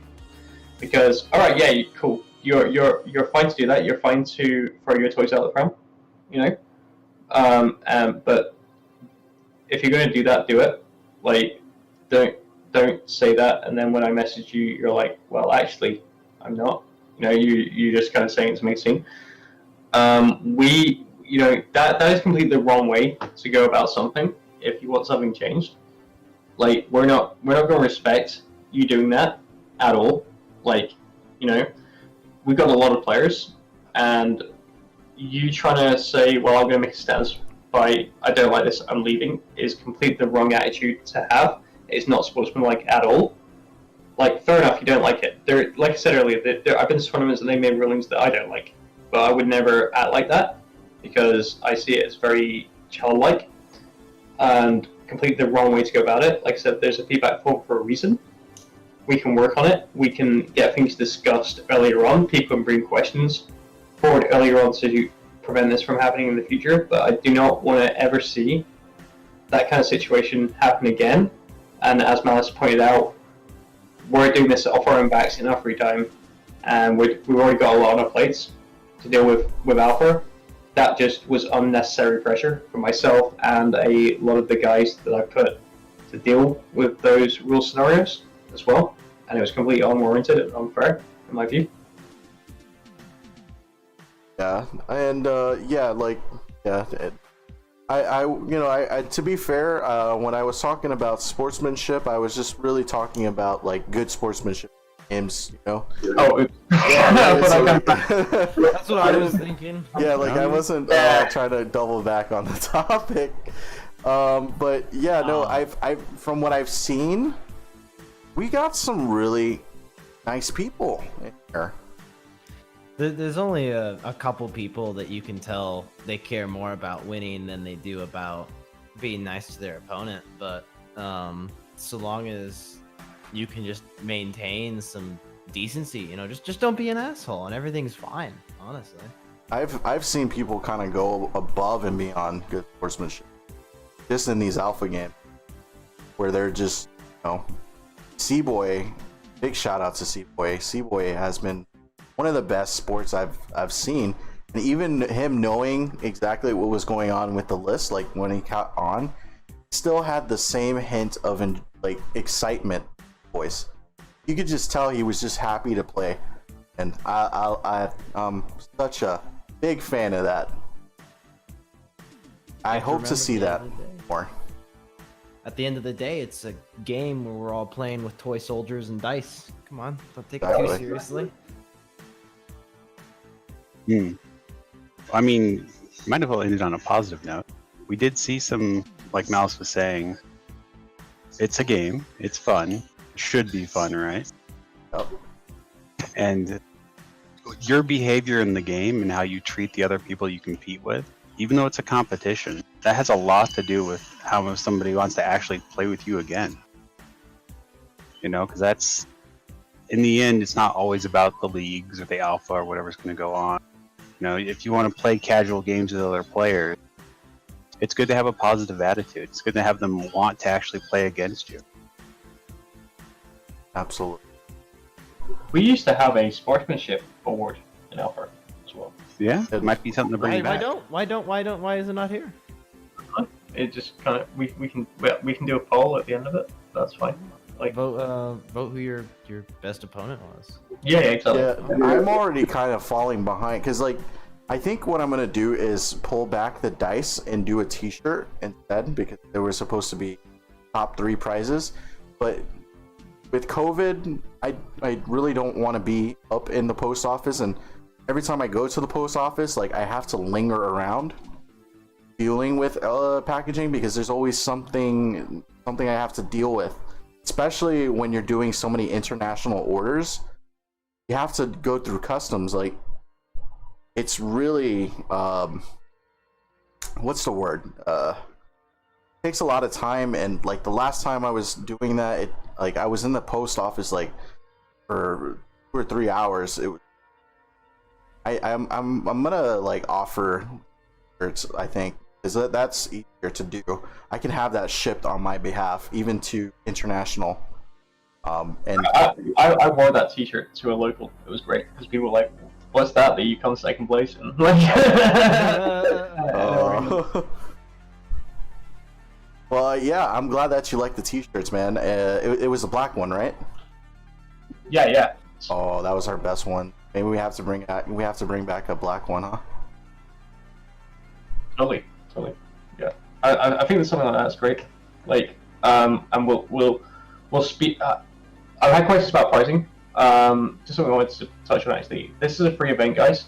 Pricing has nothing to do with me at all. That's completely like Malice's like territory there. Yes. Completely up to him.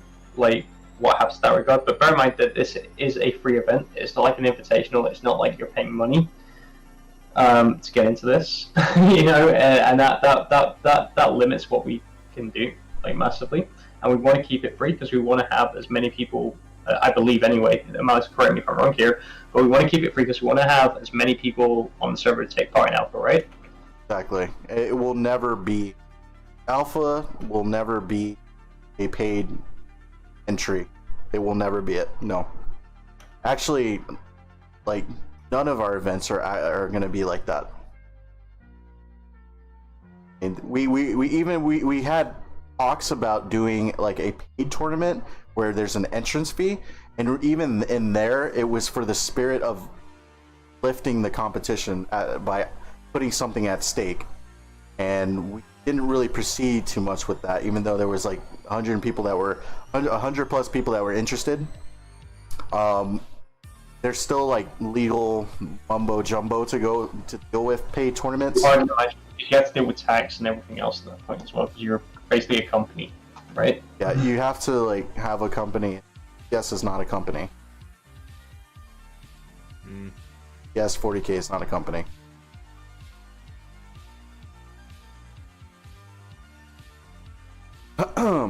All right, so guys, I think that, I mean, is there anything else that you guys wanted to cover right here so we could end today's podcast? Just that my new predictions based upon limited feedback is Harlequin's top 1, Harlequin's top 2, Harlequin's top 3. Yeah, that's my predictions. Do you think that's still good? Because like they're really good in souping with guards when you have the bodies. Okay, Karen. Might be like top 2, I'm thinking. But yeah. No, our predictions haven't changed. I still think it'll be Salamanders like top. I think it will be Space Wolves, and I think it will be wasn't it? I think it was Ultramarines like had in there, even though the results didn't show that. But I still think they're really good. Don't think like I think I predicted Blood Angels, Salamanders, and the Raven Guard. But I'm not sure. Custode Soup, Harlequin, Grey Knights. I don't know. Eldari seems to be doing good, so I think those are the ones. Eldar is Death Guard, I guess, is another, but they haven't been doing so hot lately on what we've went over today. Because no one's running the Death Guard list. I hope no one ever runs the Death Guard list. That'd be miserable. I would not want to face that. That surprised me because I ran that list and had like 50 people watching. And so was Embergem. And we won like all those games like in 3 turns. I don't know. I'm definitely gonna keep money on the Custody Soup. Hey chat, you have any questions? yeah. I've actually got a couple of questions in because I asked people beforehand, so I'll just check those as well. I think there's a couple of things just to check. Oh, what is the Death Guard list? It's Defiler. Three Bear Scrollers, 3 Defilers, 2 Blood Drones, Demon Prince, all run as Iron Clock Furnace for the 4th invul. The additional -1 AP against inventory from the Troll trait, and then the relic is the Iron Clock Furnace. Yep. And then with the other 500 points, it really doesn't matter what you do as long as it's good. Like you can run Mortarion in there and a Demon Prince's Zinch for Warp Time and Defex, or you can run some Plague Marines for OPSEC and cloudifies them behind the Demon Engines. Or you can do also I've seen one that's brought like a unit by Hands Obliterators. So I mean Iron Warriors Obliterators in there as well. So that 500 points is like literally up to you, like what you do with it in your playstyle. A question I actually have is there's this mention of the at intermission you can change your list. How far does that affect? Like, are there people that are gonna like change everything about their list? Yeah. So So two things that are gonna happen. Not this season, but next season. Like, if you make it into playoffs, you're gonna keep the same list. Because it makes no sense that if, like, say I went to a GT and I ended up in the top 8, like my last match, all of a sudden I get to change my list. That makes like zero sense to me. So we're not going to do it this split, but next split it will be you keep your list through playoffs as well. Okay. But like every split, people change their list because rules change, and they can play whatever they want. Like there's no sort of policing on that. And that's simply because rules change. People get interested in new armies. There's new FAQ updates. There's new codices coming out, etc. So because we're not running it over a weekend, we have to keep it the same for 5 weeks, obviously. But after that period, then people, after the split, people are free to change to whatever they want. I feel like that's a lot of freedom, because there's the part of me that's like, oh, I'll just change this one thing, and then there's the part of me that's like, I'll just run Dark Empire. It's kind of an interesting one on TTS because obviously you don't buy the models and have to paint them yourself, everything else. So you can just change the new hotness. But what we found that was an interesting statistic in season 2 was the fact that every 2 weeks people could change lists because the way the structure worked. So people were changing to the new hotness every 2 weeks, and it did not work well for them. Those people did not score greatly because they were unsure of rules. They were unsure how the faction functioned. Yeah. Even though they were had really OP rules and this, that, and the other, they just didn't know how to play it. So those people just lost games because of that. So it really, in the grand scheme of things, it really didn't affect anything. I disagree that new rules should be allowed on a tournament. But it's separate from right? So you've got this is season 5. So for season 6, you'd be able to change the list. Okay, yeah, of course, that makes sense, but I don't know. Using new stuff is always dangerous. I still remember when the new Knight Codex came out at WarGamesCon, and I saw there's 30 lists were Knights out of 80. Yeah, I mean that's gonna happen. This season of Alpha, we have 32% Custodes players because they're really good right now. That's gonna happen all the time. I'm a firm believer in play what you know and play what you're good at that suits your playstyle. With Eldar, I think I'm a pretty decent Eldar player, so that's what I tend to I'm getting into Death Guard. And I could have brought Death Guard for this tournament, but I feel more confident bringing Aldari than I would Death Guard. Alternatively, I ran a list that I had no experience with at all because I thought it'd be fun and because, hey, I don't have to pay for these models. I can just try out this list that I had in my head. Otherwise, you'd see me be running Tyranids or Admech. I'm not. I mean, you can do that too. You always got the option. And that's one good. I think that's a good thing for TTS because you can kind of go, oh, I'm going to play this army. Never played it before. I really like this army. I'm going to start like flexing it at that point. It gives you that sort of option as opposed to I buy models, I don't like how this functions, and then you're sat there with a bunch of plastic, like that you're never going to use. So that happens to a friend of mine like quite a bit. And I keep saying to him, just play on TTS, it'd be much easier for you. Alternatively, play on TTS and use that to figure out what you want to buy. Yeah, it's a good way to test out armies. I still remember it was a couple years ago. I think like we were playtesting and we used the Imperium bunker as Mortarion just to test it out, just because we didn't want to buy it before we knew how it played. Right? Yeah. Yeah.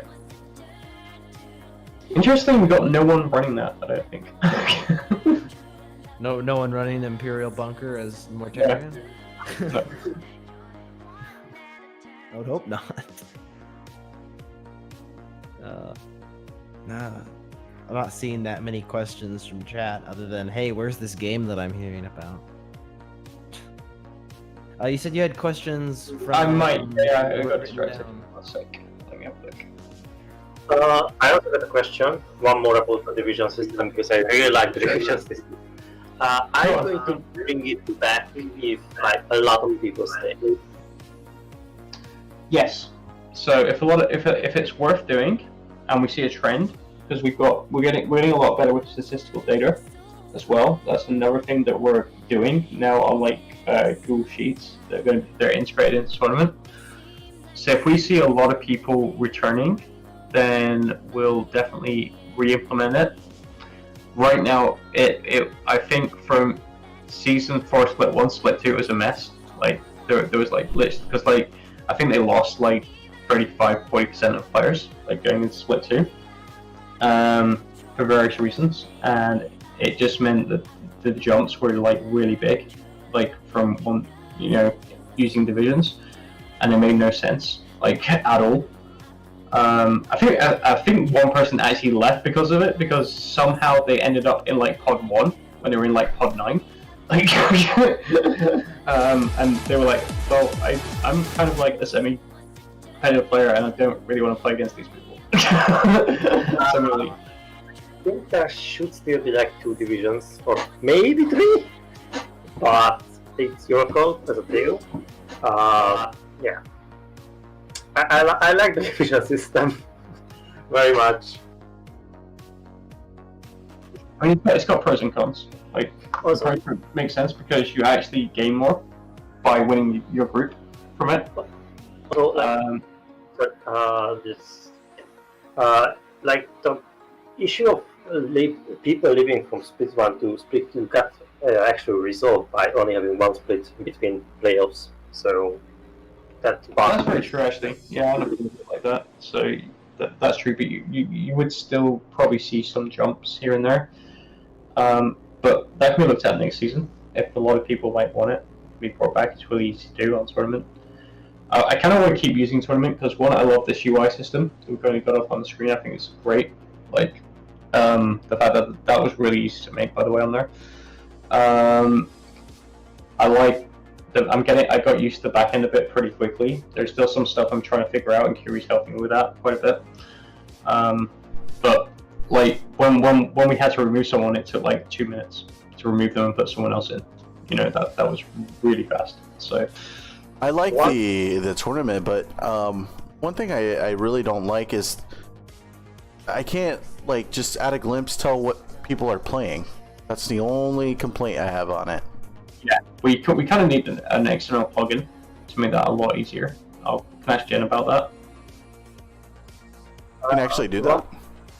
One more thing, like in the players bracket, like where you see who are you matching up against, it should write down the Discord name under like the base building, so it's easier to find your opponent. That field will be added next time. That's already been taken care of because people are struggling to find people, and I'm struggling to find people on the Discord server because they're using different names on participant name as the Discord name. So there is going to be a Discord name like added like next season.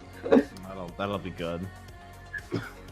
Took me Took me 4 days to find one of my. Yeah, we just assume that people would use the same participant name as their Discord name, but apparently no, that's like too difficult. I think last season it had the Discord username listed. If I remember right.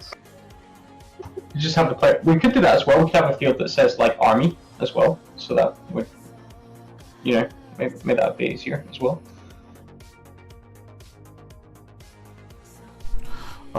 Let's see.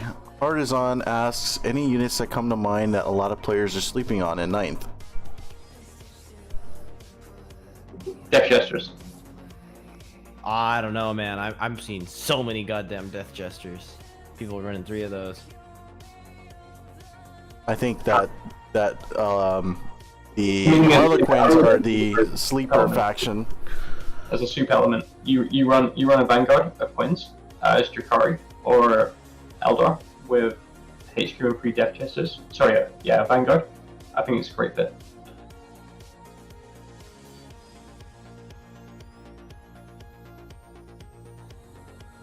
I think someone also asked us earlier, how do the mono Astra Militarum stand in this this meta, 9th edition? Just rewind a second back to the units players are sleeping on. I was reminded of the Ares gunship for Custodes players. Lots of Custodes players not using that model, despite it being amazing. Sorry, back to the question. No problem. So I think I already said it in chat. We don't really have a lot of info on guards because they only had 1 match so far, and that was a loss. It was a loss against Eldari, so yeah, I don't know.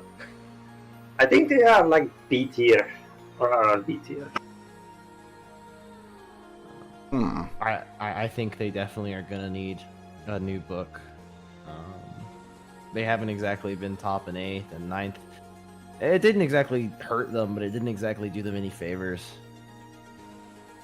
I mean, people were saying like the Chimera spam is good for like mid-board control. And I can kind of see why it would be, like having like 5-6 Chimeras with double heavy flamer and like guardsmen inside them, just for like getting that mid-board. But I can also see the problems with it as well. Like, you give up a secondary, like really easily, for like big game hunter or whatever it's called, and like Bring it down. Bring it down, so your opponent will max that against you if you do that. Those Chimeras aren't the most sturdy of things. So okay, yeah, you outscoring the primary, but they're going to max that secondary.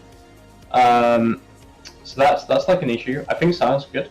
Like, I think Silence can be played really. A good Silence player will play that really well and can do their Alpha Strike really well to box you in your deployment zone, like turn 1.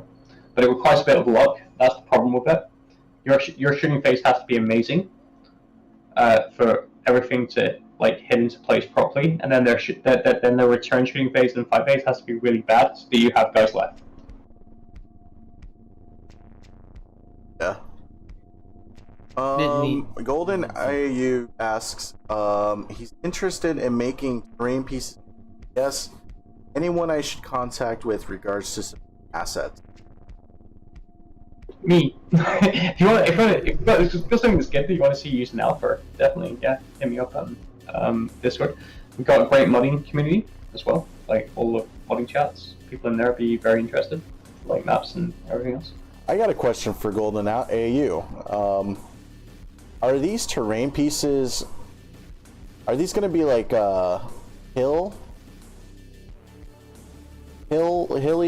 terrains? Because like I would like to see that. Do not have a lot of those. Also, are the collider meshes going to be reasonable and minimal? Anyway, yeah, just show it to a rover so we can. I'm interested in seeing what kind of terrain. Who is me? It is a rover. A rover, right.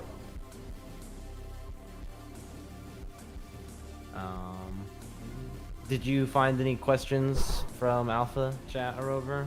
One sec. I had to sift through the like 10 messages I just got in the last hour, so give me a moment.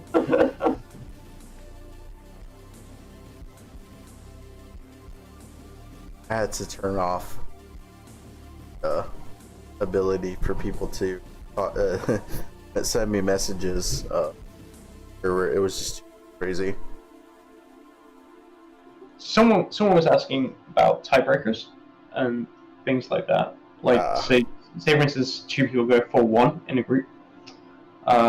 So your actual scoring, like for your games, decides that. So if you have two players that are 4-1, if one has the highest score from games, then they take the top place in the group. So that's like a really easy one to answer. Swiss scoring system, right? Basically. Yeah. You know, there is something that, and this kind of goes back to what we were talking about before from the modding community. I really would like to plug in more credits to the modders. Like, I don't give. I feel like, yeah, we need to give more credit to the modders, like, without a doubt. Like, even like things like terrain, like we should be linking to their uploads and finding. It would be. I think it would be a little bit. It would be a lot better. It would make my conscience feel a lot better, personally. That's why every like map maker got like tagged for alpha, just to say thanks, basically. Because that was in like some small way, which just me just like tagging them, because we never had that before. Like people made maps for alpha and no one would know like really who made it. So that's why I made a point when the maps got announced of just tagging their Discord name, so people were aware of them, and just to say sort of thank you for actually making the map. Because the maps we couldn't do the tutorial without the maps. It's that simple, and we want decent maps. No, if you guys were to leave your signatures or something on the actual texture of your maps, just so that we always know that you're the one that made it. Doesn't even have to be a signature per se. Name somewhere. Watermark. That, I mean, I know it sounds weird, but like it gets really hard to keep track of who made what when there's so many files and so many mods floating around, and some of those mod authors on and they've left us these things and we don't even know who they are. Never sat right with me. Like, does anybody know who made trying to think off the top of my head. I know for a fact that there are some mod authors that definitely don't remember, like was definitely lost through all the purges and stuff like that. But like off the top of my head, like who made the Space Marine stuff, like the old stuff. Who made the Eldar stuff? I can't even. I kind of remember who. I'm trying to think now. I know who made the Eldar stuff because I did some work with them to get the Ulfo skins and such things. I've got them on Discord somewhere for sure. And so like it's like almost a tragedy where we can't even this guy definitely did. Like, I kind of want the Battleforge to be vamped a little bit and like have people's it's kind of difficult with Battleforge because we're trying to make like sets of things. A lot of that stuff gets lost. I don't know. I just have to. Something that I've been kind of pushing with the Battleforge, like credits. But anyway, yeah, that's not so much Alpha League stuff as it is TT stuff. Okay, I don't know. Is that everything, guys? Is that all the questions we have? Yeah, I think so. I will say something really quick. Happy birthday to my bud, Mark. I know you're watching. Happy birthday, bud. Happy birthday, Mark. Happy birthday.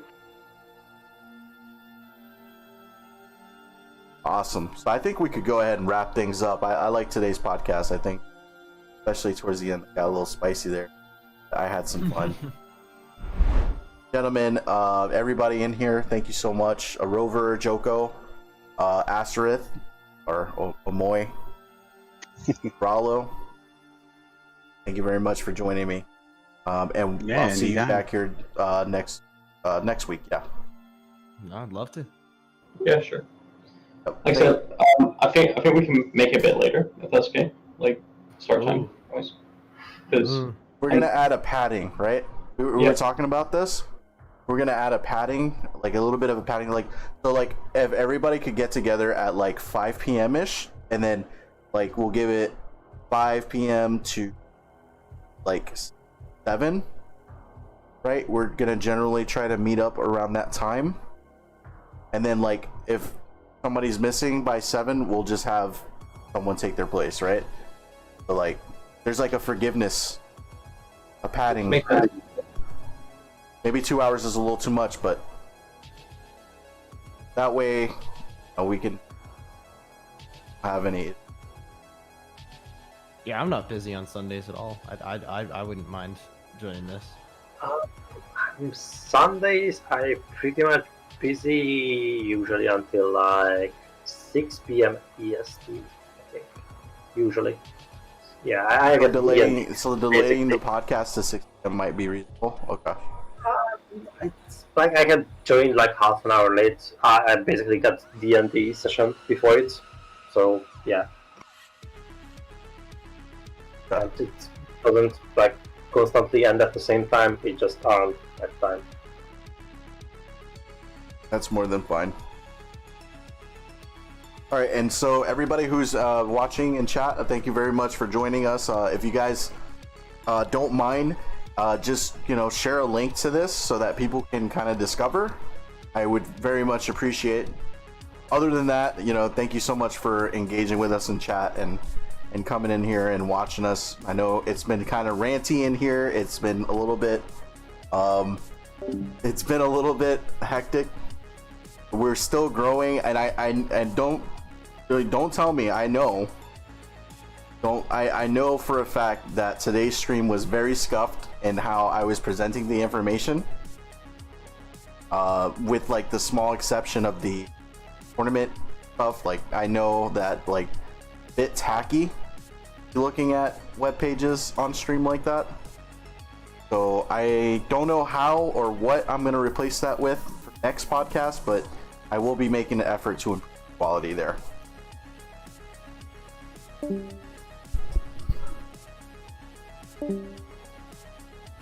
So we're gonna go ahead and end the stream for today. Once again, thank you guys. I hope you guys have a good rest of your evenings. And you can catch us tomorrow. We're gonna be doing learning games.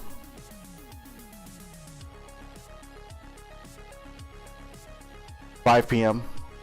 Eastern time.